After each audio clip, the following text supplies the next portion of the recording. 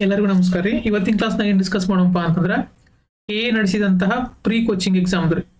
ಯಾವುದು UPSC ಮತ್ತು KSC ಗೆ ನಡೆಸಿದಂತಹ ಎಕ್ಸಾಮ್ ಕ್ವಶನ್ ಪೇಪರ್ ಡಿಸ್ಕಸ್ ಮಾಡೋಣ. ಫಸ್ಟ್ ಕ್ವಶನ್ ಏನೈತಪ್ಪ ಅಂದ್ರೆ, ಜನರು ಸಾಮಾನ್ಯವಾಗಿ ಬೇಸಿಗೆ ಕಾಲದಲ್ಲಿ ಹತ್ತಿ ಬಟ್ಟೆಗಳನ್ನು ಧರಿಸಲು ಬಯಸುತ್ತಾರೆ. ಈ ಕೆಳಗೆ ನೀಡಿದ ಯಾವ ಹೇಳಿಕೆಯು ಜನರ ಉಡುಗೆಯ ಆಯ್ಕೆಯನ್ನು ಸಮರ್ಥಿಸುತ್ತದೆ ಅಂತ ಕೇಳಿದ್ದಾರೆ. ಫಸ್ಟ್ ಆಪ್ಷನ್ ಏನೈತ್ರಿ, ಹತ್ತಿ ಬಟ್ಟೆಯು ತೊಡಲು ಹಗುರವಾಗಿರುತ್ತದೆ. ಹತ್ತಿ ಬಟ್ಟೆಗಳು ಸುಲಭವಾಗಿ ಕೊಳಕಾಗುವುದಿಲ್ಲ. ಹತ್ತಿ ಬಟ್ಟೆಗಳನ್ನ ವಾತಾವರಣಕ್ಕೆ ಒಡ್ಡಿದಾಗ ಅವು ಬೆವರನ್ನು ಹೀರಿಕೊಳ್ಳುತ್ತವೆ ಮತ್ತು ಸುಲಭವಾಗಿ ಒಣಗುತ್ತವೆ. ಹತ್ತಿ ಬಟ್ಟೆಗಳು ವಾತಾವರಣದಿಂದ ಶಾಖವನ್ನು ಹೀರಿಕೊಳ್ಳುವುದಿಲ್ಲ. ನೋಡ್ರಿ, ಈ ಕ್ವಶನ್ ತಕ್ಕಂಗ ಒಂದು ಕಾನ್ಸೆಪ್ಟ್ ಐತಿ, ಅದನ್ನ ನೋಡ್ಕೊಂಡಂತ ಈ ಕಾನ್ಸೆಪ್ಟ್ ಈ ಕ್ವಶನ್ ಸಂಬಂಧ ಪಡ್ಲಿಲ್ಲ ಅಂತಂದ್ರು ಆ ಕಾನ್ಸೆಪ್ಟ್ ಏನ್ ಮಾಡ್ತಾರಪ್ಪ ಅಂದ್ರೆ ಮುಂದಿನ ಎಕ್ಸಾಮ್ ದಾಗ ಕೇಳುವಂತ ಚಾನ್ಸ್ ಇರ್ತತಿ. ನೋಡ್ರಿ, ಜೀವಿಗಳಲ್ಲಿ ಎರಡು ವಿಧ ಇರ್ತಾವ್ರಿ. ಯಾವ್ಯಾವಪ್ಪ ಅಂತಂದ್ರ ಶೀತ ರಕ್ತ ಪ್ರಾಣಿಗಳು, ಆಮೇಲೆ ಬಿಸಿ ರಕ್ತ ಪ್ರಾಣಿಗಳು. ಶೀತ ರಕ್ತ ಪ್ರಾಣಿ ಅಂತಂದ್ರೆ ಏನ್ರಿ, ಕೋಲ್ಡ್ ಬ್ಲಡೆಡ್. ಬಿಸಿ ರಕ್ತ ಪ್ರಾಣಿ ಅಂತಂದ್ರ ವಾರ್ಮ್. ಬಿಸಿ ಅಂತಂದ್ರೆ ಏನ್ರಿ, ವಾರ್ಮ್. ರಕ್ತ ಅಂತಂದ್ರ ಬ್ಲಡೆಡ್. ಕೋಲ್ಡ್ ಬ್ಲಡೆಡ್ ಆಮೇಲೆ ವಾರ್ಮ್ ಬ್ಲಡೆಡ್. ಇದ್ರ ಡಿಫ್ರೆನ್ಸ್ ಏನಪ್ಪಾ ಅಂತಂದ್ರ, ಶೀತ ರಕ್ತ ಪ್ರಾಣಿ ಅಂತಂದ್ರೆ ಏನ್ರಿ, ವಾತಾವರಣದ ಟೆಂಪರೇಚರ್ಗೆ ಬದಲಾವಣೆ ತಕ್ಕಂಗ ಏನ್ ಮಾಡ್ತಾವಪ್ಪ ಅಂದ್ರ ತಮ್ಮ ದೇಹದ ಟೆಂಪರೇಚರ್ ಬದಲಾವಣೆ ಆಗತ್ತ. ಹೆಂಗಪ್ಪ ಅಂತಂದ್ರ ಉದಾಹರಣೆ ಏನಪ್ಪಾ ಅಂದ್ರ ಸರೀಸೃಪಗಳಾದಂತ ಹಾವು, ಕಪ್ಪೆ, ಕೀಟಗಳು ಎಲ್ಲ ಬರ್ತಾವ್ರಿ. ಈಗ ವಾತಾವರಣದೊಳಗ ಬೇಸಿಗೆ ಕಾಲ ಐತೆ ಅಂತ ಹೇಳ್ತಿಕೋರಿ, ಅವಾಗ ಏನಾಗಿರ್ತೈತ್ರಿ, ಟೆಂಪರೇಚರ್ ಜಾಸ್ತಿ ಇರುತ್ತೆ. ಟೆಂಪರೇಚರ್ ಜಾಸ್ತಿ ಆದ್ಮೇಲೆ ಈ ಶೀತ ರಕ್ತ ಪ್ರಾಣಿಗಳ ದೇಹ ಟೆಂಪರೇಚರ್ ಏನಾಗತ್ರಿ, ಜಾಸ್ತಿ ಆಗತ್ತ. ಅವಾಗ ಏನ್ ಮಾಡ್ತಾವಪ್ಪ ಅಂದ್ರೆ ಇವು ಶೀತ ರಕ್ತ ಪ್ರಾಣಿಗಳು ಅದನ್ನ ತಡ್ಕೋಬೇಕಲ್ರಿ, ತಮ್ಮ ದೇಹದ ಟೆಂಪರೇಚರು ಏನಾಗಿರ್ತೈತ್ರಿ, ಹೊರಗಿನ ಟೆಂಪರೇಚರ್ ತಕ್ಕಂಗ ಏನಾಗಿರ್ತೈತಿ, ಬದಲಾವಣೆ ಆಗಿರ್ತೈತಿ. ಅಂದ್ರೆ ಬಿಸಿ ಜಾಸ್ತಿ ಆಗಿರುತ್ತೆ. ಅದನ್ನ ಬದಲಾವಣೆ ಮಾಡ್ಕೋಬೇಕಂತ ಹೇಳಿ ಅವು ಎಲ್ಲಿ ತಂಪಾದ ಸ್ಥಳ ಇರ್ತಾವಲ್ರಿ ಅಲ್ಲಿ ಹೋಗಿ ಕುಂಡಿರ್ತಾವ. ನೋಡ್ರಿ, ನೀವು ಅಬ್ಸರ್ವ್ ಮಾಡ್ರಿ, ಎಲ್ಲಿ ತಂಪ ಇರ್ತೈತಲ್ಲ ಅಲ್ಲಿ ಹೋಗಿ ಕುಂಡಿರ್ತಾವ ಹಾವದು. ಯಾವಾಗ ಬೇಸಿಗೆ ಜಾಸ್ತಿ ಟೆಂಪರೇಚರ್ ಇತ್ತಪ್ಪ ಅಂತಂದ್ರ ತಮ್ಮ ದೇಹದ ಟೆಂಪರೇಚರ್ ಏನಾಕವ್ರಿ, ಬದಲಾವಣೆ ಆಕತಿ. ಇದಕ್ಕ ಏನಂತಾರು, ಶೀತ ರಕ್ತ ಪ್ರಾಣಿ ಅಂತ ಕರೀತಾರ. ಈ ದೇಹದ ಟೆಂಪರೇಚರ್ ಬದಲಾವಣೆ ಆಗಿರೋದ್ರಿಂದ ಅವಕ್ಕ ತಡ್ಕೋಕ್ ಆಗಂಗಿಲ್ರಿ. ಅದಕ್ಕೆ ಅವ್ ಏನ್ ಮಾಡ್ತಾವಪ್ಪ ಅಂದ್ರ ತಂಪಾದ ಸ್ಥಳಕ್ಕೆ ಹೋಗಿ ಕುಂಡಿರ್ತಾರೋ. ಅಂದ್ರ ಈ ಪ್ರಾಣಿಗಳಲ್ಲಿರುವಂತ ದೇಹದಲ್ಲಿ ಆಟೋಮೆಟಿಕ್ AC ಅಥವಾ ಇದ್ರ ಹೀಟರ್ ಸಿಸ್ಟಮ್ ಇರಂಗಿಲ್ರಿ. ಅಂತಂದ್ರ ಹೊರಗಿನ ವಾತಾವರಣ ತಕ್ಕಂಗ ತಮ್ಮ ದೇಹದ ಒಳಗ ಬದಲಾವಣೆ ಮಾಡ್ಕೋಂತ ಸಾಮರ್ಥ್ಯ ಇರಂಗಿಲ್ಲ. ತಮ್ಮ ದೇಹದಲ್ಲಿ ಟೆಂಪರೇಚರ್ ನ ಬದಲಾವಣೆ ಮಾಡ್ಕೊಂತ ಸಾಮರ್ಥ್ಯ ಇರಂಗಿಲ್ಲ. ಒಟ್ಟು ಹೊರಗಿನ ವಾತಾವರಣದಾಗ ಹೆಂಗಿರ್ತೈತಲ್ಲ ಹಂಗ ತಮ್ಮ ದೇಹದನ್ನು ಮಾಡ್ಕೊಂಡ್ಬಿಡ್ತಾವ. ಹೆಚ್ಚಿಗೆ ತ್ರಾಸ ತಗೋಕ್ ಹೋಗಂಗಿಲ್ಲ ಅವು. ಅದಕ್ಕೆ ಏನಪ್ಪಾ ಅಂತಂದ್ರೆ ಇವು ಕಡಿಮೆ ಆಹಾರ ತಿಂದ್ರೂ ಇದಕ್ಕೆ ಶಕ್ತಿ ಬೇಕಂಗಿಲ್ಲ ಜಾಸ್ತಿ. ಯಾಕಂದ್ರೆ ತಮ್ಮ ದೇಹದೊಳಗ ಟೆಂಪರೇಚರ್ ನ ಬದಲಾವಣೆ ಮಾಡ್ಕೋಕ್ ಆಗಲ್ಲ. ಮಾಡ್ಕೋಕ್ ಆಗಲ್ಲ ಅಂತಂದ್ರ ಅದಕ್ಕೆ ಹೆಚ್ಚಿಗೆ ಶಕ್ತಿ ನೀಡಿರಂಗಿಲ್ಲ. ಅದಕ್ಕೆ ಏನಪ್ಪಾ ಅಂದ್ರೆ ಇವುಗಳಿಗೆ ಕಡಿಮೆ ಆಹಾರ ಸೇವನೆ ಮಾಡಿರುವಂತಂದ್ರೆ ಯಾಕವ್ರಿ, ಇವು ಬದುಕುವಂತ ಸಾಮರ್ಥ್ಯವನ್ನ ಹೊಂದಿರ್ತಾವ. ಯಾವ್ರಿ, ಶೀತ ರಕ್ತ ಪ್ರಾಣಿಗಳು. ಯಾಕಂದ್ರ ಅದಕ್ಕೆ ಒಳಗ ಬದಲಾವಣೆ ಮಾಡ್ಕೋಂತ ಕೆಪಾಸಿಟಿನ ಇರಂಗಿಲ್ಲ. ಅದಕ್ಕ ಶಕ್ತಿ ಹೆಚ್ಚಿಗೆ ಯೂಸ್ ಆಗಂಗಿಲ್ಲ. ಅದಕ್ಕೆ ಇವು ಕಡಿಮೆ ಊಟ ಮಾಡಿದ್ರು ನಡೀತಾವ. ಯಾವ ಶೀತ ರಕ್ತ ಪ್ರಾಣಿಗಳು. ಇವು ಹಾವದು ಒಂದೊಂದು ಹೊತ್ತು ಊಟ ಮಾಡಿದ ಅಂತಂದ್ರೆ ಒಂದೊಂದು ವಾರ ಗಂಟ್ಲೆ ಏನ್ ಮಾಡಂಗಿಲ್ಪ, ಊಟ ಮಾಡ್ಲಿಕ್ಕಂತೂ ನಡೀತೈತಿ. ಅದೇ ರೀತಿ ಬಿಸಿ ರಕ್ತ ಪ್ರಾಣಿಗಳು ಅಂತಂದ್ರೆ ಏನ್ರಿ, ಈ ಪ್ರಾಣಿಗಳ ದೇಹದ ಟೆಂಪರೇಚರ್ ಹೊರಗೆ ಬೇಕಾದಂಗಿರ್ಲದ. ಒಂದ್ 50 ಹೋಗ್ಲಿ ಅಥವಾ ಕಡಿಮೆ 4 ಡಿಗ್ರಿ ಸೆಲ್ಸಿಯಸ್ ಬರ್ಲಿ ಅಥವಾ 2 ಡಿಗ್ರಿ ಸೆಲ್ಸಿಯಸ್ ಬರ್ಲಿ, ಸೇಮನ ಇರ್ತತಿ. ದೇಹದ ಟೆಂಪರೇಚರ್ ಇರ್ತೈತ್ರಿ, ಸೇಮನ ಇರ್ತತಿ. ಹೊರಗಿಂದ ವಾತಾವರಣದ ಟೆಂಪರೇಚರ್ ಎಷ್ಟು ಬೇಕಾದಷ್ಟು ಇರ್ಲಿ, ಆದ್ರೆ ದೇಹದ ಟೆಂಪರೇಚರ್ ಎಷ್ಟಿರತ್ತಲ್ಲ ಅಷ್ಟೇ ಇರ್ತೈತಿ. ಈಗ ಉದಾಹರಣೆ ನೋಡ್ರಿ, ಮಾನವನದ ನಾರ್ಮಲ್ ಆಗಿ ದೇಹದ ಟೆಂಪರೇಚರ್ ಎಷ್ಟಿರತ್ತಪ್ಪ ಅಂತಂದ್ರ 37 ಡಿಗ್ರಿ ಸೆಲ್ಸಿಯಸ್ ಇರ್ತೈತ್ರಿ. ನಾರ್ಮಲ್ ಇದು ಸಾಮಾನ್ಯ ಮಾನವನ ದೇಹದ ಟೆಂಪರೇಚರ್ 37 ಡಿಗ್ರಿ ಸೆಲ್ಸಿಯಸ್ ಇರುತ್ತೆ. ಈಗ ಅಕಸ್ಮಾತ್ ನೀವು ಜಮ್ಮು ಕಾಶ್ಮೀರಕ್ಕೆ ಹೋಗಿರಂತ ತಿಳ್ಕೊರಿ, ಅವಾಗ ಎಲ್ಲಿ ಎಷ್ಟಿರತ್ತಪ್ಪ ಅಂತಂದ್ರ -4 ಡಿಗ್ರಿ ಸೆಲ್ಸಿಯಸ್ ಅಥವಾ 0 ಡಿಗ್ರಿ ಸೆಲ್ಸಿಯಸ್ ಅಥವಾ 1 ಡಿಗ್ರಿ ಸೆಲ್ಸಿಯಸ್ ಇರುತ್ತೆ. ಅವಾಗ ಏನಾತ್ರಿ, ತನ್ನ ದೇಹದ ಟೆಂಪರೇಚರ್ ಬದಲಾವಣೆ ಆಗಲ್ರಿ. ಆದ್ರ ಅದಕ್ಕೆ ಏನ್ ಮಾಡ್ತಾರಪ್ಪ ಅಂತಂದ್ರ ತನ್ನ ದೇಹದ ಒಳಗ ಏನ್ ಮಾಡ್ತೈತೆ ಅಂತಂದ್ರ ಅದ ಕಡಿಮೆ ಟೆಂಪರೇಚರ್ನ ಮಾಡಕ್ ಸ್ಟಾರ್ಟ್ ಮಾಡತ್ತಿ. ಅಂದ್ರ ಟೆಂಪರೇಚರ್ನ ಪ್ರೊಡ್ಯೂಸ್ ಮಾಡಕ್ ಸ್ಟಾರ್ಟ್ ಮಾಡ್ತೈತಿ. ಹೆಂಗಪ್ಪ ಅಂತಂದ್ರ ನಡುಗುವುದರ ಮೂಲಕ ಅಥವಾ ಶಿವರಿಂಗ್ ಆಕತ್ ಗೊತ್ತ್ರಿ. ಆ ಶಿವರಿಂಗ್ ಅಥವಾ ನಡುಗುದ್ ಯಾಕಪ್ಪ ಅಂತಂದ್ರ ತನ್ನ ಬಾಡಿ ಒಳಗ ಟೆಂಪರೇಚರ್ ಅನ್ನ ಪ್ರೊಡ್ಯೂಸ್ ಮಾಡಕನ ಏನಾಕತ್ಪ ಅಂತಂದ್ರ ಮನುಷ್ಯ ನಡುಗ್ತಾನ. ಯಾವಾಗ ತಂಪಿತ್ತಂತಂದ್ರ. ಯಾಕಂತಂದ್ರ ಆ ಮನುಷ್ಯನ ಟೆಂಪರೇಚರ್, ಬಾಡಿ ದೇಹದ ಟೆಂಪರೇಚರ್ ಎಷ್ಟಿರತ್ರಿ, 37 ಇರ್ತತಿ. ಆದ್ರ ಹೊರಗೆ ಏನಿರ್ತತಿ, ಟೆಂಪರೇಚರ್ ಕಡಿಮೆ ಇರ್ತತಿ. ಆ ಹೊರಗಿನ ಟೆಂಪರೇಚರ್ಗೆ ತನ್ನ ದೇಹದ ಟೆಂಪರೇಚರ್ ಅನ್ನ ಹೊಂದಾಣಿಕೆ ಮಾಡುವುದರ ಸಲುವಾಗಿ ಏನ್ ಮಾಡ್ತಾನ, ಮನುಷ್ಯ ನಡಗಾಕ್ ಸ್ಟಾರ್ಟ್ ಮಾಡ್ತಾನು. ಆ ನಡುಗುವುದರಿಂದ ಏನಾಗತ್ತಪ್ಪ ಅಂತಂದ್ರ ಟೆಂಪರೇಚರ್ ಪ್ರೊಡ್ಯೂಸ್ ಆಗುತ್ತ. ಅಂದ್ರ ತಾಪ ಹೆಚ್ಚಾಗುತ್ತ. ತಾಪ ಹೆಚ್ಚಾತಂತಂದ್ರ ಆ ಹೊರಗಿನ ಟೆಂಪರೇಚರ್ ಏನಾಗತ್ರಿ, ಅವನ ದೇಹ ಅಡ್ಜಸ್ಟ್ ಆಗುತ್ತದೆ. ಅದರ ದೇಹದೊಳಗೆ ಟೆಂಪರೇಚರ್ ಅದು ಅಷ್ಟ ಮೇಂಟೈನ್ ಮಾಡ್ತದ. ಯಾವಾಗಿದ್ರೂ ಬದಲಾವಣೆ ಆಗುವುದಿಲ್ಲ. ಈಗ ಹೊರಗೆ 4 ಡಿಗ್ರಿ ಸೆಲ್ಸಿಯಸ್ ಐತೆ ಅಂತ ಹೇಳಿ ತನ್ನ ದೇಹದ ಟೆಂಪರೇಚರ್ 4 ಡಿಗ್ರಿ ಸೆಲ್ಸಿಯಸ್ ಆಗೋಲ್ಲ. ಇದನ್ನ ತಿಳ್ಕೊಂಡ್ಬಿಡ್ರಿ. ಆಮೇಲೆ ಇನ್ನೊಂದು ನೋಡ್ರಿ, ಈಗ ಬೇಸಿಗೆ ಕಾಲೊಳಗೆ ಎಷ್ಟಿರುತ್ತಪ್ಪ, ಒಮ್ಮೆ 40 ಡಿಗ್ರಿ ಸೆಲ್ಸಿಯಸ್ ಅದು ಹೊಂಟ್ರಿ ಹೋಗಿರೋದಂತ ತಿಳ್ಕೊರಿ. ಆದ್ರೆ ಮಾನವನ ದೇಹದೊಳಗೆ ಏನಿರತ್ರಿ 37 ಡಿಗ್ರಿ ಸೆಲ್ಸಿಯಸ್ ಇರುತ್ತೆ. ಆದ್ರ ಮಾನವ ಏನ್ ಮಾಡ್ತಾನ್ರಿ, ಹೊರಗಿನ ಟೆಂಪರೇಚರ್ಗೆ ತನ್ನ ದೇಹವನ್ನ ಬದಲಾವಣೆ ಮಾಡ್ಕೋಬೇಕು. ಬದಲಾವಣೆ ಅಂತಂದ್ರೆ ಏನ್ರಿ, ತನ್ನ ದೇಹದ ಟೆಂಪರೇಚರ್ ನ ಚೇಂಜ್ ಮಾಡ್ಕೊಲ್ಲವ. ಆದ್ರ ಅದಕ್ಕೆ ಹೊರಗಿನ ಟೆಂಪರೇಚರ್ಗೆ ಏನ್ ಮಾಡ್ತಾನೋ ಅಡ್ಜಸ್ಟ್ ಆಗುವಂಗ ತನ್ನ ಬಾಡಿಯನ್ನ ಇದು ಮಾಡ್ತಾನೆ, ಆಕ್ಟಿವ್ ಮಾಡ್ತಾನೆ. ಹೆಂಗಪ್ಪ ಅಂತಂದ್ರ ಬೆವರನ್ನು ಹರಿಸುವುದರ ಮೂಲಕ ತನ್ನ ದೇಹದಲ್ಲಿರುವ ಬೆವರನ್ನು ಹರಿಸುವುದರ ಮೂಲಕ ಏನ್ ಮಾಡ್ತಾನ್ರಿ, ಆ ಹೊರಗಿನ ಟೆಂಪರೇಚರ್ಗೆ ಅಡ್ಜಸ್ಟ್ ಮಾಡ್ಕೋತಾನ. ಯಾವಾಗ ಹೆಚ್ಚಿಗೆ ಬೇಸಿಗೆ ಆದಾಗ ಅಥವಾ ತಂಪಾದಾಗ ಏನಾಗತ್ರಿ, ನಡಗಕ್ ಸ್ಟಾರ್ಟ್ ಮಾಡ್ತಾನ. ಇವೆಲ್ಲ ಏನಪ್ಪಾ ಅಂತಂದ್ರೆ ಬಿಸಿ ರಕ್ತ ಪ್ರಾಣಿಗಳು, ಶೀತ ರಕ್ತ ಪ್ರಾಣಿಗಳು. ಹಂಗೆ ಈ ಕ್ವಶನ್ದಾಗ ಏನ್ ಕೇಳಿದಾರಪ್ಪ ಅಂದ್ರ, ಬೇಸಿಗೆ ಕಾಲದಲ್ಲಿ ಹತ್ತಿ ಬಟ್ಟೆಗಳನ್ನ ಧರಿಸ್ತಾರೆ. ಈ ಬೇಸಿಗೆ ಕಾಲದೊಳಗೆ ಏನಿರತ್ರಿ, ಟೆಂಪರೇಚರ್ ಜಾಸ್ತಿ ಇರತ್ತೆ. ಅವಾಗ ಏನಪ್ಪಾ ಅಂತಂದ್ರ ಜನರು ಏನ್ ಮಾಡ್ತಾರ್ರಿ, ಅವಾಗ ಟೆಂಪರೇಚರ್ ಜಾಸ್ತಿ ಇದ್ದಾಗ ಅಂದ್ರ ಜಾಸ್ತಿ ಬೆವರು ಬರಾಕ್ ಸ್ಟಾರ್ಟ್ ಆಗತ್ತ.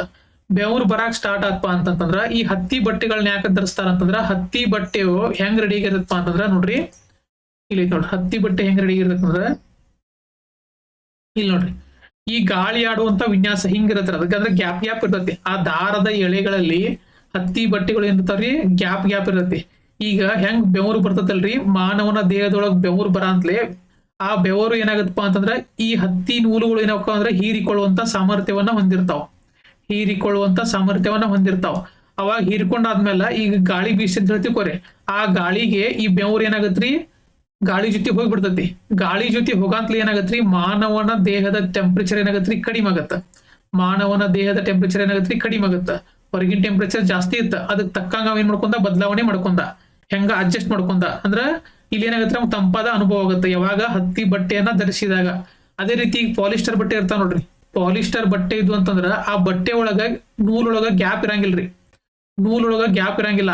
ಅದ್ ಬೆವರನ್ನ ಹೀರ್ಕೊಂತಂದ್ರು ಆ ಬೆವರ ಆ ಬಟ್ಟೆಯಿಂದ ಹೊರಗೆ ಹೋಗಂಗಿಲ್ಲ, ಆ ಬಟ್ಟೆ ಒಳಗ ಕುಂತು ಬಿಡತ್ತದ. ಅವಾಗ ಏನಾಗತ್ರಿ, ಜಿಗಿಟ್ ಆಗತ್ ನೋಡ್ರಿ. ಯಾವಾಗಿದ್ರು ಪಾಲಿಸ್ಟರ್ ಬಟ್ಟೆಯನ್ನ ಬೇಸಿಗೆ ಕಾಲ ಹಾಕಂಗಿಲ್ಲ. ಪಾಲಿಸ್ಟರ್ ಬಟ್ಟೆಯನ್ನ ಯಾವಾಗ ಹಾಕೋತಾರಿ, ಚಳಿಗಾಲದಲ್ಲಿ ಹಾಕೋತಾರ. ಯಾಕಪ್ಪ ಅಂತಂದ್ರ ಬಾಡಿಯಿಂದ ಟೆಂಪರೇಚರ್ ಹೊರಗೆ ಹೋಗ್ಬಾರ್ದು ಅಂತೇಳಿ. ಆದ್ರ ಇಲ್ಲೇ ಬಾಡಿಯಿಂದ ಟೆಂಪರೇಚರ್ ಹೋಗ್ಬೇಕು, ಯಾಕಂದ್ರೆ ಬೇಸಿಗೆ ಕಾಲದಲ್ಲಿ ನೆನ್ಪಿಟ್ಟುವರಿ. ಹತ್ತಿ ಬಟ್ಟೆಗಳು ಬೆವರನ್ನ ಹೀರಿಕೊಂಡು ಆವಿಯಾಗುವಂತೆ, ಅಂದ್ರೆ ಗಾಳಿ ಬೀಸ್ತ ಅಂತ ಹೇಳ್ತಿಕೋರಿ, ಅದು ಆವಿಯಾಗಿ ಹೋಗ್ಬಿಡ್ತತಿ. ಆವಿಯಾಗಿ ಹೋಗೋದ್ರಿಂದ ಏನಾಗತ್ರಿ, ನಮ್ಮ ಬಾಡಿ ಟೆಂಪರೇಚರ್ ತಂಪಾಗಿರ್ತದೆ.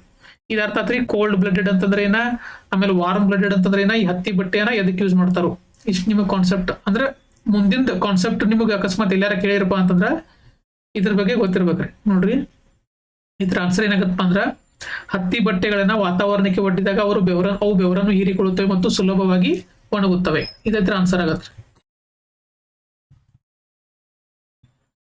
ನೋಡ್ರಿ, ಒಂದ್ಸಲ ನೀವು ಕಾನ್ಸೆಪ್ಟ್ ಅರ್ಥ ಮಾಡ್ಕೊಂಡ್ರ ಆ ಕಾನ್ಸೆಪ್ಟ್ ಮೇಲೆ ನೀವು ಬೇಕಾದಂಗ ಈಗ ನೋಡ್ರಿ ಏನಾರ ಹೆಂಗ್ ಸ್ಟೇಟ್ಮೆಂಟ್ ವೈಸ್ ಕೊಡ್ಬೋದಪ್ಪ ಅಂತಂದ್ರೆ, ಶೀತ ರಕ್ತ ಪ್ರಾಣಿಗಳೆಂದರೆ ತಮ್ಮ ದೇಹದ ಉಷ್ಣತೆಯನ್ನ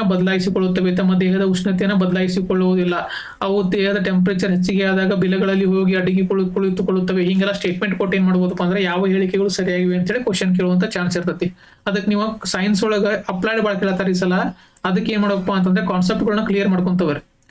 ನೆಕ್ಸ್ಟ್ ಏನಪ್ಪಾ ಅಂತಂದ್ರ, ನೆಕ್ಸ್ಟ್ ಕ್ವಶನ್ ನೋಡ್ರಿ, ಸೈನ್ಸ್ ಒಳಗ ಕೆಳಗಿನವುಗಳಲ್ಲಿ ಯಾವುದು ಪದಾರ್ಥ ಪ್ರಮಾಣದ ಅಂತಾರಾಷ್ಟ್ರೀಯ ಏಕಮಾನವಾಗಿದೆ? ನೋಡ್ರಿ, ಇಂಥ ಕ್ವಶನ್ ಕೊಟ್ಟಾಗ ಏನಪ್ಪಾ ಅಂದ್ರ ಒಂದ್ಸಲ ನಿಮ್ಗೆ ಗೊತ್ತಿರ್ಲಿಕ್ಕಂದ್ರೆ ಮೊದಲು ಏನ್ ಮಾಡ್ಬೇಕಂದ್ರೆ ಎಲಿಮಿನೇಷನ್ ಮಾಡ್ಕೊಂತ ಬರ್ಬೇಕ್ರಿ ಆಪ್ಷನ್ಗಳನ್ನ. ನೋಡ್ರಿ, ಒಂದೇ ಆಪ್ಷನ್ ಐತಿ ಕೆಲ್ವಿನ್.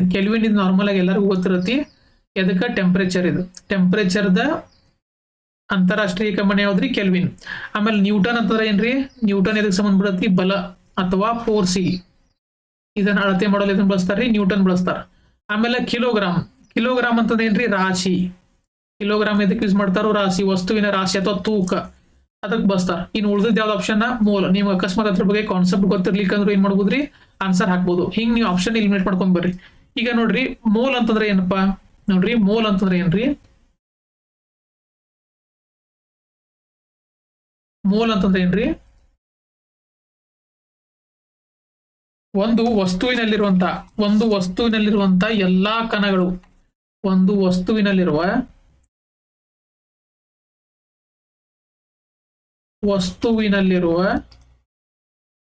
ಕಣಗಳ ಸಂಖ್ಯೆ ಇಲ್ಲಿ ಐತಿ ನೋಡ್ರಿ. ವಸ್ತುವಿನಲ್ಲಿರುವಂತ ಕಣಗಳು ಅಂದ್ರ ಪರಮಾಣು ಅಥವಾ ಅಣು. ಪರಮಾಣು ಅಂತಂದ್ರೆ ಏನ್ರಿ? ಯಾವುದೇ ಒಂದು ವಸ್ತುವನ್ನ ನೀವು ಡಿವೈಡ್ ಮಾಡ್ಕೊಂತ ಬಂದ್ರಪ್ಪ ಅಂತಂದ್ರ ಆ ವಸ್ತು ಕೊನೆಯದಾಗಿ ಉಳಿಯುವಂತ ಭಾಗ, ಆ ಕೊನೆಯದಾಗಿ ಉಳಿದಂತ ಭಾಗವನ್ನ ನೀವು ಡಿವೈಡ್ ಮಾಡಕ್ ಆಗಲ್ಲ. ಅಂತಹ ಭಾಗವನ್ನು ಏನ್ ಕರೀತಾರಿ ಎಟಮ್ ಅಥವಾ ಪರಮಾಣು ಅಂತ ಕರೀತಾರ.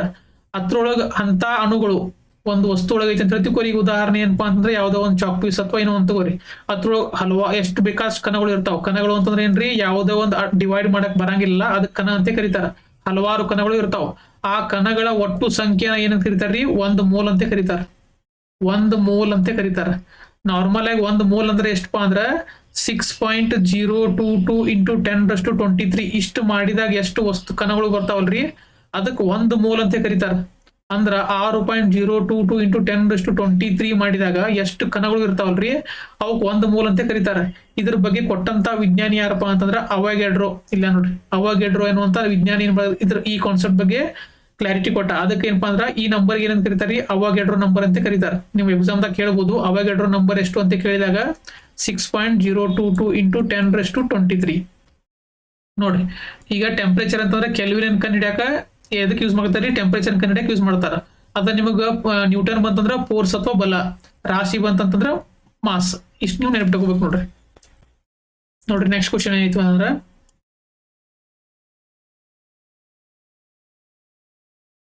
ನೋಡ್ರಿ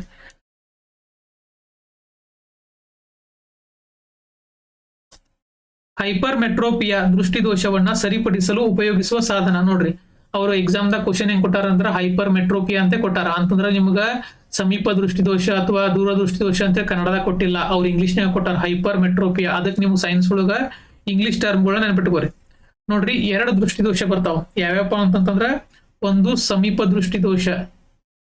ಸಮೀಪ ದೃಷ್ಟಿದೋಷ ಅದಕ್ಕೆ ಏನಂತ ಕರೀತಾರ್ರಿ, ಮಯೋಪಿಯಾ. ಮಯೋಪಿಯಾ ಅಂತ ಕರೀತಾರ. ಇನ್ನೊಂದೇನಪ್ಪಾ ಅಂತಂದ್ರ ದೂರದೃಷ್ಟಿ ದೋಷ. ದೂರದೃಷ್ಟಿ ದೋಷ ಅದಕ್ಕೇನಂತಾರ್ರಿ, ಹೈಪರ್ ಮೆಟ್ರೋಪಿಯಾ. ಇವು ಕಣ್ಣಿನಿಗೆ ಸಂಬಂಧಿಸಿದಂತಹ ದೋಷಗಳು ಇರು. ಹೈಪರ್ ಮೆಟ್ರೋಪಿಯಾ ಒಂದ, ಮಯೋಪಿಯಾ ಒಂದ. ನಿಮ್ಗೆ ಇನ್ನೊಂದು ಕಾನ್ಸೆಪ್ಟ್ ಗೊತ್ತಿರಬೇಕು, ಸಮೀಪ ದೃಷ್ಟಿ ದೋಷ ಅಂತಂದ್ರ ಸಮೀಪದ ವಸ್ತುಗಳು ಕಾಣಂಗಿಲ್ಲ ಅಂತಲ್ಲ. ಸಮೀಪ ದೃಷ್ಟಿ ದೋಷ ಅಂತಂದ್ರ ಸಮೀಪದ ವಸ್ತುಗಳು ಕಾಣಂಗಿಲ್ಲ ಅಂತ ಹೇಳ, ಅದ್ರ ಉಲ್ಟಾ. ಸಮೀಪ ದೃಷ್ಟಿ ದೋಷ ಅಥವಾ ಮಯೋಪಿಯಾ ಅಂತಂದ್ರ ಸಮೀಪದ ವಸ್ತುಗಳು ಕಾಣುತ್ತವೆ, ಕ್ಲಿಯರ್ ಆಗಿ ಕಾಣ್ತಾವ, ಆದ್ರ ದೂರದ ವಸ್ತುಗಳು ಕಾಣುವುದಿಲ್ಲ. ದೂರದ ವಸ್ತುಗಳು ಕಾಣಂಗಿಲ್ಲ, ಅದಕ್ಕೇನಂತಾರಿ ಸಮೀಪ ದೃಷ್ಟಿ ದೋಷ ಅಂತಾರ. ಅದೇ ರೀತಿ ದೂರ ದೃಷ್ಟಿ ದೋಷ ಅಂತಂದ್ರ ದೃಷ್ಟಿ ದೋಷ ದೂರ ಅಂತ ಕೊಟ್ಟ ನಾವು, ಆದ್ರ ದೂರದ ವಸ್ತುಗಳು ಕ್ಲಿಯರ್ ಆಗಿ ಕಾಣ್ತಾವ, ಆದ್ರ ಸಮೀಪದ ವಸ್ತುಗಳು ಕ್ಲಿಯರ್ ಆಗಿ ಕಾಣಂಗಿಲ್ಲ. ಅದಕ್ಕೇನಂತಾರಿ ದೂರ ದೃಷ್ಟಿ ದೋಷ ಅಥವಾ ಹೈಪರ್ ಮೆಟ್ರೋಪಿಯಾ ಅಂತ ಕರೀತಾರ. ನೋಡ್ರಿ, ಇದ್ರೊಳಗ ಒಂದೇದೇನ್ ನೋಡೋಣಪ್ಪ ಅಂದ್ರ ಸಮೀಪ ದೃಷ್ಟಿ ದೋಷ, ಇಲ್ಲ ದೂರದೃಷ್ಟಿ ದೋಷ ನೋಡೋಣ, ಆಮೇಲೆ ಸಮೀಪ ದೃಷ್ಟಿ ದೋಷ ನೋಡೋಣ. ಈಗ ದೂರದೃಷ್ಟಿ ದೋಷ ಅಂತಂದ್ರೆ ಏನ್ರಿ, ನೋಡ್ರಿ ದೂರದೃಷ್ಟಿ ದೋಷ ಅಂತಂದ್ರ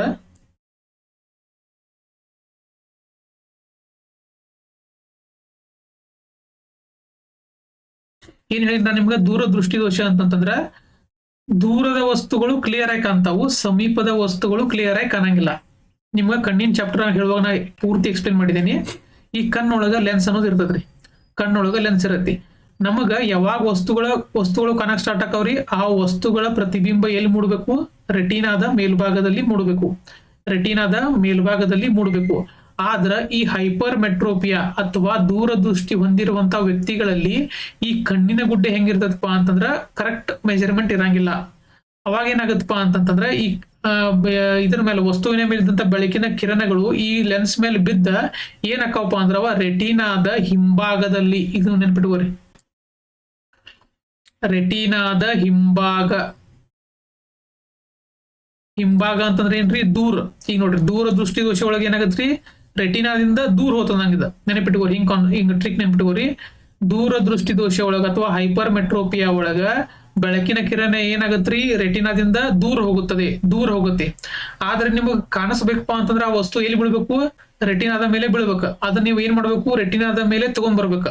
ಬೆಳಕಿನ ಕಿರಣ ಈಗ ದೂರ ಹೋಗಿರತ್ರಿ, ಇಲ್ಲಿ ಬಿದ್ದತಿದ್ ಬೆಳಕಿನ ಕಿರಣ ಪ್ರತಿಬಿಂಬ, ಅದನ್ನ ನೀವು ಎಲ್ಲಿ ತಗೊಂಡ್ಬರ್ಬೇಕು, ಈ ರೆಟಿನಾದ ಮೇಲೆ ತಗೊಂಡ್ಬರ್ಬೇಕು. ಅಂದ್ರ ಈ ಬೆಳಕಿನ ಕಿರಣಗಳನ್ನ ಏನ್ ಮಾಡ್ಬೇಕ್ರಿ, ಒಂದ್ ಸ್ವಲ್ಪ ಬೆಂಡ್ ಮಾಡ್ಬೇಕು. ಬೆಳಕಿನ ಕಿರಣಗಳ ಏನ್ ಮಾಡ್ಬೇಕು, ಬೆಂಡ್ ಮಾಡ್ಬೇಕು. ಅದಕ್ಕೆ ಎದನ್ನ ಯೂಸ್ ಮಾಡ್ತಾರಪ್ಪ ಅಂತಂದ್ರ ಕಾನ್ವೆಕ್ಸ್ ಲೆನ್ಸ್ ನ ಯೂಸ್ ಮಾಡ್ತಾರ್ರಿ. ಕಾನ್ವೆಕ್ಸ್ ಲೆನ್ಸ್, ಇದಕ್ಕ ಕನ್ನಡದಾಗ ಏನಂತಾರಪ್ಪ ಅಂತಂದ್ರ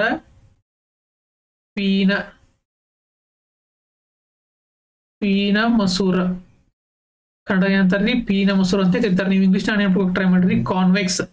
ಈ ಕಾನ್ವೆಕ್ಸ್ ಲೆನ್ಸ್ ಏನ್ ಗುಣ ಐತಪ್ಪ ಅಂತಂದ್ರ ಇದು ತನ್ನ ಮೂಲಕ ಬಿದ್ದಂತಹ ಬೆಳಕಿನ ಕಿರಣವನ್ನ ಏನ್ ಮಾಡ್ತತಿ, ಕೇಂದ್ರೀಕರಿಸುತ್ತದೆ. ಬೆಳಕಿನ ಕಿರಣವನ್ನ ಕೇಂದ್ರೀಕರಿಸುತ್ತದೆ. ಈಗ ಬೆಳಕಿನ ಕಿರಣ ಹಿಂಗ್ ಹೊಂಟಾವಲ್ರಿ, ಇವುಗಳನ್ನ ಕೇಂದ್ರೀಕರಿಸುವ ಗುಣವನ್ನ ಯಾವ್ದು ಹೊಂದೈತಿ, ಕಾನ್ವೆಕ್ಸ್ ಲೆನ್ಸ್ ಹೊಂದೈತಿ. ಅದಕ್ಕೆ ಈ ದೂರದೃಷ್ಟಿ ಹೊಂದಿರುವಂತ ವ್ಯಕ್ತಿಗಳಿಗೆ ಇದೇನಾಗೈತ್ರಿ, ಬೆಳಕಿನ ಕಿರಣ ದೂರ ಹೋಗ್ಕೊಂತತಿ. ಅದನ್ನ ನೀವು ಏನ್ ಮಾಡ್ಬೇಕು, ಸಮೀಪ ತಗೊಂಡ್ಬರ್ಬೇಕು. ಅಂದ್ರೆ ರೆಟಿನಾದ ಮೇಲೆ ಬೀಳುವಂಗ್ ಮಾಡ್ಬೇಕು.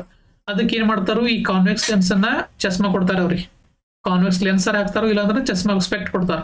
ಅವಾಗ ಏನಾಗತ್ತಪ್ಪ ಅಂತಂದ್ರೆ ಬೆಳಕಿನ ಕಿರಣ ನೋಡ್ರಿ, ಬೆಳಕಿನ ಕಿರಣ ಮೊದಲು ಈ ಲೆನ್ಸ್ ಮೇಲೆ ಬೀಳ್ತದ್ರಿ. ಯಾಕಂದ್ರೆ ದೂರದೃಷ್ಟಿ ದೋಷ ಐತನಂತ ಈ ಲೆನ್ಸ್ ಮೇಲೆ ಬೀಳತಿ. ಅವಾಗ ಇದೇನಾಗತ್ರಿ, ಒಂದ್ ಸ್ವಲ್ಪ ಕೇಂದ್ರೀಕರಿಸತಿ. ಇಲ್ಲಿ ನೋಡ್ದ, ಈ ಬೆಳಕಿನ ಕಿರಣಗಳನ್ನ ಕೇಂದ್ರೀಕರಿಸತಿ. ಕೇಂದ್ರೀಕರಿಸಿ ಇದು ರೆಟಿನಾದ ಮುಂದ್ ಹೋಗೋಕ್ಕಿಂತ ಬದಲಾಗಿ ಈ ರೆಟಿನಾದ ಮೇಲೆ ಬೀಳುವಂಗ್ ಮಾಡ್ತತಿ. ಅದ್ ಎಷ್ಟು ಮುಂದ್ ಹೋಗೈತೆ ಅನ್ನೋದು ಎದ್ರ ಮೇಲೆ ಡಿಪೆಂಡ್ ಆಗತ್ರಿ, ನಿಮ್ಗೆ ಎಷ್ಟು ನಂಬರ್ ಐತಿ ಅನ್ನೋದ್ರ ಮೇಲೆ ಡಿಪೆಂಡ್ ಆಗತ್ತ. ಆ ನಂಬರ್ ತಕ್ಕಂಗ ಆ ಲೆನ್ಸ್ ನ ರೆಡಿ ಮಾಡ್ತಾರ ಅವ್ರ. ಅವಾಗ ಏನಾಗತ್ರಿ, ಬಿದ್ದಂತ ಬೆಳಕಿನ ಕಿರಣ ಇಲ್ಲಿ ಏನಾಗತ್ರಿ, ರೆಟಿನಾದ ಮೇಲೆ ಬೀಳುವಂಗ್ ಮಾಡ್ತಾರದ. ಯಾವ ಲೆನ್ಸ್ ಯೂಸ್ ಮಾಡಿ, ಕಾನ್ವೆಕ್ಸ್ ಲೆನ್ಸ್ ಅನ್ನ ಯೂಸ್ ಮಾಡಿ. ಇಲ್ಲಿ ನೀವು ಏನ್ ನೆನ್ಪಿಟ್ಕೋಬೇಕು, ಪ್ರತಿಬಿಂಬ ಅಥವಾ ಇಮೇಜ್ ಫಾರ್ಮೇಶನ್ ಎಲ್ಲಿ ಆಗುತ್ತೆ ಅಂತ ಕೇಳ್ತಾರ ಅವ್ರು ದೂರದೃಷ್ಟಿ ದೋಷ ಒಳಗ. ದೂರದೃಷ್ಟಿ ದೋಷ ಅಂತಂದ್ರೆ ದೂರ ಅಂತ ಹೇಳಿ ನೆನ್ಪಿಟ್ಕೋಬೇಕು. ಅಂದ್ರ ರೆಟಿನಾದಿಂದ ದೂರ ಅಂತಂದ್ರೆ ಏನ್ರಿ, ರೆಟಿನಾದ ಹಿಂಭಾಗದಲ್ಲಿ ಹಿಂಗ ಕೊಡ್ತಾರ ಅವ್ರು. ಹಿಂಭಾಗದಲ್ಲಿ ಅಂತ ಕೊಡ್ತಾರ. ರೆಟಿನಾದ ಮುಂಭಾಗ ಅಲ್ಲ, ಹಿಂಭಾಗದಲ್ಲಿ. ಈ ರೆಟಿನಾ ಐತಂತಂದ್ರೆ ಇದ್ರ ಹಿಂದಿನ ಸೈಡ್ ಬೀಳ್ತದ. ಅದನ್ನ ನೀವು ಏನ್ ಮಾಡ್ಬೇಕು, ಮುಂದಿನ ಸೈಡ್ ತೊಗೊಂಡ್ಬರ್ಬೇಕು. ಅಂತಂದ್ರೆ ರೆಟಿನಾದ ಮೇಲೆ ಬೀಳುವಂಗ್ ಮಾಡ್ಬೇಕು. ಅದಕ್ಕೆ ಯಾವ ಲೆನ್ಸ್ ಯೂಸ್ ಮಾಡ್ತೀರಿ, ಕಾನ್ವೆಕ್ಸ್ ಲೆನ್ಸ್ ನ ಯೂಸ್ ಮಾಡ್ತೀರಿ. ಈ ಕಾನ್ವೆಕ್ಸ್ ಲೆನ್ಸ್ ಅಂತಂದ್ರೆ ಏನ, ಇದು ಕೇಂದ್ರೀಕರಣಗೊಳ್ಳುವಂತ ಲೆನ್ಸ್ ಇದೆ. ಇದು ಯಾವುದು, ಕನ್ವರ್ಜಿಂಗ್ ಲೆನ್ಸ್. ಇದ್ರ ನೆನಪಿಟ್ಟುಕೋರಿ, ಇದನ್ನ ಎಕ್ಸಾಮ್ ದಾಗ ಕೇಳಿದಾರೆ. ಕನ್ವರ್ಜಿಂಗ್ ಲೆನ್ಸ್ ಯಾವುದು, ಕಾನ್ವೆಕ್ಸ್ ಅನ್ನೋದು ಯಾವ್ದ್ರಿ, ಕನ್ವರ್ಜಿಂಗ್ ಲೆನ್ಸ್. ಕನ್ವರ್ಜಿಂಗ್ ಅಂತಂದ್ರೆ ಏನ, ಬಿದ್ದಂತ ಬೆಳಕಿನ ಕಿರಣಗಳನ್ನ ಕೇಂದ್ರೀಕರಿಸುತ್ತದೆ, ಒಂದು ಪಾಯಿಂಟ್ ನ ಕೇಂದ್ರೀಕರಿಸುತ್ತೆ. ಅರ್ಥ ಆತ್ರಿ. ಈಗಿದ ಹೈಪರ್ ಮೆಟ್ರೋಪಿಯಾ ಆತ. ಇನ್ನು ನೆಕ್ಸ್ಟ್ ಏನಪ್ಪಾ ಅಂತಂದ್ರ ಮಯೋಪಿಯಾ ಬಗ್ಗೆ ನೋಡೋಣ. ಮಯೋಪಿಯಾ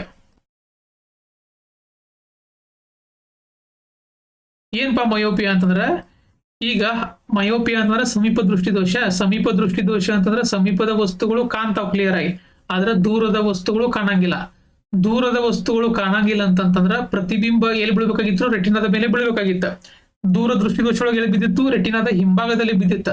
ಆದ್ರ ಈ ದೃಷ್ಟಿ ದೋಷ ಹೊಂದಿರುವಂತ ವ್ಯಕ್ತಿಗಳಿಗೆ ಎಲ್ಲಿ ಬೀಳ್ತದಪ್ಪ ಅಂತಂದ್ರ ರೆಟಿನಾದ ಮುಂಭಾಗದಲ್ಲಿ. ನೆನಪಿಟ್ಕೋರಿ, ರೆಟಿನಾದ ಮುಂಭಾಗದಲ್ಲಿ ಬೀಳ್ತತಿ ಯಾವುದು, ಪ್ರತಿಬಿಂಬ. ಇದನ್ನ ನೀವ್ ಏನ್ ಮಾಡ್ಬೇಕ್ರಿ, ಜಕ್ಕೊಂದ್ ಇಲ್ಲಿ ತಗೊಂಬೇಕು, ಇಲ್ಲಿ ತಗೊಂಡ್ಬರ್ಬೇಕ. ಇದನ್ನ ಏನ್ ಮಾಡ್ಬೇಕು, ಇದನ್ನ ಜಕ್ಕೊಂದ್ ತಗೊಂಡ್ಬರ್ಬೇಕಂದ್ರೆ ಹೆಂಗ್ರಿ, ಇದನ್ನ ಡೈವರ್ಜ್ ಮಾಡ್ಬೇಕಂದ್ರ ಇದನ್ನ ಒಂದ್ ಸ್ವಲ್ಪ ವಿಕೇಂದ್ರೀಕರಣ ಮಾಡ್ಬೇಕು. ವಿಕೇಂದ್ರೀಕರಣ ಮಾಡುವಂತ ಗುಣವನ್ನು ಹೊಂದಿರುವಂತ ಲೆನ್ಸ್ ಯಾವ್ದ್ರಿ, ಕಾನ್ಕೇವ್ ಅಂದ್ರೆ ಕನ್ನಡದಾಗ ಏನಂತಾರು, ನಿಮ್ನ. ಇದಕ್ಕೇನಂತಾರ್ರಿ, ಕಾನ್ಕೇವ್ ಅಂತ ಕರೀತಾರ. ಇದ್ರ ಗುಣ ಏನಿರತ್ತಪ್ಪ ಅಂತಂದ್ರ ನೋಡ್ರಿ, ಕಾನ್ಕೇವ್ ಗುಣ ಏನಿರ್ತದಪ್ಪ ಅಂತಂದ್ರ ಇದು ತನ್ನ ಮೇಲೆ ಬಿದ್ದಂತ ಬೆಳಕಿನ ಕಿರಣವನ್ನ ವಿಕೇಂದ್ರೀಕರಿಸುತ್ತದೆ. ಏನ್ರಿ, ಚದುರಿಸೋದು ಅಂದಂಗ. ಈಗ ನೋಡ್ರಿ, ಇದು ಬೆಳಕಿನ ಕಿರಣ ಇಲ್ಲಿ ಬಿದ್ದತಿ. ಇದನ್ನ ಏನ್ ಮಾಡ್ಬೇಕು ನೀವು, ಇಲ್ಲಿ ಮ್ಯಾಗ ತಗೊಂಡ್ಬರ್ಬೇಕು. ಇದನ್ನ ಎಕ್ಸ್ಟ್ರಾ ತಗೊಂಡ್ಬರ್ಬೇಕು, ಇಲ್ಲಿ ರೆಟಿನಾ ಮೇಲೆ ಬೀಳುವಂಗ್ ಮಾಡ್ಬೇಕು. ನೋಡ್ರಿ, ಇದು ಇಲ್ಲೇ ಬಿದ್ದತದ. ಇದನ್ನ ಏನ್ ಮಾಡ್ಬೇಕು, ಇದನ್ನ ಹಿಂಗ್ ಜಗ್ಬೇಕು. ಇದನ್ನ ಜಗ್ಬೇಕಂದ್ರೆ ಏನ್ ಮಾಡ್ತಾರ್ರಿ, ಈ ಲೆನ್ಸ್ ನ ಯೂಸ್ ಮಾಡ್ತಾರಿ. ಅದನ್ನ ಕಾನ್ಕೇವ್ ಲೆನ್ಸ್ ಅನ್ನ. ಆ ಕಾನ್ಕೇವ್ ಲೆನ್ಸ್ ಏನ್ ಮಾಡ್ತತಿ, ಬೆಳಕಿನ ಕಿರಣವನ್ನ ಚದುರಿಸ್ತತಿ. ಚದುರಿಸಿದಾದ್ಮೇಲೆ ಹೆಂಗತ್ ನೋಡ್ರಿ, ಇಲ್ಲಿ ನೋಡ್ರಿ, ಇಲ್ಲೇ ಸ್ಪೆಕ್ಟಿಗ್ ಕೊಟ್ಟಾರ ಅವ್ರ. ಸ್ಪೆಕ್ಟಿಗ್ ನಂಬರ್ ತಕ್ಕಂಗ ಏನ್ ಮಾಡ್ತಾರೋ ಚಸ್ಮಾ ಕೊಡ್ತಾರ. ಅವಾಗ ಏನಾಗತ್ರಿ, ಇಲ್ಲಿ ಬಿದ್ದಂತ ಬೆಳಕಿನ ಕಿರಣ ಏನಾಗತ್ರಿ, ಒಂದ್ ಸ್ವಲ್ಪ ಚದುರ್ತತಿ. ಇಲ್ಲೇ ಬೀಳುವ ಬದ್ಲಿ ಏನಾತ್ರಿ, ಅದೊಂದ್ ಸ್ವಲ್ಪ ಚದುರದಿಂದ ರೆಟಿನಾದ ಮೇಲೆ ಬೀಳುವಂಗ್ ಮಾಡ್ತಾರ. ಅದ್ ರೆಟಿನಾದ ಮೇಲೆ ಹೆಂಗ್ ಬೀಳುವಂಗ್ ಮಾಡ್ತಾರಪ್ಪ ಅಂದ್ರ ಅದ್ ನಂಬರ್ ಇರ್ತತ್ರಿ. +4D 1.5D 2D ಹಿಂಗಿರ್ತದೆ. ಎಷ್ಟು ನೀವು ಚೆಕ್ ಮಾಡ್ತಾರ ಅವ್ರು. ಚೆಕ್ ಮಾಡಿದ್ರ ಮೇಲೆ ಏನ್ ಮಾಡ್ತಾರ ಅಂದ್ರೆ ಆ ಲೆನ್ಸ್ ಅನ್ನ ಕೊಡ್ತಾರ. ಅವಾಗ ನಿಮ್ಗೆ ಏನಾಗತ್ರಿ, ಕ್ಲಿಯರ್ ಇಮೇಜ್ ಕಾಣ್ತತಿ. ಇದೇನಪ್ಪಾ ಅಂತಂದ್ರ ಸಮೀಪ ದೃಷ್ಟಿ ದೋಷ ಮತ್ತು ದೂರ ದೃಷ್ಟಿ ದೋಷ ಅಥವಾ ಮಯೋಪಿಯಾ ಅಥವಾ ಹೈಪರ್ಮೆಟ್ರೋಪಿಯಾ. ಹಿಂಗ್ ನಿಮ್ ಕ್ವಶನ್ ಕೇಳಿ ಏನ್ ಮಾಡ್ಬೋದು ಅಂದ್ರ ಈಸಿಯಾಗಿ ನೆನ್ಪಿಟ್ಕೋಬೇಕು. ನೋಡ್ರಿ, ಈಗ ಲೆನ್ಸಿಗೆ ನೋಡಿದಲ್ಲ, ಲೆನ್ಸಿಗೆ ತಕ್ಕಂಗ ಮಿರರ್ ನೋಡ್ಬೋದು. ಮಿರರ್ ಏನಕ್ಕಪ್ಪ ಅಂದ್ರ ಸೇಮ್ ಆಕತಿ, ಕರೆ ಅದ್ ಕನ್ಫ್ಯೂಷನ್ ಆಗತ್ತ. ನೋಡ್ರಿ, ಮಿರರ್ ಒಳಗ 3 ಟೈಪ್ ಬರ್ತಾವ್ರಿ.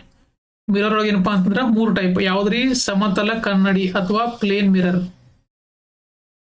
ಮಿರರ್, ಆಮೇಲೆ ಉಬ್ಬು ಕನ್ನಡಿ ಅಥವಾ ಏನಂತ ಕರೀತಾರೆ ಇದಕ್ಕ ಕಾನ್ಕೇವ್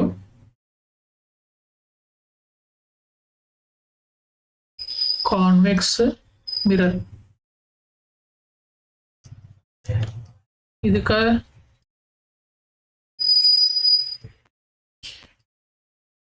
ಕಾನ್ಕೇವ್ ಮಿರರ್ ನೋಡ್ರಿ, ನೆನಪು ಮಾಡ್ಕೋರಿ. ಈಗ ನಾವು ಲೆನ್ಸ್ ಒಳಗೆ ನೋಡುವಾಗ ಏನ್ ಮಾಡಿದ್ವಪ್ಪ ಅಂತಂದ್ರ, ಲೆನ್ಸ್ ಒಳಗೆ ಏನಾಗಿತ್ರಿ ನೋಡ್ರಿ, ಇಲ್ಲಿ ಐತಿ. ಲೆನ್ಸ್ ಒಳಗೆ ನೋಡುವಾಗ ಕನ್ವರ್ಜಿಂಗ್ ಲೆನ್ಸ್ ಅಂದ್ರೆ ಯಾವ್ದು ನೋಡಿದ್ದು? ಕನ್ವರ್ಜಿಂಗ್ ಅಂತಂದ್ರೆ ಏನ್ರಿ? ಕೇಂದ್ರೀಕರಿಸುವಂತದ್ದು ಯಾವಾಗ ಆಕತ್ರಿ? ದೂರ ದೃಷ್ಟಿ ದೋಷವಿದ್ದಾಗ ಏನಾಕತ್ರಿ? ಕನ್ವರ್ಜಿಂಗ್ ಆಗತ್ತ. ಅಲ್ಲಿ ಅದನ್ನ ಯೂಸ್ ಮಾಡ್ತಿದ್ವು ಕಾನ್ವೆಕ್ಸ್ ಲೆನ್ಸ್ ಅನ್ನ ಯೂಸ್ ಮಾಡ್ತಿದ್ವು. ಅರ್ಥ ಆತ್ರಿ? ಈ ಕಾನ್ವೆಕ್ಸ್ ಲೆನ್ಸ್ ಏನ್ ಮಾಡ್ತೈತ್ರಿ? ಕನ್ವರ್ಜ್ ಮಾಡ್ತೈತಿ. ಅದೇ ರೀತಿ ಕಾನ್ವೆಕ್ಸ್ ಮಿರರ್ ಅಂದ್ರ, ಕಾನ್ವೆಕ್ಸ್ ಮಿರರ್ ಅಂತಂದ್ರೆ ಏನ್ರಿ? ಪೀನ ದರ್ಪಣ ಅಂದ್ರೆ ಏನ್ರಿ? ನಾವು ಕನ್ನಡಿ ಒಳಗೆ ನೋಡ್ತಲ್ಲ, ದರ್ಪಣ ಅಂತ ಕರೀತಾರೆ ಕನ್ನಡಿ ಒಳಗ. ಕಾನ್ವೆಕ್ಸ್ ಲೆನ್ಸ್ ಬಂತಂದ್ರ ಕನ್ವರ್ಜಿಂಗ್ ಅಥವಾ ಕೇಂದ್ರೀಕರಿಸುವ ಗುಣವನ್ನು ಹೊಂದಿದೆ. ಬೆಳಕಿನ ಕಿರಣಗಳನ್ನು ಒಂದ್ ಕಡೆ ಕೇಂದ್ರೀಕರಿಸುತ್ತೆ. ಆದ್ರ ಕಾನ್ವೆಕ್ಸ್ ಮಿರರ್ ಸೇಮ್ ಕಾನ್ವೆಕ್ಸ್ ಅಂತ ಐತಿ, ಖರೆ ಲೆನ್ಸ್ ಬಂತಂದ್ರ ಕೇಂದ್ರೀಕರಿಸುತ್ತದೆ. ಅದೇ ರೀತಿ ಮಿರರ್ ಬಂತಂದ್ರ ಏನಾಗತ್ರಿ? ವಿಕೇಂದ್ರೀಕರಣಗೊಳಿಸುತ್ತದೆ. ಮಿರರ್ ಬಂದಾಗ ವಿಕೇಂದ್ರೀಕರಣಗೊಳಿಸುತ್ತದೆ. ಅರ್ಥ ಆತ್ರಿ? ಇಲ್ಲಿ ನೋಡ್ರಿ,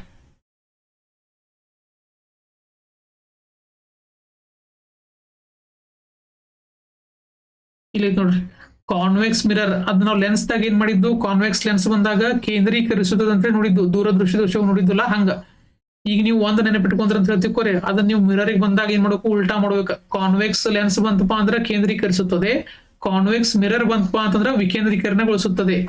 ಈ ಮಿರರ್ ಅಂತಂದ್ರೆ ಏನ್ರಿ? ನಿಮ್ ಕನ್ನಡಿ ಇದು ನೋಡುವಂತದ. ಈಗ ನೋಡ್ರಿ, ಪ್ಲೇನ್ ಮಿರರ್ ಹೋಗಿ ಏನಾಗತ್ತಪ್ಪ ಅಂತಂದ್ರ, ಇಲ್ಲಿ ನೋಡ್ರಿ ನಾರ್ಮಲ್ ಆಗಿ ಮನೆಯೊಳಗೆ ಯೂಸ್ ಮಾಡ್ತಾವಲ್ಲ ಕನ್ನಡಿ, ಅವೆಲ್ಲ ಪ್ಲೇನ್ ಮಿರರ್.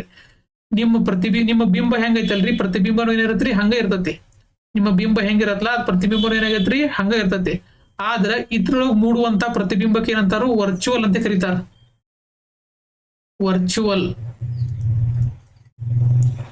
ವರ್ಚುವಲ್ ಇಮೇಜ್ ಮೂಡ್ತತ ಅಂದ್ರ ಮಿಥ್ಯ ಪ್ರತಿಬಿಂಬ. ಮಿಥ್ಯ ಅಂತ ಯಾಕಂದ್ರಪ್ಪ ಅಂದ್ರ, ನೀವು ಈಗ ಸ್ಟೇಟ್ ಆಗಿ ನಿಂತಿರಂತಂದ್ರ ಇಲ್ಲೂ ಸ್ಟೇಟ್ ಆಗಿ ನಿಲ್ತಾರಲ್ಲ, ಅದಕ್ಕೆ ಏನಂತಾರಪ್ಪ ಅಂದ್ರ ಮಿಥ್ಯ ಪ್ರತಿಬಿಂಬ ಅಂತ ಕರೀತಾರೆ. ಅದ ನೀವು ಅಕಸ್ಮಾತ್ ನಿಮ್ಮ ಪ್ರತಿಬಿಂಬ ಉಲ್ಟಾ ಮೂಡಿ ಅಂತ ಹೇಳ್ತಿಕೋರಿ, ಉಲ್ಟಾ ಮೂಡಿತಂತಂದ್ರ ಅದಕ್ಕೆ ಏನಂತಾರ್ರಿ? ಉಲ್ಟಾ ಮೂಡಿತಂದ್ರ ಅದಕ್ಕ ರಿಯಲ್ ಇಮೇಜ್ ಅಂತ ಕರೀತಾರೆ. ನೆನಪಿಟ್ಕೋರಿ ಇವೆರಡು ಕಾನ್ಸೆಪ್ಟ್. ರಿಯಲ್ ಇಮೇಜ್ ಬೇರೆ, ವರ್ಚುವಲ್ ಇಮೇಜ್ ಬೇರೆ. ರಿಯಲ್ ಇಮೇಜ್ ಅಂತಂದ್ರೆ ಈಗ ನೀವು ಕಣ್ಣೊಳಗ ನೋಡಿರಿ, ಕಣ್ಣಿನ ಪ್ರತಿಬಿಂಬ ಯಾವಾಗಿದ್ರು ಉಲ್ಟಾ, ಕಣ್ಣೊಳಗ ಪ್ರತಿಬಿಂಬ ಯಾವಾಗಿದ್ರು ಉಲ್ಟಾ ಮೂಡ್ತದೆ, ಯಾಕಂದ್ರೆ ಅಲ್ಲಿ ರಿಯಲ್ ಇಮೇಜ್ ಮೂಡ್ತದೆ. ಇಲ್ಲಿ ನೋಡ್ರಿ, ನೀವು ನಿಂತಲ್ಲ, ನೀವು ಹೆಂಗಿರ್ತಾರಲ್ಲ ಹಂಗ ಮೂಡ್ತಪ್ಪ ಅಂತಂದ್ರೆ ಅದೇನಂತಾರ? ಅದಕ್ಕ ವರ್ಚುವಲ್ ಇಮೇಜ್ ಅಂತ ಕರೀತಾರ, ಅಥವಾ ಮಿಥ್ಯ ಪ್ರತಿಬಿಂಬ. ಅದೇ ರೀತಿ ಉಲ್ಟಾ ಮೂಡಿತಂತಂದ್ರ ರಿಯಲ್. ಉಲ್ಟಾ ಯಾವಾಗಿದ್ರು ರಿಯಲ್ ಇರ್ತದೆ, ನೆನಪಿಟ್ಕೋರಿ. ಈ ಪ್ಲೇನ್ ಮಿರರ್ ಕಾನ್ಸೆಪ್ಟ್ ಏನಪ್ಪಾ ಅಂತಂದ್ರ, ಸೇಮ್ ನೀವು ಹೆಂಗಿರ್ತಾರಲ್ಲ ಹಂಗ ಮೂಡ್ತತಿ. ಇದು ಪೂರ್ತಿ ಡೀಟೇಲ್ ಆಗಿ ಬೇಕಪ್ಪ ಅಂತಂದ್ರೆ ನಿಮಗ ನಾ ಲೆನ್ಸ್ ಬಗ್ಗೆ ಪೂರ್ತಿ ಡೀಟೇಲ್ ಆಗಿ ಒಂದು ಕ್ಲಾಸ್ ಮಾಡಿದೀನಿ, ನೋಡ್ರಿ. ಇಲ್ಲಿ ನೋಡ್ರಿ, ನೆಕ್ಸ್ಟ್ ಇದಕ್ಕೆ ಏನಾಗ್ತದ? ನಾವು ಕಾನ್ವೆಕ್ಸ್ ಮಿರರ್ ನೋಡತ್ತಿದ್ದು.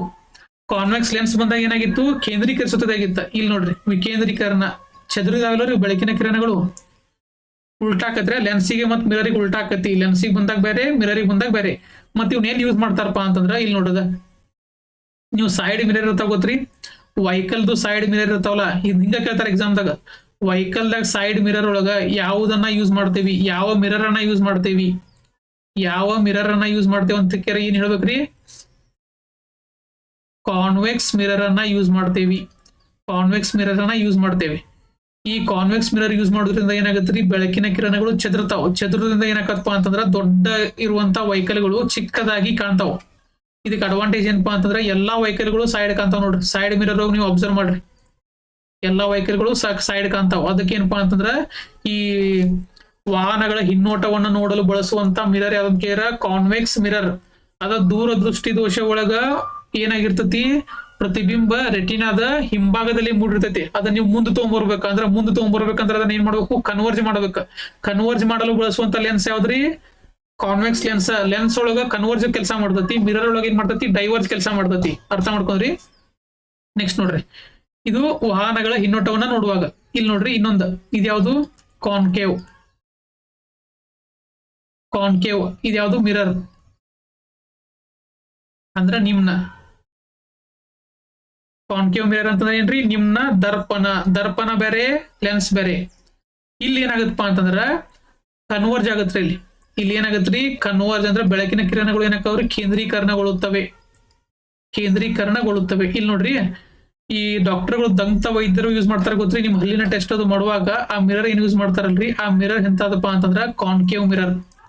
ಹೆಂಗಪ್ಪಾ ಅಂತಂದ್ರ ಈಗ ಆ ಮಿರರ್ ಅನ್ನ ಹಲ್ ಮೇಲೆ ಇಡ್ತಾರ. ಈಗ ಹಲ್ ಮೇಲೆ ಇಟ್ಟಾಗ ಏನಾಗತ್ರಿ ಬೆಳಕಿನ ಕಿರಣಗಳು ಬಂದ್ ಎಲ್ಲ ಏನಾಕವ್ರಿ ಒಂದ ಕಡೆ ಸೇರ್ತಾವ. ಅವಾಗ ಏನಾಗತ್ರಿ ನಿಮ್ಗ ವಸ್ತು ದೊಡ್ಡದಾಗಿ ಕಾಣಕ್ ಸ್ಟಾರ್ಟ್ ಆಕಾವ್. ವಸ್ತು ದೊಡ್ಡದಾಗಿ ಕಾಣಬೇಕಂತಂದ್ರ ಕನ್ವರ್ಜ್ ಆಗ್ಬೇಕು, ವಸ್ತು ಚಿಕ್ಕದಾಗಿ ಕಾಣಬೇಕಂದ್ರ ಡೈವರ್ಜ್ ಆಗ್ಬೇಕು. ಡೈವರ್ಜ್ ಅನ್ನೋದೇನ್ರಿ ವಿಕೇಂದ್ರೀಕರಣ ಅಂದ್ರೆ ಎದನ್ನ ಯೂಸ್ ಮಾಡ್ತಾರು, ಕಾನ್ವೆಕ್ಸ್ ಮಿರರ್ ಅನ್ನ ಯೂಸ್ ಮಾಡ್ತಾರು. ಆದ್ರೆ ಕಾನ್ವೆಕ್ಸ್ ಲೆನ್ಸ್ ಬಂದಾಗ ಕೇಂದ್ರೀಕರಣ ಗುಣ ಹೊಂದೈತಿ. ಅದೇ ರೀತಿ ಕಾನ್ಕೇವ್ ಮಿರರ್ ಬಂತಂತಂದ್ರ ಕೇಂದ್ರೀಕರಣ ಗುಣ ಹೊಂದೈತಿ, ಕಾನ್ಕೇವ್ ಲೆನ್ಸ್ ಬಂದ್ರ ವಿಕೇಂದ್ರೀಕರಣ ಗುಣ ಹೊಂದೈತಿ. ಇಲ್ಲಿ ನೋಡ್ರಿ ಇದು DTH ಒಳಗೆ ಬಳಸ್ತಾರ ಗೊತ್ತ್ರಿ, DTH ಒಳಗ ಇದ್ರದ್ ರಿಸೀವರ್ ಇರ್ತೈತಿ. ಆ ರಿಸೀವರ್ ದಿಂದ ಏನ್ ಮಾಡ್ತಾರಪ್ಪ ಅಂದ್ರೆ ಸಿಗ್ನಲ್ ಗಳನ್ನ ಬುಟ್ಟಿ ಮೇಲೆ ಬೀಳುವಂಗ್ ಮಾಡ್ತಾರ. ಇಲ್ಲಿ ನೋಡಿದ ಡೈವರ್ಜ್ ಆಗ ನೋಡ್ರಿ ಸಿಗ್ನಲ್ಗಳು ಏನಾಕವ್ರಿ ಕನ್ವರ್ಜ್ ಆಗ್ಯಾವ ಒಂದ ಕಡೆ ಒಂದ ಪಾಯಿಂಟ್ನಾಗ. ಇವು ಎಲ್ಲಾ ಸಿಗ್ನಲ್ ಗಳನ್ನ ರಿಸೀವ್ ಮಾಡ್ಕೊಂಡ್ ಏನಾಕತ್ರಿ ಬುಟ್ಟಿ ಒಳಗೆ ಏನಾಕತ್ರಿ ಕೇಂದ್ರೀಕರಣಗೊಳ್ಳತ್ತೆ. ಅವಾಗ ಏನಾಗತ್ರಿ ನಿಮ್ಗೆ ಚಾನಲ್ ಅದು ಮೂಡಕ್ ಸ್ಟಾರ್ಟ್ ಆಕಾವ್, ಅಂದ್ರೆ ಟಿವಿ ಅದು ಮೂಡಕ್ ಸ್ಟಾರ್ಟ್ ಆಕಾವ್. ಆಮೇಲೆ ಇದ್ರೊಳಗ ಏನ್ರಿ ಟಾರ್ಚ್ ಒಳಗ್ ಬಳಸುವಂತದ್ ಯಾವ್ದ್ರಿ, ಅದು ಏನಪ್ಪಾ ಅಂತಂದ್ರ ಕಾನ್ಕೇವ್ ಮಿರರ್ ಅನ್ನ ಈ ಮುಂದಿರತ್ ನೋಡ್ರಿ, ಅದು ಮುಂದಿರತ್ಲ ಅದು ಕಾನ್ಕೇವ್ ಅಂದ್ರೆ ಏನ್ರಿ ನಿಮ್ನ. ಕೇವ್ ಅಂತಂದ್ರ ನಿಮ್ನ ಹಿಂಗ್ ಉಬ್ಬು ಭಾಗ ತಗ್ಗು ಭಾಗ ಅರ್ಥ ಆತ್ರಿ, ಕೇವ್ ಅಂತ ಕರೀತಾರ ಅದಕ್ಕ. ಅಲ್ಲಿ ಏನಾಕತ್ತಪ್ಪ ಅಂತಂದ್ರ ಬೆಳಕಿನ ಕಿರಣ ನೀವು ಟಾರ್ಚ್ ಹಚ್ಚಿರಂತ ತಿಳ್ಕೊರಿ, ಒಂದ ಕಡೆ ಹೋಗಿ ಏನಕ್ಕಪ್ಪ ಅಂದ್ರೆ ಕೇಂದ್ರೀಕರಿಸತಿ. ಅವಾಗ ನಿಮಗೆ ಫೋಕಸ್ ಬೀಳ್ತೈತಿ ನೋಡ್ರಿ. ಯಾವಾಗ ಟಾರ್ಚ್ ಆಮೇಲೆ ದೊಡ್ಡ ವಸ್ತು ಕಾಣ್ಬೇಕಂದ್ರ ಆಮೇಲೆ ಕೇಂದ್ರೀಕರಣಗೊಳ್ಳುವಂತ ಗುಣ ಹೊಂದಿದ್ ಯಾವ್ದ ಕಾನ್ಕೇವ್. ಅದ ಲೆನ್ಸ್ ಬಂದಾಗ ಉಲ್ಟಾಕದ್ರಿ, ಹಿಂಗ್ ನೆನ್ಪಿಟ್ಕೋರಿ. ಇದು ಕನ್ಫ್ಯೂಷನ್ ಐತಿ, ಒಂದ್ ಸ್ವಲ್ಪ ರಿವಿಷನ್ ಮಾಡ್ರಿ ಜಾಸ್ತಿ. ಇಲ್ಲಿ ಏನ್ ಕ್ವಶನ್ ಕೇಳಿದಾರ ನೋಡ್ರಿ,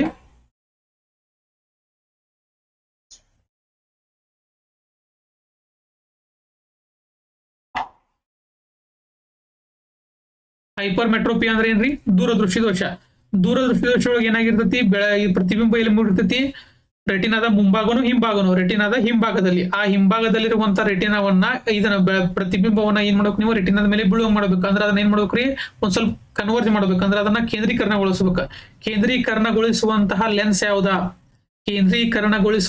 ಯಾವ್ದ್ರಿ ಕಾನ್ವೆಕ್ಸ್ ಲೆನ್ಸ್. ನೆನಪಿಟ್ಕೋರಿ, ಮಿರರ್ ಆಗಿ ಉಲ್ಟಾಕತ್ರಿ ಅದು ಮಿರರ್ ಒಳಗೆ ಬಂದಾಗ ಕಾನ್ವೆಕ್ಸ್ ಲೆನ್ಸ್ ಅಂತಂದ್ರೆ ಏನ್ರಿ ಪೀನ ಅರ್ಥ ಆತ್ರಿ. ಇಲ್ಲಿ ನೋಡ್ರಿ ಪೀನ, ಇದು ನಿಮ್ ಪೀನ್ ಅಂತ ಗೊತ್ತಿರ್ಲಿಕ್ಕಂದ್ರೆ ಇಂಗ್ಲಿಷ್ ನೆನಪಿಟ್ಕೊಂತಾರೆ. ಇಂಗ್ಲಿಷ್ ವರ್ಷನ್ ನೋಡ್ರಿ ನಮಗೆ ಅಲ್ಲಿ ಕಾನ್ವೆಕ್ಸ್ ಕೊಟ್ಟಿರ್ತಾರ. ಆನ್ಸರ್ ಏನಾಗತ್ರಿ ಪೀನ ಆಗತ್ತ. ನೆಕ್ಸ್ಟ್ ಯಾವ್ದಪ್ಪ ಅಂದ್ರ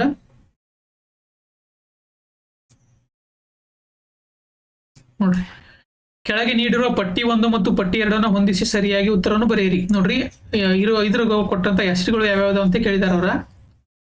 ಇಲ್ಲಿ ನೋಡ್ರಿ ಕೆಂಪಿರಿವೆಯಲ್ಲಿರುವಂತ ಆಸಿಡ್ ಯಾವ್ದ್ರಿ ಫಾರ್ಮಿಕ್ ಆಸಿಡ್. ಅದಕ್ಕೆ ನಿಮ್ಗೆ ಕೆಂಪು ಇರಿಯೋದು ಕಡ್ದಾಗ ಏನಾಕತ್ರಿ ಅಲ್ಲಿ ಆಸಿಡ್ ರಿಲೀಸ್ ಆಗಿ ನಿಮ್ಗ ಒಂದ್ ಸ್ವಲ್ಪ ಇದಂಗ ಆಕತ್ರಿ, ಏನದ ಹಿಂಗ್ ಕೆರ್ಸಿದಂಗ ಆಗತ್ತಲ್ರಿ. ಅದಕ್ಕೆ ಏನಪ್ಪಾ ರೀಸನ್ ಏನಪ್ಪಾ ಅಂದ್ರೆ ಕೆಂಪಿರಿವೆಯಲ್ಲಿರುವಂತ ಫಾರ್ಮಿಕ್ ಆಸಿಡ್ ಇರೋದ್ರಿಂದ ಏನಾಗತ್ರಿ ನಿಮ್ಗೆ ಉರ್ದಂಗ್ ಅನ್ಸತ್ ನೋಡ್ರ. ಅದಕ್ಕೆ ಆನ್ಸರ್ ಏನ್ರಿ ಫಾರ್ಮಿಕ್ ಆಸಿಡ್. ಹಿಂಗ್ ಹೊಂದಿಸಿ ಬರೀ ಬಂದಾಗ ಏನ್ ಮಾಡ್ಬೇಕಪ್ಪ ಅಂತಂದ್ರ ಮೊದಲು ಹೊಂದಾಣಿಕೆ ಮಾಡ್ಬೇಕು. ಆಮೇಲೆ ನಿಮ್ಗೆ ಪಕ್ಕಾ ಗೊತ್ತಿದ್ದು ಒಂದ್ ಹೊಂದಾಣಿಕೆ ಮಾಡ್ಬೇಕು. ಹೊಂದಾಣಿಕೆ ಮಾಡಿ ಅನ್ಬೇಕಂದ್ರೆ ಆಪ್ಷನ್ ನ ಹುಡುಕ್ಬೇಕು. ನೋಡ್ರಿ ಇದಕ್ಕೆ ಏನೈತ್ರಿ 4 ಐತಿ ಆಪ್ಷನ್. ಯಾವ ಐತ್ರಿ ಇದು ಐತಿ. ಸೊ ಒಂದನ್ನ ಎಲಿಮಿನೇಟ್ ಮಾಡಿಬಿಡ್ಬೇಕು ನೀವು, ಮುಗಿತಿದ. ಇದು ಆನ್ಸರ್ ಬರಂಗಿಲ್ಲ. ನೆಕ್ಸ್ಟ್ ಯಾವ್ದಪ್ಪ ಅಂತಂದ್ರ ವಿನಿಗರ್ ಕೈ ಏನಂತ ಕರಿತಾರ್ರಿ ಅಸೆಟಿಕ್ ಆಸಿಡ್ ಅಂತೂ ಕರೀತಾರ. ವಿನೆಗರ್ಗೆ ಏನ್ ಕರಿತಾರ್ರಿ ಅಸೆಟಿಕ್ ಆಸಿಡ್ ಅಂತೂ ಕರೀತಾರ. ಬೀಗ್ ಏನಾತ್ರಿ 3 ಆತ. ಬೀಗ್ 3 ಯಾವ್ದಾತು ಇದೈತಿ ನೋಡ್ರದ. ಆಮೇಲೆ ಇದೈತಿ, ಈಗ ಇದಂತ್ರ ಎಲಿಮಿನೇಟ್ ಆಗೈತಿ. ಆಮೇಲೆ ಈಗ ಬಿ ಇಲ್ಲಿ 2 ಐತಿ, ಸೊ ಇದು ಎಲಿಮಿನೇಟ್ ಆತ. ಈಗ ಇದ್ ಯಾವ್ದ್ರಿ ಇದು ಮತ್ತ ಇದ. ಆಮೇಲೆ ಸಿ ಜೈವಿಕ ನಮೂನೆಗಳು, ಇದು ಗೊತ್ತಿಲ್ಲ ಅಂದ್ರೆ ಬಿಡ್ರಿ. ಆಮೇಲೆ ದೋಸೆ ಹಿಟ್ಟ ನಿಮ್ಗೆ ಹಾಕಿದಾಗ ಏನ್ ಮಾಡ್ತಾರಪ್ಪ ಅಂದ್ರೆ ಅಲ್ಲಿ ಬೇಕಿಂಗ್ ಸೋಡಾ ಹಾಕ್ತಿರಿ, ಗೊತ್ತು ಬೇಕಿಂಗ್ ಸೋಡಾ. ಅದ ಇದು ಮಿದುವಾಗ್ಲಿ ಅಥವಾ ಉಬ್ಬಲಿ ಅಂತ ಹಾಕ್ತಾರಲ್ಲ ಬೇಕಿಂಗ್ ಸೋಡಾ, ಅದ್ ಯಾವ್ದಪ್ಪ ಅದಕ್ಕೆ ಏನಂತಾರ ಅಂದ್ರೆ ಸೋಡಿಯಂ ಬೈಕಾರ್ಬೋನೇಟ್ ಅಂತ ಕರೀತಾರ. ಬೇಕಿಂಗ್ ಸೋಡಾಕ ಏನಂತಾರ್ರಿ ಸೋಡಿಯಂ ಬೈಕಾರ್ಬೋನೇಟ್ ಅಂತ ಕರೀತಾರ.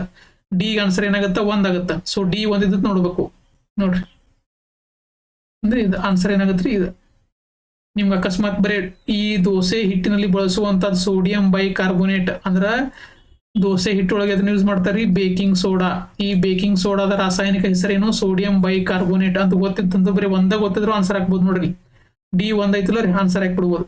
ಮತ್ತಿನ್ ಜೈವಿಕ ನಮೂನೆಗಳು ಅಂತ ಬಂತಲ್ಲ, ಇದೇನಪ್ಪಾ ಅಂದ್ರೆ ಫಾರ್ಮಲಿನ್. ಏನಿದೆ ಜೈವಿಕ ನಮೂನೆಗಳು ಅಂತಂದ್ರೆ ಈಗ ಬಯಾಲಜಿ ಇದ್ರೊಳಗ ಲ್ಯಾಬ್ ಒಳಗೋದು ಏನ್ ಮಾಡ್ತಿರ್ತಾರೋ ಆ ಕಪ್ಪೆ ಅದು ಏನ್ ಹಾಕಿಟ್ಟಿರ್ತಾರ ನೋಡ್ರಿ. ಕಪ್ಪೆ ಅದು ಹಾಕಿ ಒಂದು ಲಿಕ್ವಿಡ್ ಹಾಕಿಟ್ಟಿರ್ತಾರ, ಅದು ಭಾಳ ದಿವಸ ಬರ್ಬೇಕಂತ ಹೇಳಿ ಟೆಸ್ಟ್ ಅದು ಮಾಡಕ, ಅದ್ರ ಬಗ್ಗೆ ಸ್ಟಡಿ ಮಾಡಕ. ಅದ ಏನಪ್ಪಾ ಅಂತಂದ್ರ ಫಾರ್ಮಲಿನ್ ಅನ್ನುವಂತ ಒಂದ್ ಇದ್ರ ಕೆಮಿಕಲ್ ಅದ. ಅದ್ರ ಅಂದ್ರ ಕೆಡಂಗಿಲ್ಲ ರಾವ್. ಇಲ್ಲಿ ನೋಡ್ರಿ ಅದಾವ,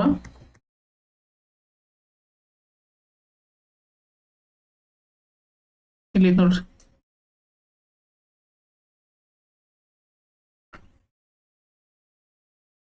ಇದು ಕೆಂಪಿರ್ವೆ ಅಂತ ಯಾವ್ದ್ರಿ, ಫಾರ್ಮಿಕ್ ಆಸಿಡ್. ಅದ ವಿನಿಗರ್ಗೆ ಏನಂತ ಕರೀತಾರು, ಅಸಿಟಿಕ್ ಆಸಿಡ್ ಅಂತ ಕರೀತಾರೆ ವಿನಿಗರ್ಗ್. ಅದ್ರ ಸೂತ್ರನ ಒಂದ್ಸಲ ಕೇಳಿದಾರು, CH3COOH. ಆಮೇಲೆ ಏನಪ್ಪಾ ಅಂತಂದ್ರ ಇಲ್ಲಿ ನೋಡ್ರದ ಫಾರ್ಮಲಿನ್ ಅಂದ್ರೆ ಏನ, ಇಲ್ಲಿ ನೋಡ್ರದ ಕಪ್ಪಿಗಳು ಹಾಕಿಟ್ಟಿರ್ತಾರೆ ನೋಡ್ರಿ, ಇದಾಗಬಾರ್ದು ಅಂತೇಳಿ.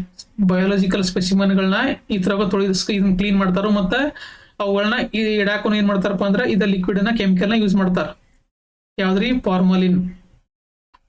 ಆಮೇಲೆ ಏನಪ್ಪಾ ಅಂತಂದ್ರ ಬೇಕಿಂಗ್ ಸೋಡಾ, ಇಲ್ಲಿ ನೋಡಿ ಸೋಡಾ ಹಾಕುವಾಗ ಏನ್ ಮಾಡ್ತಾರಪ್ಪ ಅಂದ್ರೆ ದೋಸೆ ಹಿಟ್ಟದು ಹಾಕುವಾಗ ಉಬ್ಬಿಲ್ ಅಂತ ಹೇಳಿ ಅವಕ್ಕೆ ಏನ್ ಹಾಕ್ತಾರ್ರಿ, ಸೋಡಿಯಂ ಬೈಕಾರ್ಬೊನೇಟ್ ಹಾಕ್ತಾರೆ. ಇದನ್ನ ಸೂತ್ರ ಫಾರ್ಮುಲಾ ಕೇಳಿದಾರೆ ಒಂದ್ಸಲ, NaHCO3. ಸೊ ಇದ್ರ ಆನ್ಸರ್ ಏನಾಗುತ್ತೆ, ಆಪ್ಷನ್ 4 ಆಗುತ್ತೆ.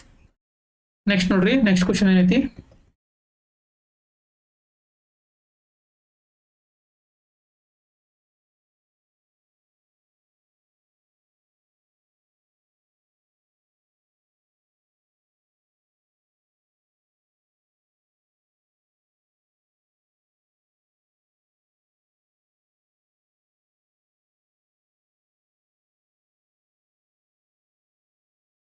ನೋಡ್ರಿ, ಹೊಸ ಪ್ರಭೇದಗಳು ಉಗಮಿಸುವಂತಹ ಪ್ರಕ್ರಿಯೆಯನ್ನು ಹೀಗೆ ಕರೆಯುತ್ತಾರೆ. ನೋಡ್ರಿ, ಹೊಸ ಪ್ರಭೇದಗಳನ್ನ ಉಗಮಿಸುವಂತಹ ಪ್ರಕ್ರಿಯೆಗಳನ್ನ, ಆ ಪ್ರಕ್ರಿಯೆಗಳ ಹೆಸರೇನ್ ಕೊಟ್ಟಾರು, ಇಂಗ್ಲಿಷ್ನಾಗ ಕೊಟ್ಟಾರ ಅವ್ರು. ಅಡಾಪ್ಟೇಷನ್, ಪ್ರಭೇದೀಕರಣ, ಜೆನೆಟಿಕ್ ಡ್ರಿಫ್ಟ್, ಕನ್ವರ್ಜೆಂಟ್ ಎವಲ್ಯೂಷನ್. ಇವುಗಳ ಕಾನ್ಸೆಪ್ಟ್ ಬಗ್ಗೆ ನಾಲ್ಕು ನೋಡ್ಕೊಂಡ್ ಬರೋನು, ಆಮೇಲೆ ಈ ಕ್ವಶನ್ ನ ಸಾಲ್ವ್ ಮಾಡೋಣ. ಮೊದಲು ಅಡಾಪ್ಟೇಷನ್ ಅಂದ್ರೆ ಏನ, ಪ್ರಭೇದೀಕರಣ ಅಂದ್ರೆ ಏನ, ಜೆನೆಟಿಕ್ ಡ್ರಿಫ್ಟ್ ಅಂದ್ರೆ ಏನ, ಕನ್ವರ್ಜೆಂಟ್ ಎವಲ್ಯೂಷನ್ ಅಂತಂದ್ರೆ ಏನ, ಇವುಗಳನ್ನ ಏನ್ ಮಾಡೋನು, ಕಾನ್ಸೆಪ್ಟ್ ನ ಕ್ಲಿಯರ್ ಮಾಡ್ಕೊಂಡ್ ಬರೋನು. ಯಾಕಪ್ಪ ಅಂದ್ರೆ ಒಂದ್ಸಲ ನೀವು ಕಾನ್ಸೆಪ್ಟ್ ಕ್ಲಿಯರ್ ಮಾಡ್ಕೊಂಡ್ರಪ್ಪ ಅಂತಂದ್ರೆ ನೀವು ಯಾವುದೇ ರೀತಿ ಕ್ವಶನ್ಗಳನ್ನ ಮುಂದೆ ಕೇರ್ ಅಂತಂದ್ರೆ ಈಸಿಯಾಗಿ ಸಾಲ್ವ್ ಮಾಡ್ಬೋದು. ನೋಡ್ರಿ, ಮೊದಲೇನಪ್ಪಾ ಅಂದ್ರ ಸ್ಪೀಶಿಯೇಷನ್ ನೋಡೋಣ. ಈ ಜೀವ ವಿಕಾಸದ ಹಂತಗಳು ಇವು. ಅಂದ್ರೆ ಜೀವ ಏನಾಗತ್ತಿತ್ತು ಹಿಂದಿನ ಕಾಲದ ಹಂಗ ಜೀವಿಗಳು ಏನಾಗತ್ತು, ಇವಾಲ್ವ್ ಆಕತ್ತು ಅಂದ್ರೆ ಬೆಳವಣಿಗೆ ಹೊಂದ್ಕೊಂತ ವಿಕಾಸ ಹೊಕ್ಕೊಂತ ಬಂದಿಲ್ಲ. ಅವುಗಳು ಏನಾಕ ಬಂದಪ್ಪ ಅಂದ್ರೆ ತಮ್ಮನ್ನ ತಾವು ಬದಲಾವಣೆ ಮಾಡ್ಕೊಂತ ಬಂದು, ಅದಕ್ಕೆ ಏನಂತಾರಪ್ಪ ಅಂದ್ರೆ ಜೀವ ವಿಕಾಸ ಅಂತ ಕರೀತಾರ. ಈ ಜೀವ ವಿಕಾಸದ ಹಂತಗಳನ್ನ ಕೊಟ್ಟಾರ ಅವರು. ಒಂದೇದೇನಪ್ಪಾ ಅಂತಂದ್ರೆ ಸ್ಪೀಶಿಯೇಷನ್. ಒಂದೇದೇನ್ರಿ, ಸ್ಪೀಶಿಯೇಷನ್. ಹಿಂಗಂದ್ರೆ ಏನಪ್ಪಾ, ಸ್ಪೀಶಿಯೇಷನ್ ಅಂತಂದ್ರೆ ಏನ್ರಿ, ಈಗ ಒಂದಷ್ಟು ಪ್ರಾಣಿಗಳು ಇರ್ತಾವ, ಒಂದು ಗುಂಪು ಏನಾಕತ್ತಪ್ಪ ಅಂತಂದ್ರ ಇಲ್ಲಿ ನೋಡ್ರಿ, ಜಿಯೋಗ್ರಾಫಿಕಲ್ ಅಥವಾ ಭೌಗೋಳಿಕವಾಗಿ ಏನಾಕವ್ರಿಗೆ ಬೇರೆ ಆಗಿಬಿಡ್ತಾವ. ಒಂದಷ್ಟು ಪ್ರಾಣಿಗಳು ಎಲ್ಲ ಒಂದಷ್ಟು ಪ್ರಾಣಿಗಳು ಇರ್ತಾವ ಅಂತ ತಿಳ್ಕೊರಿ. ಇಲ್ಲೇ ಏನಾಕವ ಅಂದ್ರೆ ಡಿವೈಡ್ ಆಗಿಬಿಡ್ತಾವ. ಡಿವೈಡ್ ಆಗಿ ಏನಾಕಪ್ಪ ಅಂತಂದ್ರ ಲಕ್ಷಾಂತರ ವರ್ಷಗಳು ಆದ್ಮೇಲೆ, ಲಕ್ಷಾಂತರ ಅಥವಾ ಕೋಟ್ಯಾಂತರ ವರ್ಷಗಳು ಆದ್ಮೇಲೆ ಅವುಗಳು ತಮ್ಮಲ್ಲಿ ಬದಲಾವಣೆ ಮಾಡ್ಕೊಂಡು ಬೇರೆ ಜೀವಿಗಳಾಗಿ ಪರಿವರ್ತನೆ ಆಕಾವ್. ಇಲ್ಲಿ ನೋಡ್ರಿ, ಒಂದೇ ರೀತಿಯಾದಂತ ಪಾಪ್ಯುಲೇಷನ್ ಇತ್ರಿ. ಇವೇನಾದಪ್ಪ ಅಂದ್ರೆ ಬೇರೆ ಬೇರೆ ಜಿಯೋಗ್ರಾಫಿಕಲ್ ಏರಿಯಾಕ್ ಹೋಗಿ ಅವುಗಳು ತಮ್ಮದೇ ಆದಂತ ಭಿನ್ನತೆಯನ್ನ ಮೂಡಿಸ್ಕೊಂಡು ಹಿಂಗ್ ಲಕ್ಷಾಂತರ ವರ್ಷಗಳು ಹೋಗಿ ಅವುಗಳು ಬೇರೆ ಜೀವಿಗಳಾಗಿ ಕನ್ವರ್ಟ್ ಆಗೋ ಅಂದ್ರೆ ತಮ್ಮಲ್ಲಿ ಬದಲಾವಣೆ ಮಾಡ್ಕೊಂಡು ಬೇರೆ ಜೀವಿಗಳಾಗಿ ಕನ್ವರ್ಟ್ ಆಗ ಸ್ಟಾರ್ಟ್ ಅದು. ಅದಕ್ಕೆ ಏನಂತ ಕರೀತಾರ, ಸ್ಪೀಶಿಯೇಷನ್ ಅಂತ ಕರೀತಾರೆ. ಇಲ್ಲಿ ನೋಡ್ರಿ, ಹೊಸ ಸ್ಪೀಸಿಸ್ ಬಂದ್ರಿ, ನ್ಯೂ ಸ್ಪೀಸಿಸ್ 1. ಇಲ್ಲಿರುವಂತಹ ಸ್ಪೀಸಿಸ್ಗಳು ಬೇರೆ ಅದು, ಇಲ್ಲಿರುವಂತಹ ಸ್ಪೀಸಿಸ್ಗಳು ಬೇರೆ ಅದು. ಈ ಉದಾಹರಣೆ ನೋಡ್ರಿ, ಈಗ ಬೆಕ್ಕ ಮತ್ತೆ ಹುಲಿ ಐತಿ. ಅವು ನೋಡಕ್ ಒಂದೇ ಇರ್ತಾವ, ಆದ್ರೆ ಮೊದಲು ಏನಿದ್ವು ಅಂತ ಅಂದ್ರೆ ಅವೆಲ್ಲ ಒಂದೇ ಇದ್ವು ಅಂತ. ಅವು ಏನಾದ್ರು ಬೇರೆ ಬೇರೆ ಬೇರೆ ಜಿಯೋಗ್ರಫಿಕಲ್ ಏರಿಯಾ ಅಥವಾ ಬೇರೆ ಬೇರೆ ವಾತಾವರಣಕ್ಕೆ ಹೋಗಿ ತಮ್ಮಲ್ಲಿ ಬದಲಾವಣೆ ಮಾಡ್ಕೊಂಡು ಒಂದಷ್ಟೆಲ್ಲ ಏನಾದ್ರು ಯಾವ ಸ್ಪೀಸಿಸ್ಗಳು ಬೇರೆ ಅದು, ಬೆಕ್ಕುಗಳಕ್ಕೆ ನೋಟದು, ಒಂದಷ್ಟು ಏನಾದ್ರು ಹುಲಿಗಳದು. ಹಿಂಗೇನಪ್ಪಾ ಅಂತಂದ್ರ ತಮ್ಮನ್ನು ತಾವು ಬದಲಾವಣೆ ಮಾಡ್ಕೊಂಡು ಬೇರೆ ಜೀವಿಗಳಾಗಿ ಕನ್ವರ್ಟ್ ಆಗೋದಕ್ಕೆ ಏನಂತ ಕರೀತಾರು, ಸ್ಪೀಶಿಯೇಷನ್ ಅಂತ ಕರೀತಾರೆ. ಆಮೇಲೆ ನೋಡ್ರಿ, ಅಡಾಪ್ಟೇಷನ್. ಇನ್ನೊಂದೇನ್ ಕೊಟ್ಟಾರ ಅವ್ರ, ಅಡಾಪ್ಟೇಷನ್, ಹೊಂದಾಣಿಕೆ ಅಂತಂದ್ರೆ ಏನ್ರಿ, ಈಗ ಪರಿಸರ ಒಳಗೆ ಏನೋ ಬದಲಾವಣೆ ಆಗತ್ತಿರುತ್ತೆ ತಿಳ್ಕೊರಿ. ಆ ಪರಿಸರದ ಬದಲಾವಣೆಗೆ ತಮ್ಮಲ್ಲಿ ಬದಲಾವಣೆ ಮಾಡ್ಕೋತಾರೋ, ಅಂದ್ರೆ ಬೇರೆ ಜೀವಿಗಳಾಗಿ ಕನ್ವರ್ಟ್ ಆಗಲ್ಲ, ಕೇವಲ ಏನ್ ಮಾಡ್ತಾವ್ರಿ ತಮ್ಮಲ್ಲಿ ಏನಾಕವ್ರಿ ಬದಲಾವಣೆನ ಮಾಡ್ಕೋತಾವ. ಅವಕ್ಕೆ ಏನಂತ ಕರೀತಾರಪ್ಪ ಅಂತಂದ್ರ ಅಡಾಪ್ಟೇಷನ್ ಅಂತ ಕರೀತಾರ. ಅಡಾಪ್ಟೇಷನ್ ಅಂತ ಕರೀತಾರ. ಉದಾಹರಣೆಗೆ ಬೆಕ್ಕುಗಳು ನೋಡ್ರಿ, ಅವೇನಾದಪ್ಪ ಅಂತಂದ್ರೆ ಈಗ ಪ್ರಾಣಿಗಳನ್ನ ಅಥವಾ ಕೀಟಗಳನ್ನ ಹಿಡಿಯಾಕ ತಮ್ಮಲ್ಲಿ ಉಗುರುಗಳನ್ನ ಬೆಳೆಸ್ಕೋಬೇಕಾಗಿತ್ತಾವ. ಮೊದಲು ಅವು ಇದರ ಇರಕ್ಕಿಲ್ಲ. ಈಗ ಮಾನವನಲ್ಲಿ ಮಾನವನಲ್ಲಿ ಬಾಲ ಇತ್ತು, ಆದ್ರೆ ಬೆಳ್ಕೊಂಡ್ ಬಂದಾಗ ಏನಾದ್ರೆ ಬಾಲ ಯೂಸ್ ಆಗೋಲ್ಲ ಅಂತ ಕಟ್ ಹಾಕೊಂತ ಬಂತು. ಅದಕ್ಕೆ ಏನಂತಾರ್ರಿ, ಅಡಾಪ್ಟೇಷನ್ ಅಂತ ಕರೀತಾರ. ಅಂದ್ರೆ ಬದಲಾವಣೆ ಮಾಡ್ಕೋತಾವ, ಆದ್ರೆ ಬೇರೆ ಜೀವಿಗಳಾಗಿ ಕನ್ವರ್ಟ್ ಆಗುವುದಿಲ್ಲ. ಇವುಗಳಿಗೆ ಏನಂತಾರೆ, ಅಡಾಪ್ಟೇಷನ್ ಅಂತ ಕರೀತಾರ. ಆಮೇಲೆ ಇನ್ನೊಂದು ಕೇಳಿದಾರಪ್ಪ ಅಂತಂದ್ರೆ ಅವರ ಜೆನೆಟಿಕ್ ಡ್ರಿಫ್ಟ್. ಏನ್ ಕೇಳಿದಾರೆ, ಜೆನೆಟಿಕ್ ಡ್ರಿಫ್ಟ್ ಅಂತ ಕೇಳಿದಾರ. ಏನಪ್ಪ ಹಿಂಗ್ ಜೆನೆಟಿಕ್ ಡ್ರಿಫ್ಟ್ ಅಂತಂದ್ರೆ ಏನ್ರಿ, ಒಂದಷ್ಟು ಪ್ರಾಣಿಗಳು ಇರ್ತಾವ್ರಿ. ಈಗ ನೋಡ್ರಿ, ಜೀನ್ ಅಂತಂದ್ರೆ ಏನ್ರಿ, ಒಂದು DNA ಒಂದು ಭಾಗ. DNA ಜೀನದ ಒಂದು ಭಾಗ. ಅದೇನಾರ ಬದಲಾವಣೆ ಆತಂತಂದ್ರ ಮನುಷ್ಯನಲ್ಲಿ ಬದಲಾವಣೆ ಆಕಾವ್ರಿ. ಈಗ ಉದಾಹರಣೆಪ್ಪ ಅಂತಂದ್ರ ಜೆನೆಟಿಕ್ ಡ್ರಿಫ್ಟ್ ಅಂತಂದ್ರೆ ಏನ್ರಿ, ಆ ಪ್ರಾಣಿಗಳಲ್ಲಿ ಕೆಲವೊಂದು ಜೀನ್ಗಳು ಬದಲಾವಣೆ ಆಕಾವ್ರಿ. ಅಂದ್ರೆ DNA ಫಾರ್ಮೇಶನ್ ಒಳಗೆ ಏನಾಗತ್ರಿ, ಬದಲಾವಣೆ ಆಕಾವ್. ಅವಕ್ಕೆ ಏನಂತ ಕರೀತಾರ್ರಿ, ಆನುವಂಶಿಕ ಪಲ್ಲಟ ಅಥವಾ ಜೆನೆಟಿಕ್ ಡ್ರಿಫ್ಟ್ ಅಂತ ಕರೀತಾರ. ಆದ್ರೆ ಇದರಿಂದ ಏನಾಕಾವ್ರಿ, ಬೇರೆ ಜೀವಿಗಳ ಕನ್ವರ್ಟ್ ಆಗೋಲ್ಲ, ಆದ್ರೆ ತಮ್ಮಲ್ಲಿರುವಂತ ಜೀನ್ಗಳು ಒಂದ್ ಸ್ವಲ್ಪ ಬೇರೆ ಆಕಾವ್. ಈಗ ಉದಾಹರಣೆ, ಒಬ್ಬವ್ರು ಏನಕ್ಕಾರಪ್ಪ ಅಂತಂದ್ರ ಒಂದ್ ಸ್ವಲ್ಪ ಫಿಮೇಲ್ ಹಾರ್ಮೋನ್ ಜಾಸ್ತಿ ಆದಂತಂದ್ರ ಅವ್ರಗಳಲ್ಲಿ ಒಂದ್ ಸ್ವಲ್ಪ ಬದಲಾವಣೆ ಬೇರೆ ಇರ್ತದ್ರಿ. ಮನುಷ್ಯ ಸೇಮ್ ಇರ್ತಾನ, ಆದ್ರೆ ಜೀನ್ಗಳು ಬದಲಾವಣೆ ಆಗಿರ್ತಾವ. ಒಂದಷ್ಟು ಮಂದಿಯಲ್ಲಿ ಏನಾಕಿರ್ತಾವ ಅಂದ್ರೆ ಫಿಮೇಲ್ ಹಾರ್ಮೋನ್ಗಳು ಜಾಸ್ತಿ ಆಗಂತಲೇ ಅವ್ರಗಳ ಗುಣಲಕ್ಷಣಗಳನ್ನ ಬೇರೆ ಇರ್ತಾವ. ಅಬ್ಸರ್ವ್ ಮಾಡ್ರಿ ನೀವು. ಅದಕ್ಕೆ ಏನಂತಾರಪ್ಪ ಅಂದ್ರೆ ಜೆನೆಟಿಕ್ ಡ್ರಿಫ್ಟ್ ಅಂತಾರ. ಆದ್ರೆ ಅವ್ರು ಮನುಷ್ಯನ ಆದ್ರೆ ಬೇರೆ ಜೀವಿಗಳ ಕನ್ವರ್ಟ್ ಆಗಿಲ್ಲ. ನೆಕ್ಸ್ಟ್ ಏನಪ್ಪಾ ಅಂತಂದ್ರ ಇದನ್ನು ಕೇಳಿದಾರ ನೋಡ್ರಿ, ಕನ್ವರ್ಜೆಂಟ್ ಎವಲ್ಯೂಷನ್ ಅಂತಂದ್ರೆ ಏನ್ರಿ, ಈಗ ಒಂದು ಪ್ಲೇಸ್ ಇರ್ತದೆ ತಿಳ್ಕೊರಿ, ಅಲ್ಲಿ ಎಲ್ಲಾ ಪ್ರಾಣಿಗಳು ವಾಸ ಮಾಡ್ತಿರ್ತಾವ. ಆ ಪ್ರಾಣಿಗಳಲ್ಲಿ ಕೆಲವೊಂದು ಅಂಶಗಳು ಏನಿರ್ತಾವಪ್ಪ ಅಂತಂದ್ರೆ ಸೇಮ್ ಇರ್ತಾವ್ರಿ. ಹೆಂಗ್ ಸೇಮ್ಪಾ ಅಂತಂದ್ರೆ ನೋಡ್ರಿ, ಇಲ್ಲೇ ಒಂದಷ್ಟು ಕಾಗಿರ್ತಾವು, ಆಮೇಲೆ ಬಾವುಲಿಗಳು ಇರ್ತಾವು, ಆಮೇಲೆ ಬೇರೆ ಬೇರೆ ಪಕ್ಷಿಗಳು ಇರ್ತಾವ. ಆ ಪಕ್ಷಿಗಳಲ್ಲಿ ಒಂದೇ ರೀತಿಯಾದಂತ ಏನಿರ್ತಾವ್ರಿ, ರೆಕ್ಕೆಗಳು ಏನಿರ್ತಾವ್ರಿ, ಒಂದೇ ರೀತಿಯಾಗಿ ಇರ್ತಾವ. ಕನ್ವರ್ಜೆಂಟ್ ಅಂದ್ರೆ ಏನ್ರಿ, ಕೇಂದ್ರೀಕರಿಸುದು ಅಂದ್ರೆ ಆ ರೆಕ್ಕೆಗಳನ್ನ ಇದಕ್ಕೆ ಯೂಸ್ ಮಾಡ್ತಾವ, ಹಾರಕನ ಯೂಸ್ ಮಾಡ್ತಾವ. ಅಂದ್ರೆ ಒಂದೇ ರೀತಿಯಾದಂತ ಬದಲಾವಣೆ ಆತಲ್ಲ ರೀ, ಅದಕ್ಕೆ ಏನಂತ ಕರೀತಾರ, ಕನ್ವರ್ಜೆಂಟ್ ಎವಲ್ಯೂಷನ್ ಅಂತ ಕರೀತಾರ. ಅಂದ್ರ ಹಕ್ಕಿಗಳು ಎಲ್ಲ ಸೇಮ್ ಬೇರೆ ಬೇರೆ ಇರಾವ್, ಸ್ಪೀಸಿಸ್ಗಳು ಬೇರೆ ಬೇರೆ, ಆದ್ರ ಅವುಗಳಲ್ಲಿ ಒಂದು ಪಾರ್ಟ್ ಅಥವಾ ಒಂದು ಭಾಗ ಏನಾಕೈತ್ರಿ, ಎಲ್ಲಾ ಪಕ್ಷಿಗಳಲ್ಲಿ ಏನಿರ್ತಾವು ಸೇಮ್ ಇರ್ತತಿ. ಅದಕ್ಕೆ ಏನಂತ ಕರೀತಾರು, ಕನ್ವರ್ಜೆಂಟ್ ಎವಲ್ಯೂಷನ್ ಅಂತ ಕರೀತಾರ. ಭಿನ್ನ ವಂಶಾವಳಿಗಳಲ್ಲಿ ಅಥವಾ ಬೇರೆ ಬೇರೆ ಸ್ಪೀಸಿಸ್ಗಳಲ್ಲಿ ಒಂದೇ ರೀತಿಯ ಗುಣವನ್ನ ಹೊಂದಿರಪ್ಪ ಅಂತಂದ್ರೆ ಅದಕ್ಕೆ ಏನಂತ ಕರೀತಾರೆ, ಕನ್ವರ್ಜೆಂಟ್ ಎವಲ್ಯೂಷನ್ ಅಂತ ಕರೀತಾರ. ಉದಾಹರಣೆ ನೀವು ಪಕ್ಷಿಗಳನ್ನ ನೋಡ್ಬೋದು, ಪಕ್ಷಿಗಳು ಬೇರೆ ಬೇರೆ ಇರ್ತಾವ, ಗೂಬೆಗಳು ಬೇರೆ ಅಥವಾ ಈ ನವಿಲುಗಳು ಬೇರೆ, ಅವೆಲ್ಲ ಸ್ಪೀಸಿಸ್ಗಳು ಬೇರೆ ಬೇರೆ, ಆದ್ರ ಅವುಗಳಲ್ಲಿ ಒಂದ ಸಿಮಿಲಾರಿಟಿ ಇರ್ತತಿ. ಏನಪ್ಪಾ ಅಂತಂದ್ರ ಅವುಗಳು ರೆಕ್ಕೆಗಳನ್ನ ಹೊಂದ್ಯಾವ. ಅದಕ್ಕೆ ಏನಂತ ಕರೀತಾರ್ರಿ, ಕನ್ವರ್ಜೆಂಟ್ ಎವಲ್ಯೂಷನ್. ಇಷ್ಟ ನೆನ್ಪಿಟ್ಕೋರಿ ನೋಡ್ರಿ. ಈಗ ಜೆನೆಟಿಕ್ ಡ್ರಿಫ್ಟ್ ಅಂತ ಏನ್ರಿ, ಜೀನ್ಗಳು ಬದಲಾವಣೆ ಆಗೋದು, ಆದ್ರೆ ಇದರಿಂದ ಹೊಸ ಜೀವಿಗಳು ಉತ್ಪತ್ತಿ ಆಗೋಲ್ಲ. ಈ ಕನ್ವರ್ಜೆಂಟ್ ಎವಲ್ಯೂಷನ್ ಅಂತಂದ್ರೆ ಯಾವ್ದಾರ ಗುಣ ಏನಿರ್ತತಿ ಅಂದ್ರೆ ಸೇಮ್ ಇರ್ತತಿ. ಅಲ್ಲಿರುವಂತ ಎಲ್ಲಾ ಪ್ರಾಣಿಗಳ ಅಥವಾ ಸ್ಪೀಸಿಸ್ಗಳಲ್ಲಿ ಒಂದ್ ಗುಣ ಏನಿರ್ತತಿ, ಸೇಮ್ ಇರ್ತತಿ. ಅದಕ್ಕೆ ಏನಂತಾರು, ಕನ್ವರ್ಜೆಂಟ್ ಅಂತ ಕರೀತಾರ. ಕನ್ವರ್ಜೆಂಟ್ ಎವಲ್ಯೂಷನ್ ಅಂತ ಕರೀತಾರೆ. ಇದರಿಂದನೂ ಹೊಸ ಜೀವಿಗಳು ಉತ್ಪತ್ತಿ ಆಗುವುದಿಲ್ಲ. ಆಮೇಲೆ ನೆಕ್ಸ್ಟ್ ಅಡಾಪ್ಟೇಷನ್ ಅಂತಂದ್ರೆ ಏನ್ರಿ, ತಮ್ಮಲ್ಲಿ ದೇಹವನ್ನ ಬದಲಾವಣೆ ಮಾಡ್ಕೋದು, ತಮ್ಮ ದೇಹವನ್ನ ಆ ವಾತಾವರಣ ತಕ್ಕಂಗೆ ಏನ್ ಮಾಡ್ಬೋದು ಅಂದ್ರೆ ಬದಲಾವಣೆ ಮಾಡ್ಕೋದು. ಈಗ ಉದಾಹರಣೆ, ಹಿಮದಲ್ಲಿರುವಂತ ಪ್ರಾಣಿಗಳು ಏನ್ ಮಾಡಿರ್ತಾವಪ್ಪ ಅಂದ್ರೆ ತಮ್ಮ ಚರ್ಮವನ್ನ ದಪ್ಪಾಗಿರ್ತಾರೋ. ಯಾಕಪ್ಪ ಅಂತಂದ್ರೆ ಅಲ್ಲಿ ಆ ವಾತಾವರಣ ತಕ್ಕಂಗ ತಮ್ಮ ದೇಹವನ್ನ ಬದಲಾವಣೆ ಮಾಡ್ಕೊಂಡಿರ್ತಾವ. ಅದಕ್ಕೆ ಏನಂತಾರೋ ಅಡಾಪ್ಟೇಷನ್ ಅಂತಾರೆ. ಇದರಿಂದ ಹೊಸ ಜೀವಿಗಳು ಉತ್ಪತ್ತಿ ಆಗುವುದಿಲ್ಲ. ಅವ್ರಿಗೆ ಕ್ವಶನ್ ಏನ್ ಕೇಳಿದಾರಪ್ಪ ಅಂದ್ರೆ, ಸ್ಪೀಸಿಯೇಷನ್ ಒಳಗೆ ಏನಾಗತ್ರಿ, ಸ್ಪೀಸಿಯೇಷನ್ ಒಳಗ ಲಕ್ಷಾಂತರ ವರ್ಷಗಳು ಆದ್ಮೇಲೆ ಒಂದೇ ರೀತಿಯಾದಂತ ಪ್ರಾಣಿಗಳು ಇರ್ತಾವ. ಅವು ಬೇರೆ ಬೇರೆ ಜಿಯೋಗ್ರಫಿಗಳ ಏರಿಯಾ ಒಳಗೆ ಹೋಗಿ ಅವುಗಳು ತಮ್ಮಲ್ಲಿ ಬದಲಾವಣೆ ಮಾಡ್ಕೊಂಡು ಏನಕ್ಕವ್ರಿ, ಹೊಸ ಸ್ಪೀಸಿಸ್ ಆಗಿ ಬದಲಾವಣೆ ಆಕಾವ್. ಅದಕ್ಕೆ ಏನಂತಾರು, ಸ್ಪೀಸಿಯೇಷನ್ ಅಂತ ಕರೀತಾರ. ಈ ಕ್ವಶನ್ ಏನ್ ಕೇಳಿದಾರಪ್ಪ ಅಂತಂದ್ರೆ ಅವ್ರ ನೋಡ್ರಿ,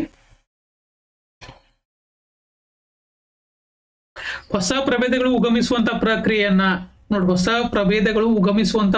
ಏನ್ ಕರೀತಾರ್ರಿ, ಪ್ರಭೇದೀಕರಣ ಅಥವಾ ಸ್ಪೀಸಿಯೇಷನ್. ಕನ್ನಡದಾಗ ಕೊಟ್ಟಾರು, ಇಂಗ್ಲಿಷ್ನಾಗ ಏನಂತಾರ ಇದಕ್ಕ, ಸ್ಪೀಸಿಯೇಷನ್ ಅಂತ ಕರೀತಾರ.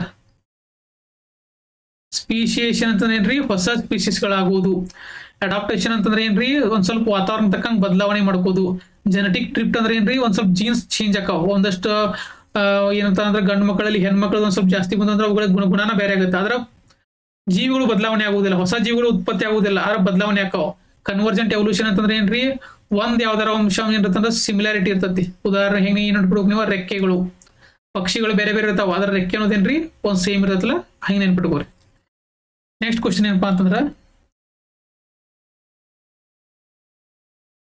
ಒಂದು ಉತ್ತಮ ಅಗ್ನಿಶಾಮಕವು ಈ ಕೆಳಗಿನವುಗಳಲ್ಲಿ ಒಂದಾಗಿದೆ. ಈಗ ನೋಡ್ರಿ, ಬೆಂಕಿ ಹೊತ್ತಿರತ್ತ ಅಂತ ಹೇಳ್ತಿಕೋರಿ.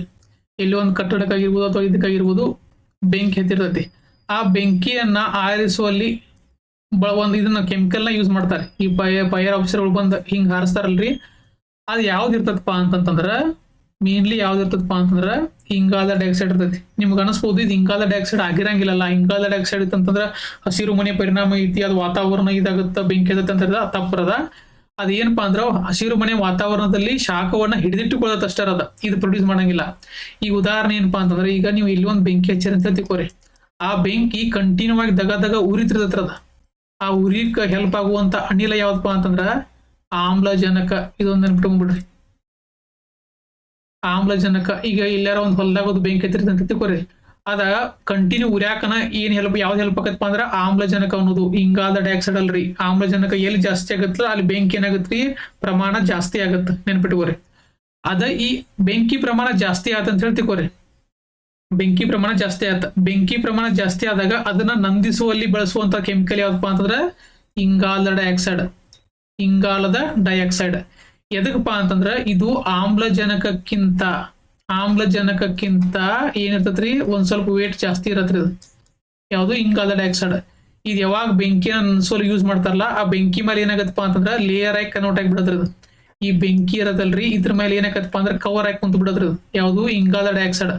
ಆ ಕವರ್ ಆಗಿ ಕುಂತ ಮೇಲೆ ಏನಾಗತ್ತಪ್ಪ ಅಂತಂದ್ರ ಈ ಬೆಂಕಿಗೆ ಆಮ್ಲಜನಕ ಸಪ್ಲೈ ಹೋಗೋದನ್ನ ನಿಲ್ಲಿಸ್ಬಿಡತ್ರಿ. ಇದು ಆಮ್ಲಜನಕ ಸಪ್ಲೈ, ಯಾಕಂದ್ರೆ ಆಮ್ಲಜನಕ ಇತ್ತಂದ್ರೆ ಕಂಟಿನ್ಯೂ ಉರಿಯಾಕ್ ಸ್ಟಾರ್ಟ್ ಆಗಿತ್ತ. ಈ ಅದ್ರ ಸಂಬಂಧ ಏನ್ ಮಾಡ್ತಾರ ಅಂದ್ರೆ ಇಂಗಾಲದ ಡೈಆಕ್ಸೈಡ್ ನ ಸಿಂಪಡಣೆ ಮಾಡ್ತಾರ. ಅವಾಗ ಏನಾಗತ್ರಿ ಒಂದು ಲೇಯರ್ ಆಗಿ ಕುಂತು ಬಿಡತ್ರಿ ಇದ್ರ ಮೇಲೆ. ಇದು ಆ ಲೇಯರ್ ಆಗಿ ಕುಂಡ್ರಂತಲೇ ಏನಾಗತ್ರಿ ಇದಕ್ಕ ಏನ ಕಾಂಟ್ಯಾಕ್ಟ್ ಬರಕ್ ಸ್ಟಾರ್ಟ್ ಆಗಲ್ಲ.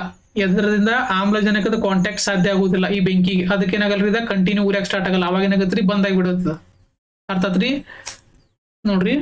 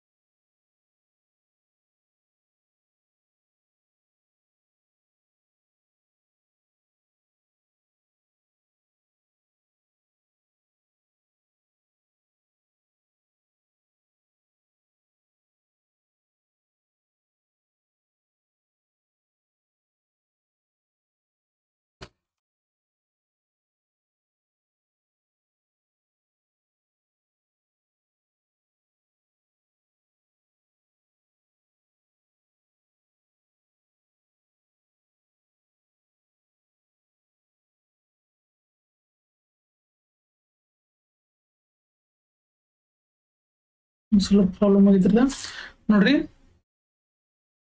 ಆ ಕ್ವಶನ್ ಏನ್ ಕೊಟ್ಟಾರಪ್ಪ ಅಂತಂದ್ರ ಕಾರ್ಬನ್ ಡೈಆಕ್ಸೈಡ್ ಈಗ ಬೆಂಕಿಗೆ ಹಾಕಿರ ಅಂತ ಹೇಳ್ತಿಕೋರಿ. ಅವಾಗ ಏನಾಗತ್ತಪ್ಪ ಅಂತಂದ್ರ ಈ ಕಾರ್ಬನ್ ಡೈಆಕ್ಸೈಡ್ ನ ಸಿಂಪಡಣೆ ಮಾಡಂತಲೇ ಅದು ಆಕ್ಸಿಜನ್ ಸಪ್ಲೈನ ಕಟ್ ಆಫ್ ಮಾಡಿಬಿಡತ್ರಿ ಇದು ಕಾರ್ಬನ್ ಡೈಆಕ್ಸೈಡ್.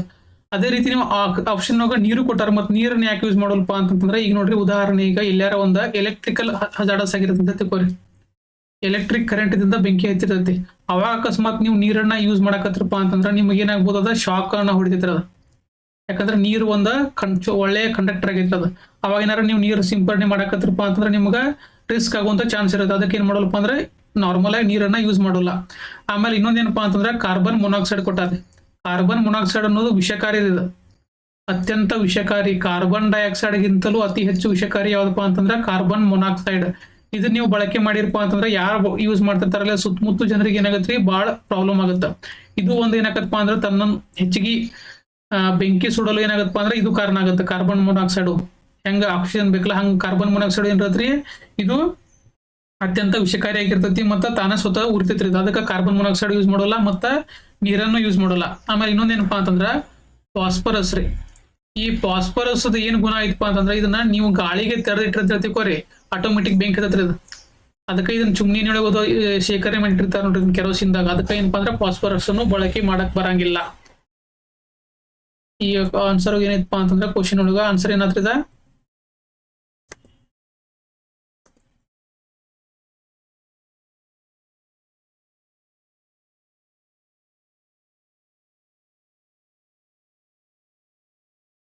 ನೋಡ್ರಿ ಆನ್ಸರ್ ಏನಾದ್ರಿ ಇಂಗಾದ ಡೈಆಕ್ಸೈಡ್ ಆಗುತ್ತೆ. ನೀವು ಇಂಗಾದ ಡೈಆಕ್ಸೈಡ್ ಅನ್ಸಂಗಿಲ್ಲ, ಒಮ್ಮೆ ನೆನಪಿಟ್ಟುಕೋರಿ ಅದನ್ನ. ಇಂಗಾದ ಡೈಆಕ್ಸೈಡ್ ಏನಾಗತ್ತಪ್ಪ ಅಂದ್ರೆ ಅಗ್ನಿಶಾಮಕದಲ್ಲಿ ಬಳಸುವಂತದ್ದು ಕಾಮನ್ ಆಯ್ತು. ನೆಕ್ಸ್ಟ್ ಕ್ವಶನ್ ನೋಡ್ರಿ,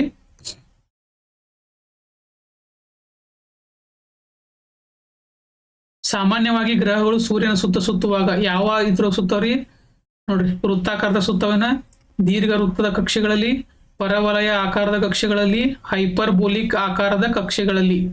ಇದ್ರ ಆನ್ಸರ್ ಏನಪ್ಪಾ ಅಂತಂದ್ರ ನೋಡ್ರಿ ದೀರ್ಘ ವೃತ್ತಾಕಾರದ. ಯಾಕಂತಂದ್ರ ಗ್ರಹಗಳು ಸೂರ್ಯನ ಸುತ್ತ, ಈಗ ನೋಡ್ರಿ ಇಲ್ಲಿ ಸೂರ್ಯ ಇರ್ತಾನ ಅಂತಿಕೋರಿ, ಇಲ್ಲಿ ಗ್ರಹ ಇರ್ತತಿ. ಈ ಗ್ರಹಗಳು ಹೆಂಗ್ ಸುತ್ತಿರ್ತಾವಪ್ಪ ಅಂದ್ರೆ ಹಿಂಗ್ ದೀರ್ಘ ವೃತ್ತಾಕಾರದಲ್ಲಿ ಸುತ್ತಿರ್ತಾವ. ಯಾವಾಗ ಇಲ್ಲಿ ಸೂರ್ಯನ ಸಮೀಪ ಬರ್ತತಲ್ರಿ ಅದಕ್ಕೆ ಏನಂತ ಕರೀತಾರೋ ಪೆರಿಲಿಯನ್ ಅಂತ ಕರೀತಾರ. ಪೆರಿಲಿಯನ್. ಯಾವಾಗ ಸೂರ್ಯನಿಂದ ದೂರ ಹೋಗುತ್ತಲ್ಲ ಅದಕ್ಕೇನಂತಾರು ಅಪೇಲಿಯನ್ ಅಂತ ಕರೀತಾರ.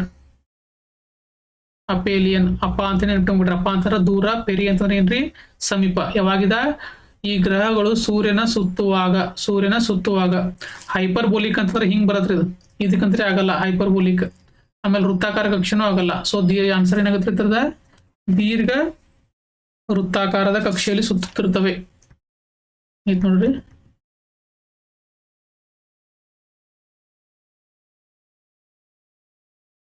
ಇಲ್ಲಿ ನೋಡ್ರಿ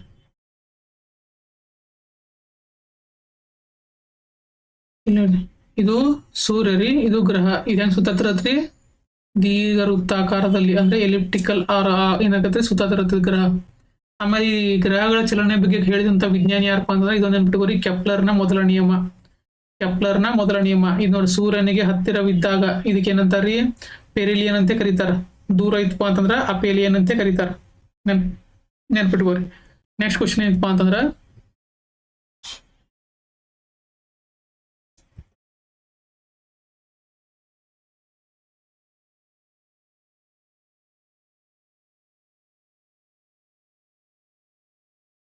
ರಾಕೆಟ್ನ ನೋಂದನ ಕ್ರಿಯೆಯನ್ನು ಕೆಳಗಿನ ಯಾವ ತತ್ವವು ವಿವರಿಸುತ್ತದೆ? ನೋಡ್ರಿ ಏನ್ ಕ್ವಶನ್ ಕೇಳಿದಾರೆ ಅಂತಂದ್ರೆ ರಾಕೆಟ್ನ ನೋದನ ಕ್ರಿಯೆಯನ್ನು ಕೆಳಗಿನ ಯಾವ ತತ್ವವು ವಿವರಿಸುತ್ತದೆ? ನ್ಯೂಟನ್ನ ಮೊದಲನೇ ನಿಯಮ, ನ್ಯೂಟನ್ನ ಎರಡನೇ ನಿಯಮ, ಸಂವೇಗ ಸಂರಕ್ಷಣಾ ತತ್ವ, ಬರ್ನಾಲಿ ತತ್ವ.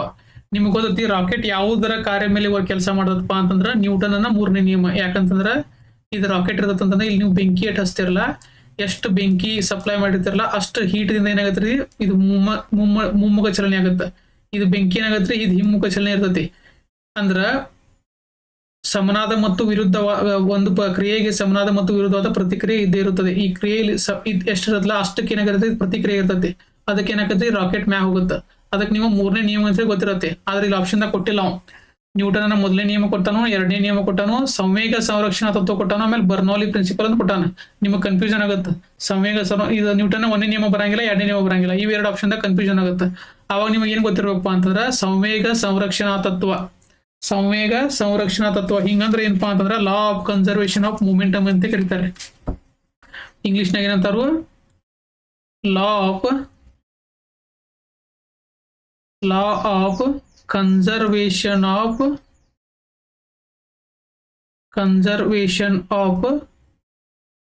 ಮೂಮೆಂಟಮ್.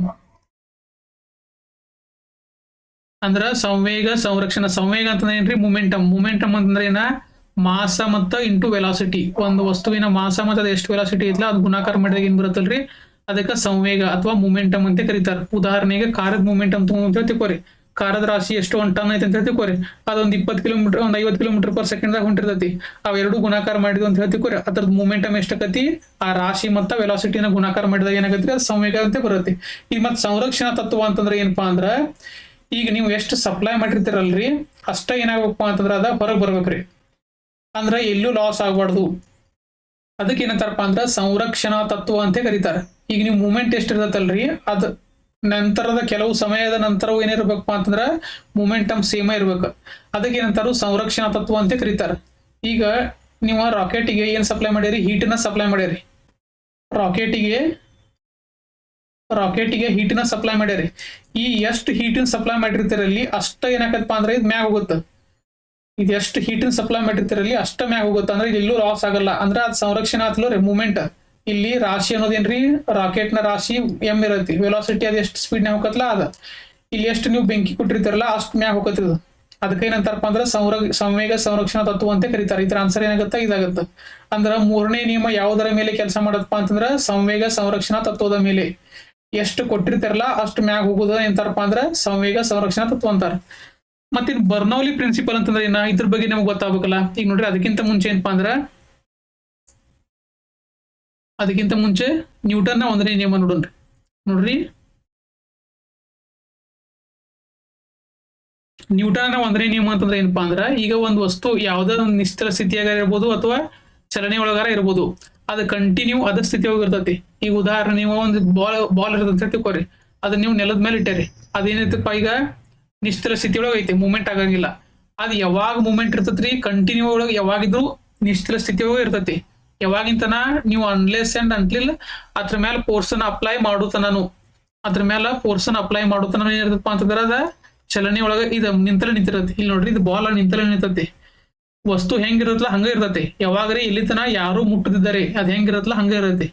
ಯಾವಾಗ ನೀವು ಎಕ್ಸ್ಟರ್ನಲ್ ಬಲ ಹಾಕ್ತಿರಲ್ಲ ಅವಾಗ ಏನಾಗತ್ರಿ, ಬದಲಾವಣೆ ಆಗತ್ತ. ಇದಕ್ಕ ಏನಂತಾರಪ್ಪ ಅಂದ್ರೆ ನ್ಯೂಟನ್ ಮೊದಲನೇ ನಿಯಮ ಅಂತ ಕರೀತಾರ. ಇದಕ್ಕ ಲಾ ಆಫ್ ಇನರ್ಷಿಯಾ ಅಂತ ಕರೀತಾರ. ಇದ್ರ ಬಗ್ಗೆ ಪೂರ್ತಿ ಡೀಟೇಲ್ ಆಗಿ ಒಂದು ವಿಡಿಯೋ ಮಾಡಿದೀನಿ, ಬೇಕಾದ್ರೆ ನೋಡ್ರಿ. ಲಾ ಆಫ್ ಇನರ್ಷಿಯಾ ಅಂತ ಕರೀತಾರೆ. ಇದ್ರೊಳಗೆ ಏನ್ ಬರ್ತಪ್ಪ ಅಂದ್ರೆ ಎರಡ್ ಟೈಪ್ ಇನರ್ಷಿಯಾ ಬರ್ತೈತ್ರಿ. ಮೂಮೆಂಟಮ್ ಇನರ್ಷಿಯಾ ಬರ್ತೈತಿ, ಸ್ಟ್ಯಾಟಿಕ್ ಇನರ್ಷಿಯಾ ಅಂತ ಬರ್ತೈತಿ. ಅದು ಪೂರ್ತಿ ಕಾನ್ಸೆಪ್ಟ್ ಡೀಟೇಲ್ ಎಕ್ಸ್ಪ್ಲೈನ್ ಮಾಡಿ ನೋಡ್ರಿ. ಆಮೇಲೆ ಎರಡನೇ ನಿಯಮ ಏನಪ್ಪಾ ಅಂತಂದ್ರ, ಹೆಚ್ಚಿಗೆ ಫೋರ್ಸ್ ಹಾಕಿರಪ್ಪ ಅಂತಂದ್ರ ಹೆಚ್ಚಿಗೆ ಬಲ ಅಥವಾ F is equal to M A. ನೆನಪಿಟ್ಕೋರಿ, ಎಫ್ ಇಸ್ ಈಕ್ವಲ್ ಟು ಏನ್ರಿ, ಎಮ್ ಎ. ವಸ್ತು ಅಕಸ್ಮಾತ್ ಭಾರ ಐತೆ ಅಂತ ಹೇಳ್ತಿಕೋರಿ, ಅದಕ್ಕ ಬಲ ಅದನ್ನ ತಳಬೇಕಂದ್ರೆ ಏನ್ ಬೇಕ್ರಿ, ಬಲ ಜಾಸ್ತಿ ಬೇಕು. ಅಂದ್ರೆ ಎಕ್ಸಲೇಷನ್ ಆಗ್ಬೇಕಂದ್ರೆ ಅದಕ್ಕೆ ಏನ್ ಬೇಕ್ರಿ, ಬಲ ಜಾಸ್ತಿ ಬೇಕು. ಅರ್ಥಾತ್ರಿ, ಎಕ್ಸಲೇಷನ್ ಜಾಸ್ತಿ ಆಗ್ಬೇಕಂದ್ರೆ ಏನ್ ಬೇಕ್ರಿ, ಫೋರ್ಸ್. ಯಾಕಂದ್ರೆ ಡೈರೆಕ್ಟ್ಲಿ ಪ್ರಪೋರ್ಷನಲ್ ಇರತ್ತೆ, ಫೋರ್ಸ್ ಜಾಸ್ತಿ ಆಗ್ಬೇಕು. ಅದೇ ರೀತಿ ಸಂವೇಗ ಸಂರಕ್ಷಣಾ ನಿಯಮ ಅಂತ ಇಲ್ಲಿ ಐತಿ ನೋಡ್ರಿ. ಅನಿಲವನ್ನ ಎಷ್ಟು ನೀವು ಎಷ್ಟು ಹೀಟ್ ಮಾಡ್ತಿರಲ್ಲ ಅಷ್ಟೇ ಏನಾಕತ್ತಪ್ಪ ಇದು ಮೇಲಕ್ಕೆ ಹೋಗುತ್ತದೆ. ವಿರುದ್ಧ ದಿಕ್ಕಿನಲ್ಲಿ ಸಮನಾದ ಶಕ್ತಿ, ಅದಕ್ಕೇನಂತಾರ್ರಿ ಸಂವೇಗ ಸಂರಕ್ಷಣಾ ಅಥವಾ ನ್ಯೂಟನ್ ನ ಮೂರನೇ ನಿಯಮ ಅಂತ ಕರೀತಾರ.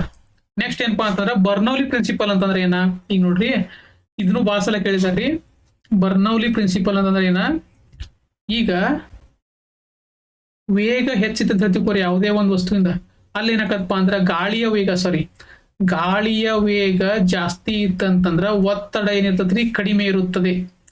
ಇದು ಈ ಪ್ರಿನ್ಸಿಪಲ್ ಎಲ್ಲಿ ಯೂಸ್ ಆಗತ್ತಪ್ಪ ಅಂತಂದ್ರೆ, ಈಗ ಏರೋಪ್ಲೇನ್ ನೋಡಿರಿ ನೀವು, ಏರೋಪ್ಲೇನ್ ನೋಡಿರಲ್ಲ, ಈ ಏರೋಪ್ಲೇನ್ ಏನಿರ್ತಪ್ಪ ಅಂದ್ರೆ ಸೈಡ್ ವಿಂಗ್ಸ್ ಇರ್ತಾವ. ಹಿಂಗ ಈ ಸೈಡ್ ವಿಂಗ್ಸ್ ಇರ್ತಾವ.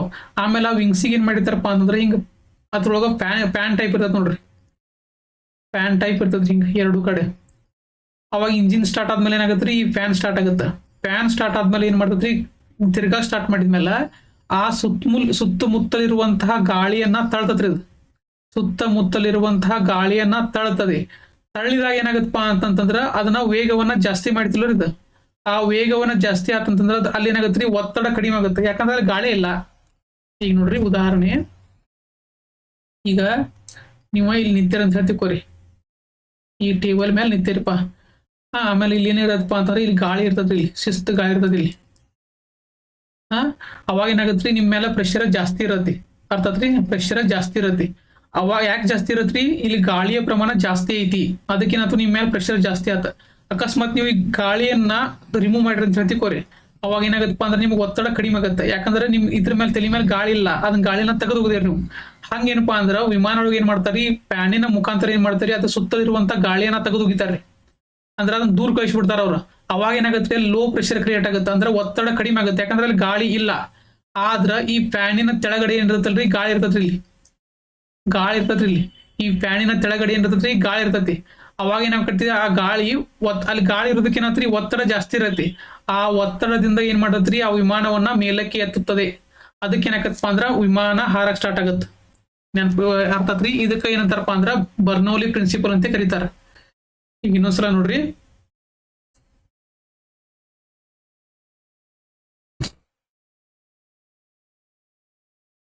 ಈಗ ಇದು ವಿಮಾನ ಅಂತ ತಿಳ್ಕೊರಿ. ಇಲ್ಲೇ ಹಿಂಗ ರೆಕ್ಕೆ ಇರ್ತಾವ್ರಿ ಹಿಂಗ. ಆಮೇಲೆ ಇಲ್ಲೇ ಫ್ಯಾನ್ ಇರ್ತದ್ರಿ, ಇಲ್ಲಿ ಫ್ಯಾನ್ ಇರ್ತತಿ. ನೀವು ಯಾವಾಗ ಇಂಜಿನ್ ಸ್ಟಾರ್ಟ್ ಮಾಡ್ತಿರಲ್ಲ ಅವಾಗ ಇದು ಫ್ಯಾನ್ ತಿರ್ಗಾಕ್ ಸ್ಟಾರ್ಟ್ ಮಾಡ್ತದ್ರಿ. ಫ್ಯಾನ್ ತಿರುಗಿದಾಗ ಏನಾಗತ್ತಪ್ಪ ಅಂತಂದ್ರೆ ಇಲ್ಲಿರುವಂತಹ ಗಾಳಿಯನ್ನ ದೂಡ್ತದ್ರ, ಈ ಗಾಳಿಯನ್ನ ದೂಡ್ತತಿ. ದೂಡಿದಾದ್ಮೇಲೆ ಇಲ್ಲಿ ಗಾಳಿಯ ಪ್ರಮಾಣ ಕಡಿಮೆ ಆಗುತ್ತದೆ. ಗಾಳಿಯ ಪ್ರಮಾಣ ಕಡಿಮೆ ಆತಂತಂದ್ರೆ ಏನ್ರಿ, ಒತ್ತಡ ಇಲ್ಲ ಅನ್ನಂಗಿಲ್ಲ. ಒತ್ತಡ ಏನಾತ್ರಿ ಕಡಿಮೆ ಆದಂಗ ಆತ, ಯಾಕಂದ್ರೆ ಗಾಳಿನ ಇಲ್ಲ. ಆದ್ರ ಈ ಕೆಳಭಾಗದಲ್ಲಿ ಏನಿರ್ತಪ್ಪ ಅಂದ್ರೆ ಗಾಳಿ ಇರ್ತತಿ. ನೀವು ಇಲ್ಲಿ ಅಷ್ಟ ತೆಗೆದುಕೋದ್ರಿ ಗಾಳಿನ ಫ್ಯಾನಿನ ಮುಖಾಂತರ, ಆದ್ರ ಗಾಳಿ ಇಲ್ಲಿ ತೆಳಗಿರತತೆ. ತೆಳಗಿತ್ತಪ್ಪ ಅಂತಂದ್ರೆ ಏನ್ ಮಾಡ್ತತ್ರಿ, ಇಲ್ಲೇ ಒತ್ತಡ ಜಾಸ್ತಿ ಆತ, ಯಾಕಂದ್ರೆ ಗಾಳಿ ಐತಿ. ಅವಾಗ ಏನ್ ಮಾಡ್ತತ್ರಿ, ಈ ವಿಮಾನನ ಒತ್ತಾಕ್ ಸ್ಟಾರ್ಟ್ ಮಾಡತ್ತದ. ಈ ಸೈಡ ಮತ್ ಈ ಸೈಡ ಹಿಂಗ್ ಒತ್ತಾಕ್ ಸ್ಟಾರ್ಟ್ ಮಾಡಿದ್ಪ ಅಂತಂದ್ರೆ ಏನಾಗತ್ರಿ, ವಿಮಾನ ಮೇಲಕ್ಕೆ ಹಾರಕ್ ಸ್ಟಾರ್ಟ್ ಆಗತ್ತ. ಅರ್ಥ ಆತ್ರಿ? ವಿಮಾನ ಏನಾಗತ್ರಿ, ಮೇಲಕ್ಕೆ ಹಾರಕ್ ಸ್ಟಾರ್ಟ್ ಆಗತ್ತ. ಅದಕ್ಕ ನೋಡ್ರಿ, ನೀವು ಇಂಜಿನ್ ಅಕಸ್ಮಾತ್ ಕೆಟ್ಟಪ್ಪ ಅಂತಂದ್ರೆ ವಿಮಾನ ಹಾರಕ್ ಸ್ಟಾರ್ಟ್ ಆಗಲ್ಲ. ವಿಮಾನ ಏನಾಗತ್ರಿ, ಮುಂದೆ ಹೋಗಲ್ಲ. ಎದಕ್ಕಪ್ಪ ಅಂತಂದ್ರೆ ಮೇನ್ ಇಂಪಾರ್ಟೆಂಟ್ ಏನಪ್ಪಾ ಅಂದ್ರೆ ಇಂಜಿನ್ ಇದ್ರ ರೆಕ್ಕೆಲಿರುವಂತ ಈ ಫ್ಯಾನ್ಗಳನ್ನ ನೀವು ಯಾವಾಗ ಇಂಜಿನ್ ಸ್ಟಾರ್ಟ್ ಆದ್ಮೇಲೆ ತಿರ್ಗಾ ಸ್ಟಾರ್ಟ್ ಆಕವಲ್ಲ, ಅವಾಗ ಏನಾಗತ್ರಿ, ಗಾಳಿನ ದೂಡ್ತತಿ. ಗಾಳಿನ ದೂಡಂತ ಏನಾಗತ್ರಿ, ಅಲ್ಲಿ ಪ್ರೆಷರ್ ಅಥವಾ ಒತ್ತಡ ಏನಾಗತ್ರಿ, ಕಡಿಮೆ ಆಗತ್ತೆ. ಯಾಕೆ ಒತ್ತಡ ಕಡಿಮೆ ಆಗತ್ತಪ್ಪ, ಅಲ್ಲಿ ಗಾಳಿನ ಇಲ್ಲ. ಆದ್ರ ಈ ಕೆಳಭಾಗದಲ್ಲಿ ಗಾಳಿ ಇರ್ತತಿ. ಗಾಳಿ ಇರೋದ್ರಿಂದ ಏನಾಗ್ತರಿ, ಹೆಚ್ಚು ಒತ್ತಡದಿಂದ ಕಡಿಮೆ ಒತ್ತಡ ಪ್ರೆಷರ್ ಹೋಗುತ್ತದ. ಅವಾಗ ಈ ಗಾಳಿ ಏನಾಗತ್ರಿ, ಈ ವಿಮಾನವನ್ನ ಮ್ಯಾಗ ಒತ್ತಾಕ್ ಸ್ಟಾರ್ಟ್ ಮಾಡಿಬಿಡತಿ. ಅದೇ ರೀತಿ ನೋಡ್ರಿ, ಈಗ ಮಣಿ ಇರ್ತದೆ ಅಂತ ತಿಳ್ಕೊರಿ. ಇಲ್ಲೇ ಶೀಟ್ ಹಾಕಿರ್ತೀರಿ, ನೀವು ಹಿಂಗ ಶೀಟ್ ಹಾಕಿರ್ತೀರಿ, ತಗಡಿನ ಶೀಟ್ ಹಾಕಿರ್ತೀರಿ. ಶೀಟ್ ಹಾಕಿದಾಗ ಜೋರಾದ ಚಂಡಮಾರುತ ಬೀಸಿದ ತಿಳ್ಕೊರಿ. ಜೋರಾದ ಚಂಡಮಾರುತ ಬೀಸಿದಪ್ಪ. ಚಂಡಮಾರುತ ಬೀಸಿದಾದ್ಮೇಲೆ ಇಲ್ಲೇ ಶೀಟ್ ಇರ್ತೈತ್ರಿ. ಶೀಟ್ ಇರೋದ್ರಿಂದ ಏನಾಗತ್ರಿ, ಇಲ್ಲೇ ಗಾಳಿಯನ್ನ ತಡಿತೈತಿ.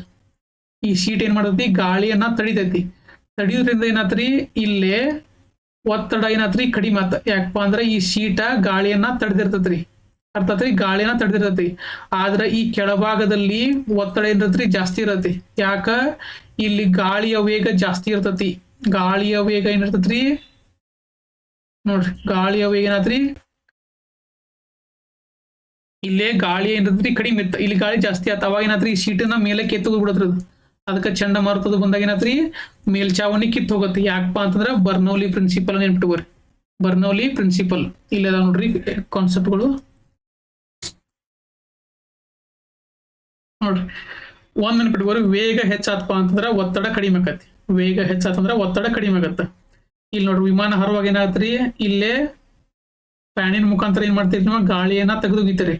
ಗಾಳಿಯನ್ನ ತೆಗೆದು ಸ್ಪೀಡ್ ಜಾಸ್ತಿ ಆತ್ಲೋರಲ್ಲಿ, ಅಂದ್ರ ಗಾಳಿಯನ್ನ ನೀವು ಸ್ಪೀಡ್ ದುಡಿರದನ್ನ ಸ್ಪೀಡ್ಲೆ ದುಡಂತ ಏನಾತ್ರಿ, ಒತ್ತಡ ಏನಾಯ್ತು ಕಡಿಮೆ ಆತ. ಇಲ್ಲಿ ತೆಳಗ ಏನಾತ್ರಿ, ಒತ್ತಡ ಜಾಸ್ತಿ ಇರತ್ತೆ, ಅಂದ್ರೆ ಗಾಳಿ ಪ್ರಮಾಣ ಜಾಸ್ತಿ ಇರತ್ತೆ. ಅವಾಗ ನೀವು ಏನಾಗತ್ರಿ, ಫ್ಯಾನ್ ಅನ್ನ ಮೇಲೆ ಕೆತ್ತದ. ಅದೇ ರೀತಿ ಕಾಗದ ಇರತ್ತೆ ನೋಡ್ರಿ, ಕಾಗದ ಉಬ್ಬಿರ ಅಂತ ಹೇಳ್ತಿಕೋರಿ. ಉಬ್ಬುವಾಗ ಏನ್ ಮಾಡ್ತೀರಿ, ನೀವು ಜಾಸ್ತಿ ಏನ್ ಮಾಡ್ತೀರಿ, ಸ್ಪೀಡ್ ಗಾಳಿಯನ್ನ ವೇಗಗೊಳಿಸ್ತೀರಿ. ವೇಗಗೊಳಿಸಿದಾಗ ಏನಾತ್ರಿ, ಮ್ಯಾಲ ಪ್ರೆಷರ್ ಕಡಿಮೆ ಆಗತ್ತೆ. ಎಲ್ಲಿ ಉಬ್ತಿರಲ್ಲ ಅಲ್ಲಿ ಪ್ರೆಷರ್ ಕಡಿಮೆ ಆತ. ಆದ್ರ ತೆಳಗ ಏನಿರತ್ರಿ, ಅಲ್ಲಿ ಏನಿರತ್ರಿ, ಗಾಳಿ ಜಾಸ್ತಿ ಇರತ್ತಿ, ಅಲ್ಲಿ ಪ್ರೆಷರ್ ಏನಿರತ್ರಿ, ಜಾಸ್ತಿ ಇರತ್ತಿ. ಯಾವಾಗ ಉಬ್ತಿರಲ್ಲ ಅಲ್ಲಿ ಏನಾಯ್ತು, ಪ್ರೆಷರ್ ಕಡಿಮೆ ಆತು. ಇಲ್ಲಿ ಏನಾದ್ರು ಪ್ರೆಷರ್ ಜಾಸ್ತಿ ಆತ. ಅವಾಗ ಏನಾತ್ರಿ, ಇದು ಹಾಳೇನಾಗತ್ರಿ, ಹಾರ್ತತ್ರಿ. ಅರ್ಥಾತ್ರಿ, ಇದಕ್ಕೂ ಏನಪ್ಪಾ ಅಂದ್ರೆ ಬರ್ನೌಲಿ ಪ್ರಿನ್ಸಿಪಲ್. ಇಲ್ಲಿ ನೋಡ್ರಿ, ಬಿರುಗಾಳಿ ಮತ್ತು ಮೇಲ್ಚಾವಣಿ ಬಂದಾಗ ಇಲ್ಲಿ ಏನಾತ್ರಿ, ಚಂಡಮಾರುತ ಬರ್ತತ್ರಿ. ಚಂಡಮಾರುತ ಬರುವಾಗ ಏನಾತ್ರಿ, ಹೈ ಸ್ಪೀಡ್ ಇರತ್ರಿ ಇಲ್ಲಿ ಗಾಳಿ. ಯಾಕಂದ್ರೆ ಇಲ್ಲಿ ಕುಲ್ಲ ಇರತ್ತಲ್ಲ, ಇಲ್ಲಿ ಯಾವುದೇ ತಡೆಯುವಂತ ಸಾಮರ್ಥ್ಯ ಹೊಂದಿರಂಗಿಲ್ಲ. ಹೈ ಸ್ಪೀಡ್ ಇರ್ತದ್ರಿ ಇಲ್ಲಿ ಹೈ ಸ್ಪೀಡ್ ಗಾಳಿ ಇರ್ತತಿ. ಆದ್ರೆ ಇಲ್ಲಿ ಏನಿರ್ತದ್ರಿ, ಲೋ ಸ್ಪೀಡ್ ಇರ್ತತಿ. ಹೈ ಸ್ಪೀಡ್ ಇತ್ತಪ್ಪ ಅಂತಂದ್ರೆ ಪ್ರೆಷರ್ ಏನಾಗತ್ರಿ, ಲೋ ಪ್ರೆಷರ್ ಆತ. ಇಲ್ಲೇ ಗಾಳಿ ಪ್ರಮಾಣ ಕಡಿಮೆ ಐತಿ ಅನ್ನೋದಕ್ಕೆ ಏನಾತ್ರಿ, ಪ್ರೆಷರ್ ಏನಾತ್ರಿ, ಜಾಸ್ತಿ ಆತ. ಯಾಕಂದ್ರೆ ಇಲ್ಲಿ ತಡಿದೈತಿ, ಇಲ್ಲಿ ಗಾಳಿ ಪ್ರಮಾಣ ಜಾಸ್ತಿ ಇರತ್ರಿ ಇಲ್ಲಿ. ಯಾಕಂದ್ರೆ ಇಲ್ಲಿ ಮನಿ ಐತಿ ಅನ್ನೋದ್ಲಿ ಏನಾತ್ರಿ, ಗಾಳಿನ ತಡೆದು ಇಟ್ಕೊಂಡಿರತ್ರಿ. ಇಲ್ಲೆಲ್ಲ ಕುಲ್ಲ ಇರತ್ತೆ, ಗಾಳಿ ಹಂಗ ಸ್ಪೀಡ್ಲಿ ಹೊಂಟಿರ್ತತಿ. ಇಲ್ಲಿ ಪ್ರೆಷರ್ ಕಡಿಮೆ ಆಗತ್ತೆ, ಇಲ್ಲಿ ಪ್ರೆಷರ್ ಜಾಸ್ತಿ ಆಗತ್ತ. ಹೆಚ್ಚಿನ ಒತ್ತಡದಿಂದ ಏನಾತ್ರಿ, ಮುಂದೆ ಹೋಗ್ಬಿಡತ್ರಿ, ಮ್ಯಾಗ ಹಾರಿ ಹೋಗ್ಬಿಡತ್ತದ. ಇದಕ್ಕೆ ಏನಪ್ಪಾ ಅಂತಂದ್ರ ಕಾನ್ಸೆಪ್ಟ್ ಯಾವ್ದ್ರಿ, ಬರ್ನೌಲಿ ಪ್ರಿನ್ಸಿಪಲ್. ಬರ್ನೌಲಿ ಪ್ರಿನ್ಸಿಪಲ್ ಒಳಗ ಗಾಳಿಯ ವೇಗ ಜಾಸ್ತಿ ಇತ್ತಂದ್ರೆ ಏನಾಗತ್ರಿ, ಒತ್ತಡ ಏನಾಗತ್ರಿ, ಕಡಿಮೆ ಆಗುತ್ತದೆ. ಇಲ್ಲಿ ನೋಡ್ರಿ, ಆಮೇಲೆ ಇನ್ನೊಮ್ಮೆ ರೈಲಿ ಮೆಟ್ರೋ ಅಂತೇಳಿ ಬಾಜು ಅಂತೇಳಿ ನಿಲ್ಲ ಕೊಡಂಗಿಲ್ಲ ನೋಡ್ರಿ ನಿಮಗೆ ಲೈನ್ದಾಗ. ಯಾಕಪ್ಪ ಅಂತಂದ್ರ ಈ ಮೆಟ್ರೋ ಸ್ಪೀಡ್ ಆಗಿ ಬಂತಿರೋದಂತ ತಿಳ್ಕೊರಿ. ಸ್ಪೀಡ್ ಆಗಿ ಬರುವಾಗ ಇಲ್ಲಿ ಏನಾತ್ರಿ, ಗಾಳಿಯನ್ನ ತನ್ನಡೆಗೆ ತಗೊಂಡ್ ಹೋಗ್ಬಿಡತ್ತದ. ಅವಾಗ ಸ್ಪೀಡ್ ಆಗಿ ಬರೋದ್ರಿಂದ ಏನಾತ್ರಿ, ಬರ್ನೌಲಿ ಪ್ರಿನ್ಸಿಪಲ್ ಪ್ರಕಾರ ಪ್ರೆಷರ್ ಏನಾಯ್ತು, ಕಡಿಮೆ ಆತು. ಯಾಕಂದ್ರ ಪ್ರೆಷರ್ ಯಾಕೆ ಕಡಿಮೆ ಆತಿ, ಅಲ್ಲಿರುವಂತ ಗಾಳಿಯನ್ನ ತಗೊಂಡ್ ಹೋಗತಿ ಮುಂದೆ. ಆದ್ರೆ ಇಲ್ಲಿ ನಾರ್ಮಲ್ ಆಗಿ ಗಾಳಿ ಎಷ್ಟಿರತ್ತೆ ಅಷ್ಟೇ ಇರತ್ತೆ. ಅವಾಗ ಏನ್ ಮಾಡತ್ತಿ, ಗಾಳಿ ಇವನ್ನ ಇಲ್ಲಿರುವನ್ನ ಮುಂದೆ ತಳಿಬಿಡತ್ತೆ. ಯಾಕಂದ್ರೆ ಅಲ್ಲಿ ಪ್ರೆಷರ್ ಕಡಿಮೆ ಇರುತ್ತೆ, ಇಲ್ಲಿ ಪ್ರೆಷರ್ ಜಾಸ್ತಿ ಇರತ್ತೆ. ಅದಕ್ಕೆ ಇಲ್ಲಿ ನಿಲ್ಲ ಕೊಡಂಗಿಲ್ಲ. ಇವೆಲ್ಲ ಏನಪ್ಪಾ ಅಂತಂದ್ರೆ ಬರ್ನೌಲಿ ಪ್ರಿನ್ಸಿಪಲ್ಗೆ ಉದಾಹರಣೆಗಳು. ಅಪ್ಲಿಕೇಶನ್ ಕೇಳ್ತಾರೆ ನೋಡುವ ಎಕ್ಸಾಮ್ದಾಗ. ನೆನಪಿಟ್ಕೋರಿ. ಒಟ್ ಪ್ರೆಷರ್ ಮೇಲೆ ಡಿಪೆಂಡ್ ಆಗಿರುತ್ತೆ ನೋಡ್ರಿ ಬರ್ನೌಲಿ ಪ್ರಿನ್ಸಿಪಲ್.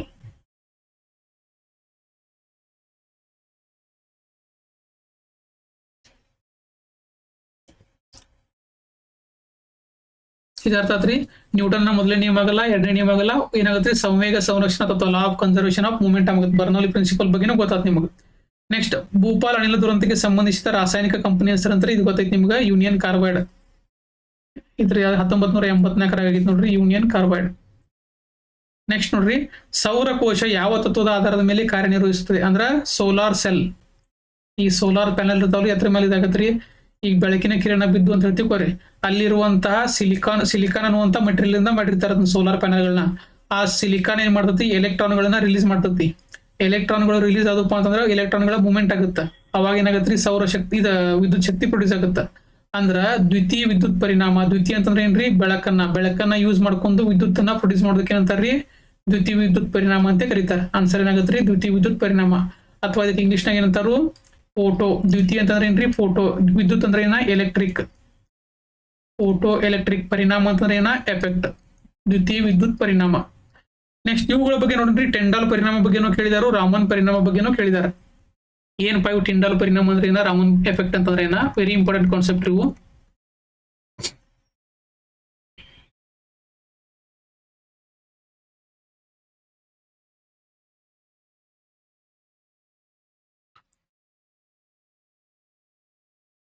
ನೋಡ್ರಿ, ರಾಮನ್ ಪರಿಣಾಮ ಅಂತಂದ್ರೆ ಏನ್ರಿ, ಈಗ ಬೆಳಕಿನ ಕಿರಣವನ್ನ ಪಾಸ್ ಮಾಡಿರ್ತೈತಿ. ಯಾವುದೇ ಇದರಿಂದ ಬೆಳಕಿನ ಕಿರಣವನ್ನ ಪಾಸ್ ಮಾಡಿರ್ತಾರೆ. ಒಂದ್ ಲಿಕ್ವಿಡ್ ಇರ್ತೈತಿ, ಅಥವಾ ಏನಿರ್ತಾವಪ್ಪ ಅಂದ್ರೆ ಕಣಗಳು ಇರ್ತಾವ. ಆ ಒಂದ್ ಸ್ವಲ್ಪ ಕಣಗಳು ಇರ್ತಾವ್ರಿ. ಆ ಕಣಗಳೊಳಗ ಬೆಳಕಿನ ಕಿರಣ ಪಾಸ್ ಆತ್ಪ ಅಂತಂದ್ರ ಅಲ್ಲಿರುವಂತಹ ಕಣಗಳ ಏನ್ ಮಾಡ್ತಾವಪ್ಪ ಅಂದ್ರ ಅವುಗಳ ವೇವ್ಲೆಂತ್ ಅನ್ನ ಬದಲಾವಣೆ ಮಾಡ್ತಾವ್ರಿ. ಅದನ್ನ ಈ ಬೆಳಕಿನ ಕಿರಣ ಏನ್ ಪಾಸ್ ಮಾಡಿರ್ತಾರಲ್ರಿ, ಆ ಬೆಳಕಿನ ಕಿರಣದ ವೇವ್ಲೆಂತ್ ಅಥವಾ ತರಂಗ ದೂರವನ್ನ ಬದಲಾವಣೆ ಮಾಡ್ತಾವ. ಈ ಬದಲಾವಣೆ ಮಾಡುವುದರಿಂದ ಆ ವೇವ್ಲೆಂತ್ ಯಾವ ರೀತಿ ಬದಲಾವಣೆ ಆಗತ್ತೆ ಅಂತಂದ್ರ, ಬೆಳಕಿನ ಕಿರಣ ಬ್ಯಾರೆ ಬಣ್ಣಕ್ಕೆ ಏನಾಗತ್ರಿ, ಬದಲಾವಣೆ ಆಗತ್ತೆ. ಅಂದ್ರ ತನ್ನ ಶಕ್ತಿ ಅಥವಾ ಬಣ್ಣವನ್ನ ಬದಲಾವಣೆ ಮಾಡ್ಕೋತೈತಿ. ಇದಕ್ಕೆ ಏನಂತಾರಪ್ಪ ಅಂದ್ರ ರಾಮನ್ ಪರಿಣಾಮ ಅಂತ ಕರೀತಾರ. ಈಗ ಉದಾಹರಣೆ ಅಂತಂದ್ರ ಆಕಾಶ ನೀಲಿ ಆಗಲು ಕಾರಣವೇನು ಅಂತ ಕೇಳಿದಾರ ಕ್ವಶನ್ ರೀ. ಅದ್ರೊಳಗೆ ನಿಮಗ ಆಪ್ಷನ್ ಏನ್ ಕೊಡ್ತಾರೆ, ಚದುರುವಿಕೆ, ಬೆಳಕಿನ ಚದುರುವಿಕೆ ಅಂತ ಕೊಡ್ತಾರ. ಈ ಬೆಳಕಿನ ಚದುರುವಿಕೆ ಬಗ್ಗೆ ಡೀಟೇಲ್ ಆಗಿ ಕಾನ್ಸೆಪ್ಟ್ ಸ್ಟಡಿ ಮಾಡಿದವ ಯಾರಪ್ಪ ಅಂತಂದ್ರೆ ರಾಮನ್ ಪರಿಣಾಮ. ಆದ್ರ ಆಕಾಶದ ಬಗ್ಗೆ ಡೀಟೇಲ್ ಆಗಿ ಸ್ಟಡಿ ಮಾಡ್ಯಾವ, ಆಕಾಶ ನೀಲಿ ಆಗುವಂತ ಕಾನ್ಸೆಪ್ಟ್ ಬಗ್ಗೆ ಡೀಟೇಲ್ ಆಗಿ ಸ್ಟಡಿ ಮಾಡ್ಯಾವ ಯಾರು, ರಿಲೇ ಅನ್ನುವಂತ ವಿಜ್ಞಾನಿ. ನಿಮ್ಗೆ ಆಪ್ಷನ್ದಾಗ ರಿಲೇ ಸ್ಕ್ಯಾಟರಿಂಗ್ ಅಂತ ಕೊಟ್ಟಿರ್ತದೆ, ತಿಳ್ಕೊರೆ ರಿಲೇ ಚದುರುವಿಕೆ ಅಂತ ಹೇಳಿ. ಅದಕ್ಕೆ ನೀವು ರಿಲೇ ಚದುರುವಿಕೆನ ಅಂತ ಹಾಕ್ಬೇಕು. ಆದ್ರೆ ಈ ಸ್ಕ್ಯಾಟರಿಂಗ್ ಬಗ್ಗೆ ಅಥವಾ ಬೆಳಕಿನ ನಾವು ವಿಭಜನೆ ಹೊಂದುವುದರ ಬಗ್ಗೆ ಹೆಚ್ಚಿಗೆ ಇದನ್ನ ಕೊಟ್ಟವ ಯಾರ್ರಿ, ರಾಮನ್ ಅನ್ನುವಂತ ವಿಜ್ಞಾನಿ. ಅದಕ್ಕೆ ಫೆಬ್ರವರಿ 28ಕ್ಕೆ ನಂತರ ರಾಷ್ಟ್ರೀಯ ವಿಜ್ಞಾನ ದಿನವನ್ನ ಆಚರಿಸ್ತಾರ. ಎದಕ್ಕಪ್ಪ ಅಂತಂದ್ರ ಆ ಪರಿಣಾಮವನ್ನ ಎಕ್ಸ್ಪ್ಲೇನ್ ಮಾಡಿದಂತ ದಿನ ಅದ. ಹುಟ್ಟಿದ ದಿನ ಅಲ್ಲ, ಸತ್ತಿದ ದಿನ ಅಲ್ಲ, ಅದು ಕಾನ್ಸೆಪ್ಟ್ ಅನ್ನ ಎಕ್ಸ್ಪ್ಲೇನ್ ಮಾಡಿದಂತ ದಿನ. ಈಗ ಏನಾಕತ್ತಪ್ಪ ಅಂತಂದ್ರ ಇಲ್ಲಿ ನೋಡ್ರಿ, ಲೇಸರ್ ಬೆಳಕು ಇಲ್ಲಿ ಕೆಂಪಿತ್ತು. ಆ ಕೆಂಪಿರುವಂತ ಬೆಳಕಿನ ಕಿರಣ ಯಾವುದೇ ರೀತಿಯಾದಂತ ಒಂದು ಲಿಕ್ವಿಡ್ ಮೂಲಕ ಹಾಸಿದಾಗ ಅಲ್ಲಿರುವಂತ ಕಣಗಳು ಇರ್ತಾವ್ರಿ, ಸಣ್ಣ ಕಣಗಳು ಇರ್ತಾವು. ಆ ಕಣಗಳು ಅಣುಗಳು ಏನ್ ಮಾಡ್ತಾವಪ್ಪ, ಅಥವಾ ಕಣಗಳು ಅಥವಾ ಅಣುಗಳು ಏನ್ ಮಾಡ್ತಾವ ಅಂದ್ರ ಬೆಳಕಿನ ಕಿರಣವಾದ ವೇವ್ಲೆಂತ್ ಅನ್ನ ಬದಲಾವಣೆ ಮಾಡ್ತಾವ. ಬೆಳಕಿನ ಕಿರಣದ ವೇವ್ಲೆಂತ್ ಅನ್ನ ಬದಲಾವಣೆ ಮಾಡೋದ್ರಿಂದ ಆ ಬೆಳಕಿನ ಕಲರ್ ಚೇಂಜ್ ಆಕತಿ. ಕಲರ್ ಅಥವಾ ವೇವ್ಲೆಂತ್ ಚೇಂಜ್ ಆಗುತ್ತೆ. ಇಲ್ಲಿ ನೋಡಿ ಕೆಂಪಿತ್ತು, ಇಲ್ಲಿ ಏನಾದ್ರು ನೀಲಿ ಆಯ್ತು. ಇದ್ರ ಬಗ್ಗೆ ಕಾನ್ಸೆಪ್ಟ್ ಕೊಟ್ಟವ ಯಾರ್ರಿ, ರಾಮನ್ ಪರಿಣಾಮ. ಈಗ ಅದ ನೋಡ್ರಿ, ಆಕಾಶ ನೀಲಿಯಾಗಿ ಕಾರಣ ಏನಪ್ಪಾ ಅಂತಂದ್ರ, ಈಗ ಸೂರ್ಯನಿಂದ ಬೆಳಕಿನ ಕಿರಣ ಬರ್ತಿರ್ತೈತ್ರಿ. ಆಕಾಶದಲ್ಲಿ ಹಲವಾರು ಧೂಳಿನ ಕಣಗಳು ಇರ್ತಾವ್ರಿ. ಆ ಧೂಳಿನ ಕಣಗಳ ಸೈಜ್ ಎಷ್ಟಿರ್ತದಪ್ಪ ಅಂತಂದ್ರ ಈ ಬೆಳಕಿನ ಕಿರಣಗಳನ್ನ ಚದುರಿಸ್ತದ. ಯಾವ ಕಲರ್ ಚದುರಿಸ್ತದ ಅಂತಂದ್ರ ನೀಲಿ ಆಕಾರದ ವೇವ್ಲೆಂತ್ ಅಥವಾ ವೇವ್ಲೆಂತ್ ಎಷ್ಟಿರ್ತೈತಲ್ರಿ, ಅಷ್ಟೇನಿರ್ತಾವಪ್ಪ ಅಂದ್ರೆ ಈ ಕಣಗಳ ಸೈಜ್ ಇರ್ತಾವ. ಕಣಗಳ ಸೈಜ್ ಅದಕ್ಕೆ ಈಕ್ವಲ್ ಇರ್ತೈತ್ರಿ, ಈ ನೀಲಿ ಬಣ್ಣದ ವೇವ್ಲೆಂತ್ಗೆ, ತರಂಗ ದೂರಕ್ಕೆ ಸಮನಾಗಿರ್ತತಿ. ಅದಕ್ಕೆ ಏನಪ್ಪಾ ಅಂದ್ರೆ ನೀಲಿ ಬಣ್ಣ ಚದುರ್ತತಿ. ಈ ಕೆಂಪು ಬಣ್ಣ ಚದುರ್ಬೇಕಾಗಿತ್ತಲ್ರಿ, ಹಳದಿ ಬಣ್ಣ ಚದುರ್ಬೇಕಾಗಿತ್ತಲ್ರಿ ಅಂತಂದ್ರ ಆ ವಾತಾವರಣದಲ್ಲಿರುವಂತಹ ಕಣಗಳ ಸೈಜ್ ಆ ತರಂಗ ದೂರಕ್ಕೆ ಸಮ ಇರಂಗಿಲ್ಲ. ಈ ಹಳದಿ ಮತ್ತ ಬಿಳಿ ಇದಕ್ಕೆ ಸಮ ಇರಂಗಿಲ್ಲ. ಅದ್ ಇದಕ್ಕೆ ಸಮ ಇರ್ತೈತ್ರಿ, ನೀಲಿ ಬಣ್ಣದ ವೇವ್ಲೆಂತ್ಗೆ ಆ ಕಣಗಳ ಸೈಜ್ ಸಮ ಇರ್ತತಿ. ಅದಕ್ಕೆ ಏನಪ್ಪಾ ಅಂತಂದ್ರೆ ನೀಲಿ ಬಣ್ಣ ಮಾತ್ರ ಚದುರುತ್ತದೆ. ಅದಕ್ಕೆ ರಾಮನ್ ಪರಿಣಾಮ ಅಂತಂದ್ರೆ ಏನ್ರಿ, ಯಾವುದೇ ಒಂದು ಕಣಗಳ ಅಥವಾ ದ್ರವದ ಮೂಲಕ ಅಥವಾ ಏನೋ ಒಂದು ಕಣಗಳ ಮೂಲಕ ನೀವು ಬೆಳಕಿನ ಕಿರಣವನ್ನು ಹಾಸಿರಪ್ಪ ಅಂತಂದ್ರ ಅದರ ಬೆಳಕಿನ ಶಕ್ತಿ ಅಥವಾ ಬಣ್ಣವನ್ನು ಬದಲಾವಣೆ ಆಗುತ್ತದೆ. ಇದಕ್ಕೇನಂತಾರ್ರಿ, ರಾಮನ್ ಎಫೆಕ್ಟ್ ಅಂತ ಕರೀತಾರ. ಆಮೇಲೆ ಟಿಂಡಾಲ್ ಪರಿಣಾಮ. ಈ ಟಿಂಡಾಲ್ ಪರಿಣಾಮ ಅಂತಂದ್ರೆ ಏನ್ರಿ, ಈಗ ನೋಡ್ರಿ, ಈ ಒಂದ ದ್ರಾವಣ ಐತಿ ಅಂತ ಉಪ್ಪಿನ ನೀರಿನ ದ್ರಾವಣ ಐತಿ. ಇದ್ರ ಮೂಲಕ ಏನ್ ಮಾಡ್ತಾರಪ್ಪ ಅಂದ್ರೆ ಬೆಳಕಿನ ಕಿರಣ ಏನಾಗತ್ರಿ, ಈಸಿಯಾಗಿ ಪಾಸ್ ಆಗುತ್ತೆ. ಅರ್ಥ ಆತ್ರಿ, ಈಸಿಯಾಗಿ ಪಾಸ್ ಆತ. ಅದೇ ರೀತಿ ನೀವು ನೀರ ಮತ್ತು ಹಾಲು ಮಿಕ್ಸ್ ಮಾಡ್ರಿ. ನೀರ ಹಾಲು ಮಿಕ್ಸ್ ಮಾಡಿದಾಗ ಏನಾಗತ್ತಪ್ಪ ಅಂತಂದ್ರ ಅಲ್ಲಿ ಸೊಲ್ಯೂಷನ್ ಒಳಗೆ ಏನಾತ್ರಿ ಚೇಂಜಸ್ ಆಗತ್ತ. ಅಲ್ಲಿ ಏನಾಗತ್ರಿ ಕಣಗಳು ಸೈಜ್ ಚೇಂಜ್ ಆಕಾವ. ಯಾಕಂದ್ರೆ ನೀರ ಮತ್ತು ಹಾಲ ಒಂದೊಂದು ಮಿಕ್ಸ್ ಆಗಲ್ಲ. ಅವಾಗ ನೀವು ಬೆಳಕಿನ ಕಿರಣವನ್ನು ಹಾಸಿರಪ್ಪ ಅಂತಂದ್ರ ಅದು ಚದುರುತ್ತದೆ. ಎಲ್ಲಾ ದಿಕ್ಕಿಗಳು ಏನಾಗತ್ರಿ ಚದುರ್ತತಿ. ಅದು ದೊಡ್ಡ ಕಣಗಳು ಇದ್ದು ಅಂದ್ರ ಅದಕ್ಕೆ ಏನಂತಾರಪ್ಪ ಅಂದ್ರೆ ಟಿಂಡಾಲ ಪರಿಣಾಮ. ರಾಮನ್ ಎಫೆಕ್ಟ್ ಅಂದ್ರ ಒಂದ, ಟಿಂಡಾಲ ಪರಿಣಾಮ ಅಂದ್ರ ಒಂದ. ಆದ್ರೆ ರಾಮನ್ ಎಫೆಕ್ಟ್ ನ ಹೆಚ್ಚಿಗೆ ಟಿಂಡಾಲ್ ಪರಿಣಾಮದ ಬಗ್ಗೆ ಎಕ್ಸ್ಪ್ಲೇಷನ್ ಕೊಟ್ಟವ್ರು ಯಾರಪ್ಪ ಅಂದ್ರೆ ರಾಮನ್ ಎಫೆಕ್ಟ್. ಅದಕ್ಕೆ ರಾಮನ್ ಅವ್ರಿಗೆ ಏನ ಸಿಕ್ತಂದ್ರೆ ನೊಬೆಲ್ ಪ್ರಶಸ್ತಿ ಸಿಕ್ತ. ಈ ಟಿಂಡಾಲ್ ಪರಿಣಾಮ ಏನ್ ಮಾಡ್ತಾರಪ್ಪ ಅಂದ್ರೆ ಕೆಲವೊಂದು ಅಂಶಗಳನ್ನ ಅವ್ರು ಎಕ್ಸ್ಪ್ಲೇನ್ ಮಾಡಂಗಿಲ್ಲ ಟಿಂಡಾಲ್ ಅನ್ನೋರು. ಆದ್ರ ಈ ರಿಲೇ ನಾವು ಎಕ್ಸ್ಪ್ಲೇನ್ ಮಾಡಂಗಿಲ್ಲ. ಅದ್ರ ಪೂರ್ತಿ ಡೀಟೇಲ್ ಎಕ್ಸ್ಪ್ಲೇನ್ ಮಾಡಿದ್ರಿ ರಾಮನ್ ಪರಿಣಾಮ. ಒಟ್ ನಿಮ್ಗೆ ರಾಮನ್ ಪರಿಣಾಮ ಕೊಡ್ಲಿ, ಟಿಂಡಾಲ್ ಪರಿಣಾಮ ಕೊಡ್ರಿ, ಕಣಗಳ ಮೂಲಕ ಬೆಳಕಿನ ಕಿರಣ ಹಾಸಿದಾಗ ಏನಾಗುತ್ತೆ ಆ ಕಣಗಳ ಸೈಜಿಗೆ ತಕ್ಕಂಗ ಚದುರುವಿಕೆನ ಹೊಂತಾವ್. ಇಲ್ಲ ನೋಡ್ರಿ, ದೊಡ್ಡ ಕಣಗಳಿಂದ ಬೆಳಕು ಚದುರಿ ಬೆಳಕಿನ ಹಾದಿಯನ್ನ ಗೋಚರಿಸುವಂತೆ ಮಾಡುತ್ತವೆ. ಅದೇ ರೀತಿ ನೀವು ಹಳಿ ಕಾಲದ ಮನಿ ನೋಡ್ರಿ, ಹಂಚಿನ ಮನಿ ಇರ್ತಾವಲ್ಲ, ಆ ಹಂಚಿನ ಮನಿ ಅದು ಅದ್ರ ಮೂಲಕ ಏನ್ ಮಾಡ್ತಾರಪ್ಪ ಅಂದ್ರೆ ಕತ್ಲಿರೋದ್ ತಿಳ್ಕೊರಿ. ಅಲ್ಲಿ ಮ್ಯಾಗ ಒಂದ ಗ್ಯಾಪ್ ಬಿಟ್ಟಿರ್ತಾರೆ. ಅಲ್ಲಿ ಆ ಗ್ಯಾಪ್ ಬಿಟ್ಟಾಗ ಏನಾಕತ್ತಪ್ಪ ಅಂತಂದ್ರ ಅಲ್ಲಿ ನಿಮಗ್ ಬೆಳಕ್ ಕಾಣ್ತತಿ. ಯಾಕೆ ಕಾಣ್ತತಪ್ಪ ಅಂತಂದ್ರ ಅಲ್ಲಿರುವಂತಹ ಧೂಳಿನ ಕಣಗಳು, ಆ ಧೂಳಿನ ಕಣಗಳು ಏನ್ ಮಾಡ್ತಾವ್ರಿ ಬೆಳಕನ್ನ ಚದುರಿಸ್ತಾವ. ಈ ಚದುರಿಸೋದ್ರಿಂದ ಏನಾಕತ್ತಪ್ಪ ಅಂತಂದ್ರೆ ನಿಮಗ್ ಅಲ್ಲಿ ಅಷ್ಟೇ ಏನಾಕತ್ರಿ ನಿಮಗ್ ಬೆಳಕ್ ಬಿದ್ದಾರಗತ್ತೆ ಅನ್ಸುತ್ತೆ. ಉಳಿಕಿದ ಕಡೆ ಎಲ್ಲ ಕತ್ಲಿರತ್ತೆ. ಅಲ್ಲಿ ಅಷ್ಟೇ ಏನಾಕತ್ರಿ ಬೆಳಕ್ ಬಿದ್ದಂಗ ಅನ್ಸುತ್ತೆ ಆ ಗ್ಯಾಪ್ನಾಗ ಅಷ್ಟ. ಯಾಕಂದ್ರೆ ಅಲ್ಲಿ ಕಣಗಳು ದೊಡ್ಡ ದೊಡ್ಡ ಇರ್ತಾವ. ನೆನಪಿಟ್ಕೋರಿ, ಇದೆಲ್ಲ ಪರಿಣಾಮ ಎತ್ತಿರದ ಟಿಂಡಾಲ್ ಪರಿಣಾಮ ಇರೋದು. ಅರ್ಥ ಆತ್ರಿ? ಟಿಂಡಾಲ್ ಪರಿಣಾಮ, ರಾಮನ್ ಪರಿಣಾಮ ಎರಡು ಆಲ್ಮೋಸ್ಟ್ ಸೇಮ್ ಇರ್ತಾವು. ಖರೆ ಹೆಚ್ಚಿಗೆ ಎಕ್ಸ್ಪ್ಲೇಷನ್ ಕೊಟ್ಟವ ಯಾರಪ್ಪ ಅಂದ್ರೆ ರಾಮನ್ ಅನ್ನುವಂತ ವಿಜ್ಞಾನಿ.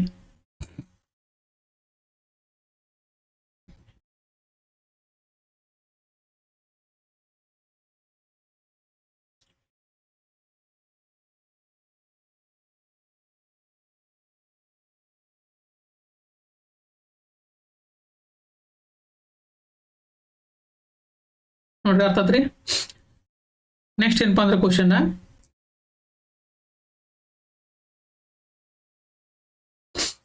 ಇನ್ಸುಲಿನ್ಗೆ ಸಂಬಂಧಿಸಿದಂತೆ ಈ ಕೆಳಗಿನವುಗಳಲ್ಲಿ ಯಾವ ಹೇಳಿಕೆ ಸರಿ ಇಲ್ಲ ಅಂತ ಕೇಳಿದ್ದಾರೆ. ನೋಡ್ರಿ, ಇನ್ಸುಲಿನ್ ಅನ್ನೋದೇನ್ರಿ ಒಂದು ಹಾರ್ಮೋನ್ ರೀ. ಇನ್ಸುಲಿನ್ ಅನ್ನೋದೇನ್ರಿ ಒಂದು ಯಾವ್ದು ಸರಿ ಇಲ್ಲ. ಅದು ಹಾರ್ಮೋನ್ ಹೌದು, ಪ್ರೋಟೀನ್ ಹೌದು. ಆದ್ರೆ ಇದು ಎದರಿಂದ ರಿಲೀಸ್ ಆಗತ್ರಿ? ಇನ್ಸುಲಿನ್ ಅನ್ನೋದು ಎದರಿಂದ ರಿಲೀಸ್ ಆಗತ್ರಿ? ಪ್ಯಾಂಕ್ರಿಯಾಸ್ ಅನ್ನೋದ್ರಿಂದ. ಪ್ಯಾಂಕ್ರಿಯಾಸ್ ಗ್ಲ್ಯಾಂಡ್ ಅಥವಾ ಮೆದೋಜೀರಕ ಗ್ರಂಥಿ. ಮೆದೋಜೀರಕ ಗ್ರಂಥಿ ಅನ್ನೋದಿದ್ರಿ ಇದೊಂದು ಮಿಕ್ಸ್ಡ್ ಗ್ಲ್ಯಾಂಡ್. ಅಂದ್ರೆ ಎಂಡೋಕ್ರೈನು ಹೌದು, ಎಕ್ಸೋಕ್ರೈನು ಹೌದು.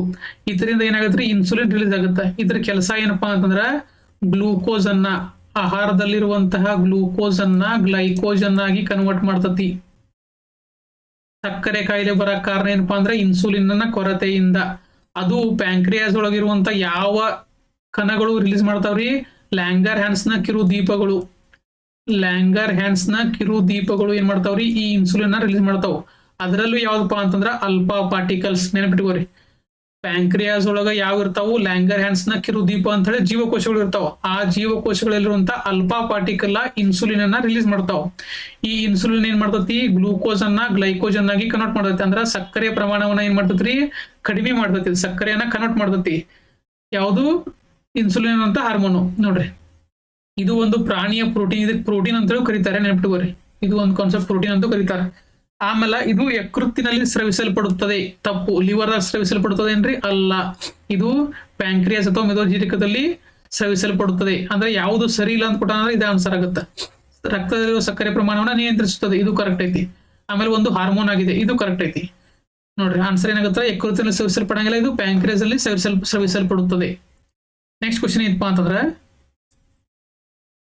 ಭೂಮಿಯ ಮೇಲ್ಮೈ ಸಮೀಪದ ಎತ್ತರದಿಂದ ಒಂದು ಸೇಬನ್ನು ಬಿಟ್ಟಾಗ. ಈಗ ನೋಡ್ರಿ, ಭೂಮಿಯ ಮೇಲ್ಮೈ ಸಮೀಪ, ಈಗ ಇಲ್ಲೇ ಭೂಮಿ ಐತ್ರಿ. ಇಲ್ಲಿಂದ ಏನ್ ಮಾಡ್ತಾರಪ್ಪ ಅಂದ್ರೆ ನೋಡ್ರಿ, ಡಯಾಗ್ರಾಮ್ ಹೇಳ್ಬಿಟ್ಟು ತೋರಿಸ್ಬಿಡ್ತೀನಿ.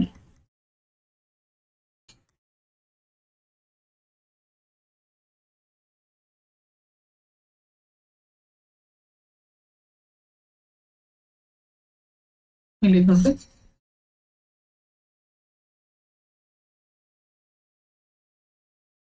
ಇಲ್ಲಿ ಭೂಮಿ ಐತ್ರಿ. ಭೂಮಿಯ ಸಮೀಪದಿಂದ ಏನ್ ಮಾಡ್ತಾರಪ್ಪ ಅಂದ್ರ ಆಪಲ್ ಅನ್ನ ಬಿಟ್ಟಾರ ಅಂತ ಹೇಳಿ ಅಂದ ಕೊಟ್ಟಾರ ಅವ್ರು. ಭೂಮಿ ಮತ್ತು ಸೇಬನ್ನ ಎರಡೂನ ಸೇಮ್ ಬಿಟ್ಟಾರ ಅಂತ ಹೇಳಿ ಅಂದಾರ ಅವ್ರು. ಆದ ಇದರಿಂದ ಏನ್ ಆಕತಿ ಅಂತ ಕೇಳಿದಾರ ಅವ್ರು. ಇದರಿಂದ ಏನಪ್ಪಾ ಅಂತಂದ್ರ ಭೂಮಿನೂ ವೇಗೋತ್ಕರ್ಷ. ಈಗ ನೋಡ್ರಿ, ಯಾವುದೇ ವಸ್ತುವನ್ನ ನೀವು ಮೇಲದಿಂದ ತೆಳಗ್ ಬಿಟ್ರ ಅಂತ ತಿಳ್ಕೊರಿ. ಮೇಲಿಂದ ಕೆಳಗೆ ಬಿಡ್ತಾರೆ ಅಂತ ತಿಳ್ಕೊರಿ. ಅವಾಗ ಏನ್ ಮಾಡ್ತಾವಪ್ಪ ಅಂತಂದ್ರ ವಸ್ತುಗಳು ವೇಗೋತ್ಕರ್ಷ ಅಥವಾ ಆಕ್ಸಲರೇಷನ್, ಯಾಕಂದ್ರೆ ಭೂಮಿ ತನ್ನಡೆಗೆ ಎಳ್ಕೊಂತ ಸಾಮರ್ಥ್ಯ ಇರತ್ರಿ.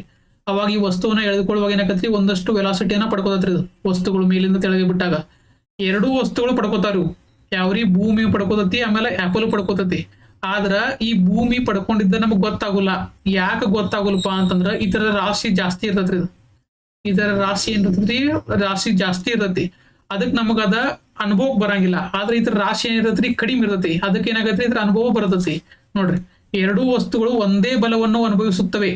ಆದರೆ ರಾಶಿಯಲ್ಲಿನ ವ್ಯತ್ಯಾಸದಿಂದಾಗಿ ಸೇಬಿನ ವೇಗೋತ್ಕರ್ಷವು ಗಮನಾರ್ಹವಾಗಿ ಏರುತ್ತಾ ಹೋಗುತ್ತದೆ ಮತ್ತು ಭೂಮಿಯ ವೇಗೋತ್ಕರ್ಷವು ಅತಿ ಸೂಕ್ಷ್ಮವಾಗಿರುತ್ತದೆ. ಅಂದ್ರ ಇದಕ್ಕೂ ವೇಗೋತ್ಕರ್ಷ ಇರ್ತತಿ, ಆದ್ರೆ ಇದ್ರ ಮಾಸ್ ಅಥವಾ ಜಾಸ್ತಿ ಏನ್ರಿ ವೇಟ್ ಇರೋದ್ರಿಂದ ಏನತ್ರಿ, ಜಾಸ್ತಿ ದೊಡ್ಡದಿರೋದ್ರಿಂದ ಏನಾಗಲ್ಲ, ಇದಕ್ಕೆ ವೇಗೋತ್ಕರ್ಷ ಆಗೈತೆ ಅಂತ ಗೊತ್ತಾಗಲ್ಲ. ಆದ್ರೆ ನಮಗೆ ಇದ್ರ ರಾಶಿ ಕಡಿಮೆ ಇರೋದ್ರಿಂದ ಏನಾಗತ್ರಿ, ಇದು ವೇಗೋತ್ಕರ್ಷ ಜಾಸ್ತಿ ಐತೆ ಅಂತ ಅನ್ಸುತ್ತೆ ನಮ್ಗೆ.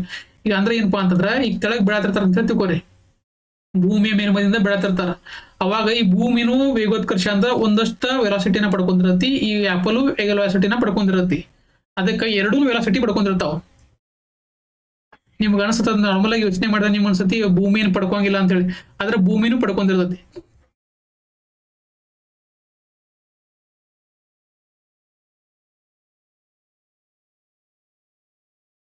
ನೋಡ್ರಿ, ಭೂಮಿಯ ಮೇಲೆ ಸಮೀಪದ ಎತ್ತರದಿಂದ ಒಂದು ಸೇಬನ್ನು ಬಿಟ್ಟಾಗ ಸೇಬು ಕೆಳಮುಖವಾಗಿ ವೇಗವರ್ಧನೆ ಹೆಚ್ಚುತ್ತದೆ, ಆದ್ರೆ ಭೂಮಿಯ ವೇಗವರ್ಧನೆ ಹೆಚ್ಚುವುದಿಲ್ಲ ಅಂತ ಕೊಟ್ಟ. ನೋಡ್ರಿ, ಭೂಮಿಯ ವೇಗವರ್ಧನೆ ಹೆಚ್ಚುತ್ತದೆ, ಆದರೆ ಅದಕ್ಕೆ ಜಾಸ್ತಿ ಏನಪ್ಪಾ ಅಂತಂದ್ರ ಏನಿರ್ತೈತಿ, ಅದ ದೊಡ್ಡದಿರುತ್ತೆ. ರಾಶಿ ಜಾಸ್ತಿ ಇರೋದ್ರಿಂದ ನಮ್ಗೆ ಅನ್ಸಂಗಿಲ್ಲ. ಅದಕ್ಕೆ ವೇಗೋತ್ಕರ್ಷ ಅಂತಂದ್ರೆ ವೇಗದಲ್ಲಿ ಬದಲಾವಣೆ ಆಗುವುದು. ವೇಗೋತ್ಕರ್ಷ ಅಂದ್ರೆ ಮ್ಯಾಗಿಂದ ಬಿಡುವಾಗ ಏನಿರತ್ರಿ, ನಿಮ್ಗೆ ಒಂದಕ್ಕೆ ಒಂದು 5 ಮೀಟರ್ ಪರ್ ಸೆಕೆಂಡ್ ಇರ್ತದೆ. ಹಂಗೆ ತೆಳಗ್ ಬರ್ಕೊಂತ ಏನಾಗತ್ತದ 10 metre per second, 20 metre per second, ಹಿಂಗ್ ವೇಟ್ ಜಾಸ್ತಿ ಹಾಕುವಂತ ಬರ್ತಂದಂಗ ಅದು ವೇಗ. ಅದ ಏನಪ್ಪಾ ಅಂದ್ರೆ ಭೂಮಿನೂ ಪಡ್ಕೋತತಿ, ಆಮೇಲೆ ಇದು ಆಪಲ್ನು ಪಡ್ಕೋತಿ. ಭೂಮಿ ಇಷ್ಟು ದೊಡ್ಡದೈತ್ಲ, ಅದು ಆಪಲ್ಗೆ ಸಂಬಂಧ ಬರಂಗಿಲ್ಲ, ಒಂದು ಕಣಗಿದ್ದಂಗೆ ಕಾಣಿಸ್ಬಿಡತ್ತದ. ನೋಡ್ರಿ, ಭೂಮಿಯ ವೇಗವರ್ಧನೆಯಲ್ಲಿ ಹೆಚ್ಚಿಸಿಕೊಳ್ಳುತ್ತದೆ, ಆದ್ರೆ ಸೇಬು ವೇಗವರ್ಧನೆ ಹೆಚ್ಚಿಸಿಕೊಳ್ಳುವುದಿಲ್ಲ. ತಪ್ಪು. ಸೇಬು ಮತ್ತು ಭೂಮಿ ಎರಡೂ ವೇಗವರ್ಧನೆಯನ್ನ ಹೆಚ್ಚಿಸಿಕೊಳ್ಳುತ್ತವೆ, ಅಂದ್ರೆ ಹೆಚ್ಚಿಗೆ ಹಾಕೊಂತನ ಬರುತ್ತೆ. ಆದ್ರೆ ನಮ್ಗೆ ಅನ್ಸಂಗಿಲ್ಲ, ಯಾಕಂದ್ರೆ ಅದು ಭೂಮಿಯ ರಾಶಿ ಜಾಸ್ತಿ ಇರುತ್ತದೆ. ಆನ್ಸರ್ ಏನಂತ್ರಿ, ಎರಡೂ ವೇಗೋತ್ಕರ್ಷನ ಪಡೆದುಕೊಳ್ಳುತ್ತವೆ. ನೆಕ್ಸ್ಟ್ ಏನ್ ನೋಡ್ರಿ, ಲ್ಯಾಕ್ಟೋಮೀಟರ್ ಈ ಕೆಳಗಿನ ಯಾವ ತತ್ವದ ಮೇಲೆ ಕಾರ್ಯನಿರ್ವಹಿಸುತ್ತದೆ? ಮೊದಲು ಏನಪ್ಪಾ ಅಂದ್ರೆ ಲ್ಯಾಕ್ಟೋಮೀಟರ್ ಅಂದ್ರೆ ಏನ ತಿಳ್ಕೊಬೇಕು. ಲ್ಯಾಕ್ಟೋಮೀಟರ್ ಅಂತಂದ್ರೆ ಏನ್ರಿ, ಹಾಲಿನ ಶುದ್ಧತೆಯನ್ನ ಅಳೆಯುವಂತ ಒಂದು ಉಪಕರಣ. ಹಾಲಿನ ಶುದ್ಧತೆ ಹೆಂಗಪ್ಪ, ಹಾಲಿನ ಶುದ್ಧತೆಯನ್ನು ಹೆಂಗ್ ಅಳಿತಾರ ಅಂತಂದ್ರ, ಈಗ ನಾರ್ಮಲ್ ಆಗಿ ನೋಡ್ರಿ, ಹಾಲಿನ ಡೈರಿ ಒಳಗೆ ಯೂಸ್ ಮಾಡ್ತಿರ್ತಾರ ಲ್ಯಾಕ್ಟೋಮೀಟರ್. ಅದನ್ನ ಹಾಲೊಳಗೆ ಟೆಸ್ಟ್ ಮಾಡಿ ನೋಡ್ತಾರ. ಅವಾಗ ಏನಾಕತ್ತಪ್ಪ ಅಂದ್ರೆ ಅದ್ ಮ್ಯಾಲ ಬಂದಂಗ ಆಕತಿ. ಅಕಸ್ಮಾತ್ ಬಹಳ ಪ್ಯೂರ್ ಇತ್ತಪ್ಪ ಅಂತಂದ್ರ ಅದ್ ಮ್ಯಾಲ ಬಂದಂಗ ಆಕತ್ರಿ. ಅದ್ರ ನಂಬರ್ ಏನಿರತ್ರಿ ಕಡಿಮೆ ಇರತ್ರಿ. ಅಕಸ್ಮಾತ್ ಅದ್ ಶುದ್ಧತೆ ಇರ್ಲಿಲ್ಲಪ್ಪ ಅಂತಂದ್ರ ಅದ್ ಜಾಸ್ತಿ ಮುಳುಗ್ತದ್ರಿ. ಯಾವ ನಿಯಮದ ಮೇಲೆ ವರ್ಕ್ ಆಕತ್ತಪ್ಪ ಅಂತಂದ್ರ ಇದು ಆರ್ಕಿಮಿಡಿಸ್ ತತ್ವದ ಮೇಲೆ. ಏನಿದೆ ಆರ್ಕಿಮಿಡಿಸ್ ತತ್ವ ಅಂತಂದ್ರೆ ಏನ, ಇದ್ರ ಬಗ್ಗೆ ಕಂಪ್ಲೀಟ್ ಆಗಿ ಡೀಟೇಲ್ ನೋಡೋಣ್ರಿ.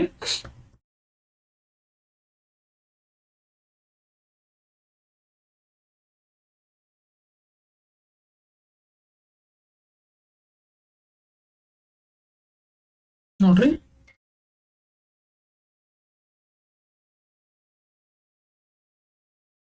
ಇದೆ ನೋಡ್ರಿ ಲ್ಯಾಕ್ಟೋಮೀಟರ್ ಮತ್ತು ಆರ್ಕಿಮಿಡಿಸ್ ಪ್ರಿನ್ಸಿಪಲ್. ಈಗ ನೋಡ್ರಿ, ಇದೆ ನೋಡ್ರಿ ಲ್ಯಾಕ್ಟೋಮೀಟರ್. ಈಗ ಅಕಸ್ಮಾತ್ ಹಾಲು ಶುದ್ಧ ಅಂತ ಹೇಳ್ತೀವಿ. ಈಗ ಮೊದಲು ಏನ್ ಮಾಡಪ್ಪ ಅಂದ್ರ ಆರ್ಕಿಮಿಡಿಸ್ ಪ್ರಿನ್ಸಿಪಲ್ ಅಂದ್ರೆ ಏನ ತಿಳ್ಕೊಂಡು, ಈಗ ಯಾವುದೇ ಒಂದು ದ್ರವ ಐತೆ ಅಂತ ಹೇಳ್ತೀವಿ. ದ್ರವ ಇತ್ತಂತಂದ್ರ ಆ ದ್ರವದೊಳಗೆ ನೀವು ವಸ್ತುವನ್ನ ಹಾಕಿರಿ ಅಂತ ಹೇಳ್ತೀವಿ. ಆ ವಸ್ತುವನ್ನ ಹಾಕಿದಾಗ ಆ ವಸ್ತುವನ್ನ ಏನ್ ಮಾಡ್ತೈತ್ರಿ, ಅದ ಒತ್ತಕ್ ಸ್ಟಾರ್ಟ್ ಮಾಡತ್ರಿ. ದ್ರವ ಒತ್ತಲು ಸ್ಟಾರ್ಟ್ ಮಾಡತ್ರಿ. ಯಾಕಂತಂದ್ರ ಈ ವಸ್ತುವಿನ ದ್ರವದ ಮೇಲೆ ಹಾಕಿರ್ತಾರಲ್ರಿ, ಅಲ್ಲಿರುವಂತ ದ್ರವವನ್ನ ಇದು ಜಗ್ಗಿರತ್ರಿ. ಅಂದ್ರೆ ಆ ದ್ರವವನ್ನ ಅಲ್ಲಿ ಎಷ್ಟು ಎಲ್ಲಿ ದ್ರವವನ್ನ ಈ ವಸ್ತುವನ್ನ ಇಟ್ಟಿರ್ತಾರಲ್ಲ, ಆ ದ್ರವವನ್ನ ಇದ ಸರ್ಸಿರತ್ರಿ. ಆ ಸರ್ಸೋದ್ರಿಂದ ಎಷ್ಟು ಸರ್ಸತ್ಪ ಅಂತಂದ್ರೆ ಈ ದ್ರವ ಎಷ್ಟು ಅದ್ರ ಮೇಲೆ ಫೋರ್ಸ್ ಹಾಕಿರ್ತತಿ. ನೋಡ್ರಿ, ಕ್ಲಿಯರ್ ಆಗಿ ಹೇಳ್ತೇನೆ. ಈಗ ಯಾವ್ದೋ ಒಂದು ನೀರ್ ಐತೆ ಅಂತ ತಿಳ್ಕೊರಿ. ನೀರ್ ಐತಪ್ಪ ಅಂತ ತಿಳ್ಕೊರಿ. ನೀರೊಳಗ ನೀವ ಕಲ್ಲು ಹಾಕಿರಿ ಅಂತ ತಿಳ್ಕೊರಿ. ಆ ಕಲ್ಲನ್ನ ಅದು ತಡ್ಯಾಕ್ ಸ್ಟಾರ್ಟ್ ಮಾಡದ್ರಿ. ಇದಕ್ಕೆ ಏನಂತಾರಪ್ಪ ಅಂದ್ರೆ, ನೀರ್ ಏನ್ ಮಾಡತಿ, ಅದನ್ನ ಕಲ್ಲನ್ನ ದೂಡಾಕ್ ಸ್ಟಾರ್ಟ್ ಮಾಡತಿ. ಇದಕ್ಕೆ ಏನಂತಾರಪ್ಪ ಅಂತಂದ್ರ ಬಯೋನ್ಸಿ ಫೋರ್ಸ್ ಅಂತ ಕರೀತಾರೆ, ಅಥವಾ ತೇಲುವ ಬಲ ಅಥವಾ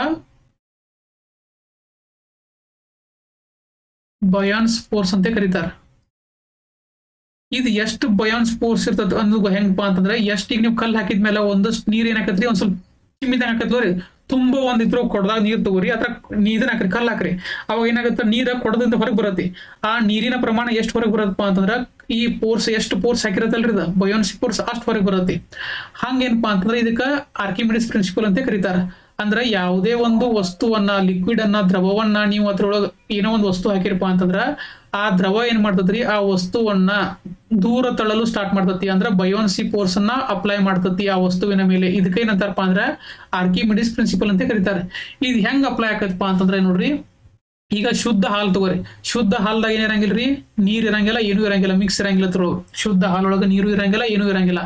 ಅವಾಗ ಆ ಲ್ಯಾಕ್ಟೋಮೀಟರ್ ಅನ್ನುವಂತ ಉಪಕರಣವನ್ನ ಇಡ್ತಾರ್ರಿ. ಶುದ್ಧ ಇತ್ತಪ್ಪ ಅಂತಂದ್ರ ಅದೇನಾಗಲ್ರಿ, ಮುಳುಗಂಗಿಲ್ಲ ಜಾಸ್ತಿ. ಅಂದ್ರ ಬಯೋನ್ಸಿ ಫೋರ್ಸ್ ಏನಾತ್ರಿ, ಕಡಿಮೆ ಆತು. ಯಾಕೆ ಕಡಿಮೆ ಆತಪ್ಪ ಅಂತಂದ್ರ ಅದು ಹಾಲ ಪ್ಯೂರಿಟಿ ಇರ್ತೈತ್ರಿ, ಅಂದ್ರೆ ದಟ್ ಇರ್ತೈತಿ ಹಾಲು ಏನಿರ್ತೈತ್ರಿ, ಪ್ಯೂರಿಟಿ ದಟ್ ಇರ್ತೈತಿ. ದಟ್ ಇರೋದ್ರಿಂದ ಏನತ್ತಪ್ಪ ಅಂತಂದ್ರ ಆ ಉಪಕರಣವನ್ನ ಮೇಲಕ್ಕೆ ಕಳಿಸ್ಬಿಡತ್ರ. ಅದು ಜಾಸ್ತಿ ಏನಾಕತ್ರಿ, ಮೇಲಕ್ಕೆ ಕೈತಿ. ಅಂದ್ರೆ ನಂಬರಿಂಗ್ ಏನಾತ್ರಿ, ಕಡಿಮೆ ಬರತ್ತ. 10, 20 ಹಿಂಗಿತ್ತಂದ್ರ ನಂಬರ್ ಏನಾತ್ರಿ, ಅದ ಶುದ್ಧತೆ ಇದ್ದಂಗ. ಅದ್ ಇದ್ರ ಮೇಲೆ ವರ್ಕ್ ಆಕತ್ರಿ ಆರ್ಕಿಮಿಡಿಸ್ ಪ್ರಿನ್ಸಿಪಲ್. ಹೆಂಗ್ ಆರ್ಕಿಮಿಡಿಸ್ ಪ್ರಿನ್ಸಿಪಲ್ ಅಂತಂದ್ರ ಇಲ್ಲಿರುವಂತ ಬಯೋನ್ಸಿ ಫೋರ್ಸ್, ನೀರಿನಲ್ಲಿರುವಂತ ಬಯೋನ್ಸಿ ಫೋರ್ಸ್ ಅಥವಾ ಮೇಲ್ಮುಖ ಏನದ ಏನಂತಾರ ಅದಕ್ಕ, ತೇಲುವ ಬಲ ಏನಿರತ್ರಿ ಜಾಸ್ತಿ ಇರತ್ತೆ ಎಲ್ಲೇ ಶುದ್ಧ ಹಾಲಿನಲ್ಲಿ. ಅದೇ ರೀತಿ ನೀರದು ಮಿಕ್ಸ್ ಮಾಡಿರ್ತಾರ ಹಾಲೊಳಗ. ಆ ನೀರು ಮಿಕ್ಸ್ ಮಾಡಿದಾಗ ಏನಾಗತ್ರಿ, ಇಂಪ್ಯೂರ್ ಇರತ್ತ ಅದ. ಅವಾಗ ಏನಾತ್ರಿ, ಅದ್ರ ಬಯೋನ್ಸಿ ಫೋರ್ಸ್ ಕಡಿಮೆ ಆಗತ್ತ. ಅಂದ್ರ ಅದ್ರದ ಒತ್ತುವಂತ ಶಕ್ತಿ ಏನಾತ್ರಿ ನೀರಿಂದ ಕಡಿಮೆ ಆತ. ಅಂದ್ರ ಜಾಸ್ತಿ ಮುಳುಗ್ತದ, ನಂಬರ್ ಏನಾತ್ರಿ ಜಾಸ್ತಿ ತೋರ್ಸತ್ತೆ. ಅದಕ್ಕೆ ಏನಂತಾರಪ್ಪ ಅಂದ್ರ ಇದಕ್ಕ ಆರ್ಕಿಮಿಡಿಸ್ ಪ್ರಿನ್ಸಿಪಲ್ ಮೇಲೆ ಕೆಲಸ ಮಾಡ್ತದ. ಇದ್ರ ಮೇಲೆ ಕೆಲಸ ಮಾಡತ್ರಿ, ಆರ್ಕಿಮಿಡಿಸ್ ಪ್ರಿನ್ಸಿಪಲ್ ತತ್ವದ ಮೇಲೆ ಕೆಲಸ ಮಾಡುತ್ತದೆ.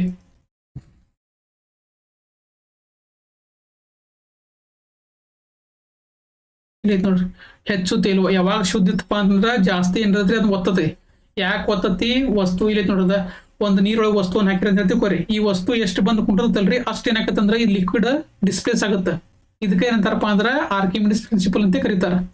ಅಕಸ್ಮಾತ್ ನೀವು ಅದ್ರ ನೀರು ಇದನ್ನ ಶುದ್ಧ ಹಾಕಿಲ್ಲಪ್ಪ ಅಂತಂದ್ರ ನೀರ್ ಹಾಕಿರ ಅಂತ ತಿಳ್ಕೊರಿ, ಅದ್ರದ ಬಯೋನ್ಸಿ ಫೋರ್ಸ್ ಏನಾಗುತ್ತೆ, ಕಡಿಮೆ ಆಗುತ್ತೆ. ಅಂದ್ರೆ ತೇಲುವ ಶಕ್ತಿ ಏನಾತ್ರಿ ಕಡಿಮೆ ಆಗುತ್ತೆ. ನೀರನ್ನು ಸೇರಿಸಿದಾಗ ಹಾಲಿನ ಸಾಂದ್ರತೆ ಕಡಿಮೆ ಆಗುತ್ತೆ, ತೇಲುವ ಬಲ ಕಡಿಮೆ ಆಗುತ್ತೆ. ಲ್ಯಾಕ್ಟೋಮೀಟರ್ ಏನಾಗತ್ರಿ ಆಳಕ್ಕೆ ಹೋಗುತ್ತದೆ. ಇದೇನಪ್ಪಾ ಅಂತಂದ್ರ ಆರ್ಕಿಮಿಡಿಸ್ ಪ್ರಿನ್ಸಿಪಲ್. ಇದೇನಪ್ಪಾ ಅಂದ್ರ ಬರ್ನೌಲಿ ಪ್ರಿನ್ಸಿಪಲ್. ಹೇಳಿದ್ ನಿಮಗೆ ಬರ್ನೌಲಿ ಪ್ರಿನ್ಸಿಪಲ್ ಅಂತಂದ್ರಿ ಗಾಳಿ ಸ್ಪೀಡ್ ಅಂತ ಹೇಳಿ ತಿಳ್ಕೊರಿ. ಅದ ಬರ್ನೌಲಿ ಪ್ರಿನ್ಸಿಪಲ್ ಅಂತಂದ್ರ ಗಾಳಿ ಸ್ಪೀಡ್ ಇತ್ತಂದ್ರ ಏನಾಗತ್ರಿ, ಪ್ರೆಷರ್ ಅಥವಾ ಒತ್ತಡ ಏನಾಯ್ತು ಕಡಿಮೆ ಆತ. ಒತ್ತಡ ಕಡಿಮೆ ಆಗತ್ತ. ಒತ್ತಡ ಕಡಿಮೆ ಆಗೋದ್ರಿಂದ ಏನಾಗತ್ರಿ, ಅದ್ರ ವಿರುದ್ಧವಾಗ ಒತ್ತಡ ಜಾಸ್ತಿ ಇರತ್ತೆ. ಎಲ್ಲಿ ಒತ್ತಡ ಜಾಸ್ತಿ ಇರುತ್ತಲ್ಲ, ಒತ್ತಡ ಕಡಿಮೆ ಇರುತ್ತಲ್ಲ, ಅಲ್ಲಿಂದ ಗಾಳಿ ಶಿಫ್ಟ್ ಆಗುತ್ತೆ. ಅವಾಗ ಏನಾಗ್ತದೆ, ಅದನ್ನ ದುಡಕ್ ಸ್ಟಾರ್ಟ್ ಮಾಡತಿ. ಇಲ್ಲಿ ನೋಡ್ರಿ, ವೇಗವಾದ ಗಾಳಿ ಹಿಂಗ್ ಬಂದಿರ್ತತಿ. ವೇಗ ಹೆಚ್ಚಿಗೆ ಅಂತ ಹೇಳ್ತೀವಿ, ಒತ್ತಡ ಕಡಿಮೆ ಆತು. ಇಲ್ಲಿ ಏನೈತದಿ, ಶಾಂತ ಗಾಳಿ ಇರ್ತೈತ್ರಿ. ಅಂದ್ರ ಸಾಮಾನ್ಯ ನಾರ್ಮಲ್ ಒತ್ತಡ ಇರತ್ತೆ. ಯಾಕಂದ್ರೆ ಇಲ್ಲಿ ಮಣಿ ಇರತ್ತಿ, ಗಾಳಿನ ತಡೆದಿರತ್ರಿ ಇದು. ಅವಾಗ ಏನಾಯ್ತು, ಒತ್ತಡ ಜಾಸ್ತಿ ಇರತ್ರಿ. ಜಾಸ್ತಿ ಇರೋದ್ರಿಂದ ಏನಾತ್ರಿ, ಈ ಗಾಳಿ ಇಲ್ಲಿಂದ ಇಲ್ಲಿ ಶಿಫ್ಟ್ ಆಗಿಬಿಡತ್ತಿ. ಅವಾಗ ಇದನ್ನ ಮ್ಯಾಲಕ್ಕೆ ಚಿಮ್ಮಿ ಬಿಡತ್ತಂತ ಮೇಲೆ ಇರುವಂತ ವಸ್ತುನ. ಇವೆಲ್ಲ ಏನಪ್ಪಾ ಅಂದ್ರೆ ಬರ್ನೌಲಿ ಪ್ರಿನ್ಸಿಪಲ್ ಅಂತಂದ್ರೆ ಏನ, ಟಿಂಡಾಲ್ ಪರಿಣಾಮ ಅಂದ್ರೆ ಏನ, ರಾಮನ್ ಎಫೆಕ್ಟ್ ಅಂತಂದ್ರೆ ಏನ, ಆರ್ಕಿಮಿಡಿಸ್ ಪ್ರಿನ್ಸಿಪಲ್ ಅಂತಂದ್ರೆ ಏನ, ಬರ್ನೌಲಿ ಬಂತಂದ್ರೆ ಏನ್ ನೆನ್ಪಿಟ್ಕೋಬೇಕು, ಏರೋಪ್ಲೇನ ಮತ್ತ ಇವೆಲ್ಲ ಶೀಟ್ ಹಾರು ನೆನ್ಪಿಟ್ಕೋಬೇಕು. ಇವ್ ನೆನ್ಪಿಟ್ಕೋರಿ. ಆಮೇಲೆ ಇನ್ನೊಂದು ಏನಪ್ಪಾ ಅಂದ್ರ ಪಾಸ್ಕಲ್ ನಿಯಮ ಅಂತ ಬರತ್ರಿ.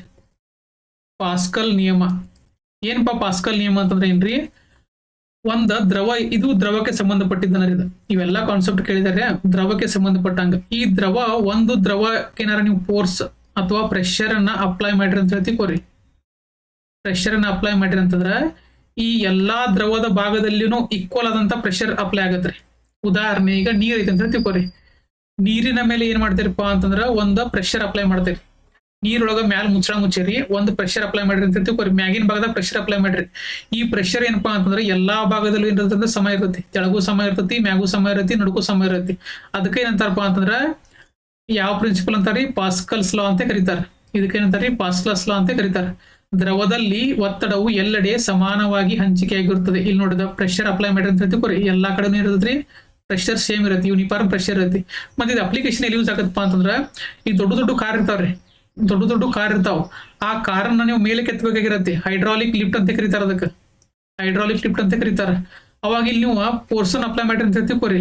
ಅವಾಗ ಪ್ರೆಷರ್ ಎಲ್ಲಾ ಕಡೆನೂ ಸೇಮ್ ಇರತ್ತೆ. ಈ ಲಿಕ್ವಿಡ್ ಪ್ರೆಷರ್ ಎಲ್ಲ ಸೇಮ್ ಇರುತ್ತೆ. ಅವಾಗ ಏನ್ ಮಾಡ್ತೈತಿ, ಇದನ್ನ ಮೇಲೆ ಕೆತ್ತಕ್ ಸ್ಟಾರ್ಟ್ ಮಾಡತ್ತಿ. ಅರ್ಥಾತ್ರಿ, ಇಲ್ಲಿ ಮೇಲೆ ಎತ್ತಕ್ಕ ಸ್ಟಾರ್ಟ್ ಮಾಡತ್ತಿ.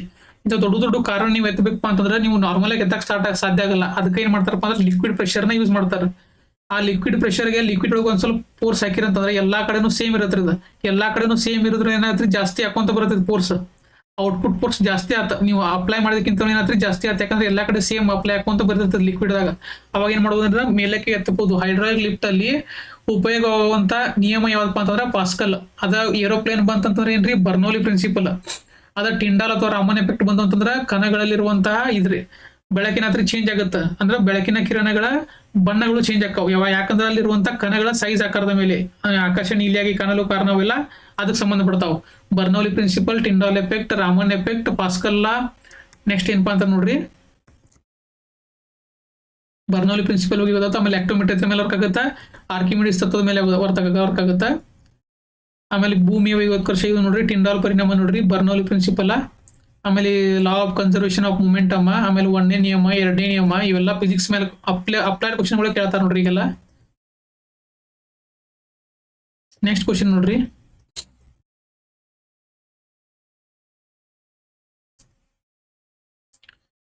ನಕ್ಷತ್ರಗಳ ಶಕ್ತಿಯ ಮೂಲ. ಇದಂತ್ರಿ ಗೊತ್ತಾಗತ್ತೆ ನಿಮ್ಗೆ. ನಕ್ಷತ್ರಗಳ ಶಕ್ತಿಯ ಮೂಲ ಯಾವ್ದಪ್ಪ ಅಂತಂದ್ರ ಬೈಜಿಕ ಸಮ್ಮಿಲನ. ಹೇಳಿದ್ರಿ ಬೈಜಿಕ ಸಮ್ಮಿಲನ. ಇದೆ ನೋಡ್ರಿ ಆನ್ಸರ್. ಏನಪ್ಪಾ ಬೈಜಿಕ ಸಮ್ಮಿಲನ ಅಂತಂದ್ರೆ ಏನ್ರಿ? ಈಗ ನಕ್ಷತ್ರ ಅಂತ ಸೂರ್ಯ ತಗೋರಿ. ಸೂರ್ಯನಲ್ಲಿ ಏನಿರ್ತಾವಪ್ಪ ಅಂತಂದ್ರ ಹೈಡ್ರೋಜನ್ ಅಟಮ್ ಇರ್ತಾವ. ಆ ಹೈಡ್ರೋಜನ್ ಕೂಡ ಏನಾಗತ್ತಪ್ಪ ಅಂತಂದ್ರ ಸಮ್ಮಿಲನ ಆಗುತ್ತೆ. ಈ ಸಮ್ಮಿಲನ ಆಗುದ್ರಿಂದ ಏನಾಗತ್ರಿ? ಹೀಲಿಯಂ ಅನ್ನುವಂತ ಅನಿಲ ರಿಲೀಸ್ ಆಗುತ್ತೆ. ಇದರಿಂದ ಏನಾಗತ್ರಿ? ಶಕ್ತಿ ಬಿಡುಗಡೆ ಆಗುತ್ತೆ. ಆ ಶಕ್ತಿನ ಯಾವ್ದಪ್ಪ ಅಂದ್ರೆ ಶಾಖ. ಸೂರ್ಯನಲ್ಲಿರುವಂತ ಶಾಖ. ಸೂರ್ಯ ಅನ್ನೋದು ಒಂದು ನಕ್ಷತ್ರ. ಹಂಗ ಎಲ್ಲಾ ನಕ್ಷತ್ರಗಳಲ್ಲಿ ಏನಾಗತ್ರಿ? ಬೈಜಿಕ ಸಮ್ಮಿಲನ ಅನ್ನುವಂತ ಕ್ರಿಯೆ ಆಗುತ್ತೆ. ಅರ್ಥಾತ್ರಿ? ಬೈಜಿಕ ವಿದಳನ ಕ್ರಿಯೆ ಅಂತಂದ್ರೆ ಏನ್ರಿ? ಒಂದು ಅಣು ಏನಾಗತ್ತಪ್ಪ, ಯುರೇನಿಯಂ ಇರುತ್ತೆ ಅಂತ ತಿಳ್ಕೊರಿ. ಈ ಯುರೇನಿಯಂ ಏನಾಗತ್ರಿ? ಆಮೇಲೆ ಬೋರಾನ ಮತ್ತು ಕ್ರಿಪ್ಟಾನ್ ಆಗಿ ಡಿವೈಡ್ ಆಗುದು. ಹಿಂಗ ಡಿವೈಡ್ ಆತಂತಂದ್ರ ಏನ್ರಿ? ಬೈಜಿಕ ವಿದಳನ. ಸಮ್ಮಿಲನ ಅಂತಂದ್ರೆ ಏನ್ರಿ? ಕೂಡುದು. ಇದು ನ್ಯೂಕ್ಲಿಯರ್ ರಿಯಾಕ್ಟರ್ ಒಳಗ ವಿದ್ಯುತ್ ಇದು ಮಾಡ್ತಿರ್ತಾರಲ್ರಿ, ಅವಾಗ ಯೂರಿಯಂ ಅನಿಲ್ನ ಯೂಸ್ ಮಾಡ್ತಾರ. ಅವಾಗ ಏನಕ್ಕಪ್ಪ ಅಂದ್ರೆ ಬೇರಿಯಂ ಕ್ರಿಪ್ಟಾನ್ ಆಗಿ ಡಿವೈಡ್ ಆಗೋದ್ರಿಂದ ಏನಾಗುತ್ತೆ? ಅತಿ ಹೆಚ್ಚು ಶಕ್ತಿ ಬಿಡುಗಡೆ ಆಗುತ್ತೆ. ಆ ಶಕ್ತಿಲಿ ಏನ್ ಮಾಡ್ತಾರೆ? ವಿದ್ಯುತ್ತನ್ನ ಪ್ರೊಡ್ಯೂಸ್ ಮಾಡ್ತಾರ. ಸಮ್ಮಿಲನ ಬಂತಂದ್ರ ಸೂರ್ಯನಲ್ಲಿ. ಅದ ಅಕಸ್ಮಾತ್ ವಿದಳನ ಬಂತಂದ್ರ ಏನ್ರಿ? ಈ ನ್ಯೂಕ್ಲಿಯರ್ ರಿಯಾಕ್ಟರ್ ಒಳಗ. ನೆನಪಿಟ್ಕೋರಿ. ಹೀಲಿಯಂ ಬೈಜಿಕ ಸಮ್ಮಿಲನ ಆಗಲ್ರಿ. ಮತ್ತೆ ಹೈಡ್ರೋಜನ್ ಬೈಜಿಕ ಸಮ್ಮಿಲನ ಆಕತಿ. ಹೈಡ್ರೋಜನ್ ಕೂಡಿ ಹೀಲಿಯಂ ಆಗತ್ ಹೊರತು ಹೀಲಿಯಂ ಕೊಡಂಗಿಲ್ಲ. ಅಲ್ಲಿ ಹೈಡ್ರೋಜನ್ ಕೊಡ್ತಾವ್ ನೋಡ್ರಿ. ನೆಕ್ಸ್ಟ್ ಕ್ವಶನ್ ಏನಪ್ಪಾ ಅಂತಂದ್ರ,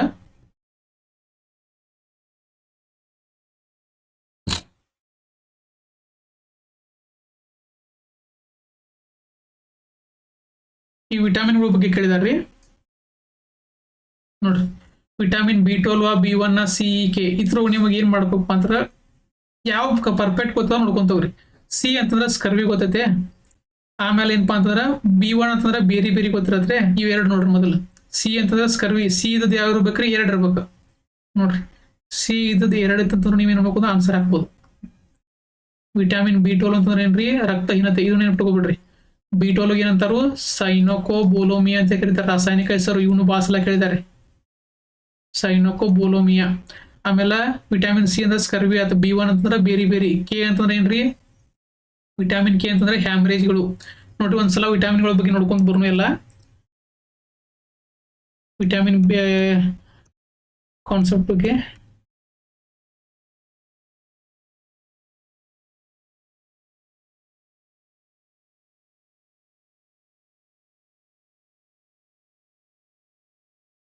ನೋಡ್ರಿ. ವಿಟಾಮಿನ್ ಒಳಗೆ ಏನಪ್ಪಾ ಅಂತಂದ್ರೆ ನೀರಿನಲ್ಲಿ ಕರಗುವಂತ ವಿಟಾಮಿನ್ಗಳು ಯಾವ್ರಿ? ಬಿ ಮತ್ತು ಸಿ. ನೆನಪಿಟ್ಟುಕೋರಿ. ಬಿ ಮತ್ತು ಸಿ ಬಿಸಿ ನೀರು. ಆಮೇಲೆ ಕೊಬ್ಬಿನಲ್ಲಿ ಕರಗುವಂತದ ADEK. ವಿಟಾಮಿನ್ ಎ ಅಂತಂದ್ರೆ ಏನ್ರಿ? ವಿಟಾಮಿನ್ ಎ ಅಂತಂದ್ರ ಯಾವ ರೋಗ ಬರ್ತೈತ್ರಿ? ಜಿರಾಪ್ತಾಲ್ಮಿಯಾ. ಇದರ ರಾಸಾಯನಿಕ ಹೆಸರೇನ್ರಿ? ರೆಟಿನಾಲ್ ಅಂತ ಕರೀತಾರ. ರಾಸಾಯನಿಕ ಹೆಸರೇನ? ರೆಟಿನಾಲ್. ರೆಟಿನಾ ಅಂತಂದ್ರೆ ಏನ್ರಿ? ಕಣ್ಣು. ನೆನ್ಪಿಟ್ಕೊಂಡ್ಬಿಡ್ರಿ. ಇದಕ್ ಬರುವಂತ ರೋಗ ಯಾವ್ದ್ರಿ? ಜಿರಾಪ್ತಾಲ್ಮಿಯಾ ಅಂತಂದ್ರೆ ಏನ್ರಿ? ಕಣ್ಣು ಒಣಗುವಂತದ್ದು. ಕಣ್ಣಿನಲ್ಲಿ ಲಿಕ್ವಿಡಿಟಿ ಕಡಿಮೆ ಆಗುತ್ತೆ. ಆಮೇಲೆ ರಾತ್ರಿ ಇರುಳು ಕುರುಡುತನ. ಇವೆಲ್ಲ ಏನಪ್ಪಾ ಅಂತಂದ್ರೆ ಆಮೇಲೆ ಕೆರಾಟೋಮಲಿಸ್. ಇದೇನ್ ಕೇಳಂಗಿಲ್ಲ ಇಲ್ಲ ನೋಡ್ರಿ. ಜಿರಾಪ್ತಾಲ್ಮಿಯಾ ಒಂದ್ ನೆನ್ಪಿಟ್ಕೋರಿ. Night blindness ನೆನ್ಪಿಟ್ಕೋರಿ. ಇವಕ್ಕ ಉಪಯೋಗಿಸುವಂತ ಇವು ಯಾವಪ್ಪ ಅಂತಂದ್ರೆ ಕ್ಯಾರೆಟ, ಸ್ವೀಟ್ ಪೊಟ್ಯಾಟೊ, ಆಮೇಲೆ ಈ ಹಸಿರು ಎಲೆ ತಪ್ಪಲುಗಳನ್ನ ತಿನ್ಬೇಕು ಇದಕ್ಕೆ. ಆಮೇಲೆ ವಿಟಾಮಿನ್ ಬಿ ಕಾಂಪ್ಲೆಕ್ಸ್ ಅಂತ ಬರತ್ತಿ. ಬಿ ಕಾಂಪ್ಲೆಕ್ಸ್ ಅಂತಂದ್ರೆ ಬಿ ಒಳಗ್ ಬಾಳ್ ಬರ್ತಾವ್ರಿ. ಅದಕ್ಕೆ ಬಿ ಕಾಂಪ್ಲೆಕ್ಸ್ ಅಂತ ಇಟ್ಟಾರ್ರಿ. ಅದಕ್ಕೆ ಒಂದೇದ್ ಯಾವಪ್ಪ ಅಂತಂದ್ರೆ B1. ಅದ್ರ ರಾಸಾಯನಿಕ ಹೆಸರೇನ್ರಿ? ಥಯಾಮಿನ್. ರಾಸಾಯನಿಕ ಹೆಸರೇನ? ಥಯಾಮಿನ್. ರಾಸಾಯನಿಕ ಹೆಸರು ನೆನ್ಪಿಟ್ಕೋರಿ. ಬಾಸಲ ಅದನ್ನ ಕೇಳಿದಾರು. B2 ಏನಪ್ಪಾ ಅಂತಂದ್ರೆ ರೈಬೋಫ್ಲೇವಿನ್. B2 ಏನ್ರಿ? ರೈಬೋಫ್ಲೇವಿನ್. ಆಮೇಲೆ B3 ಏನ್ರಿ? ನಿಕೋಟಿನಿಕ್ ಆಸಿಡ್. ಈಗ ಒಂದು ಬೈಪಟ್ ಹಾಕಬೇಕಾದ್ರೆ ಬೇರೆ ಆಪ್ಷನ್ ಇಲ್ಲ. B3 ಏನಪ್ಪಾ ಅಂದ್ರೆ ನಿಕೋಟಿನಿಕ್ ಆಸಿಡ್. B5 ಅಂತಂದ್ರೆ 5 ಬಂತ ಹೇಳ್ತಿಕೋರಿ ಪೆಂಟಾ. 5 ಬಂತಂದ್ರ 5 ಪೆಂಟಾ. ಆಮೇಲೆ ಈ ಪೆಲಾಗ್ರಾ, ಡರ್ಮಿಟಿಟಿಸ್, ಆಮೇಲೆ ಡಯೇರಿಯಾ ಮತ್ತು ಡಿಮೆನ್ಷಿಯಾ ಅಂತಂದ್ರೆ 3D ರೋಗ ಅಂತ ಕರೀತಾರೆ ಇದಕ್ಕೆ.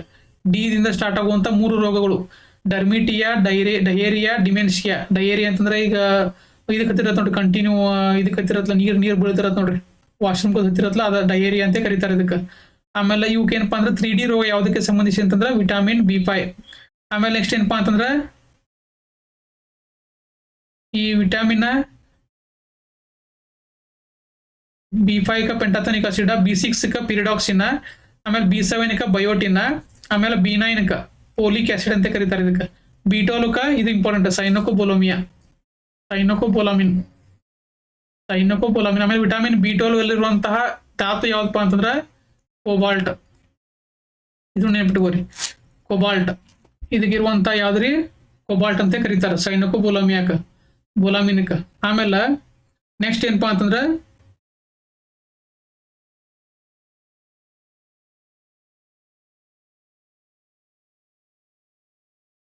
ನೆಕ್ಸ್ಟ್ ಯಾವ್ದು ವಿಟಾಮಿನ್ ಬರುತ್ತೆ? ಸಿ. ವಿಟಾಮಿನ್ ಸಿ ಅಂತಂದ್ರೆ ಏನ್ರಿ? ಸ್ಕರ್ವಿ.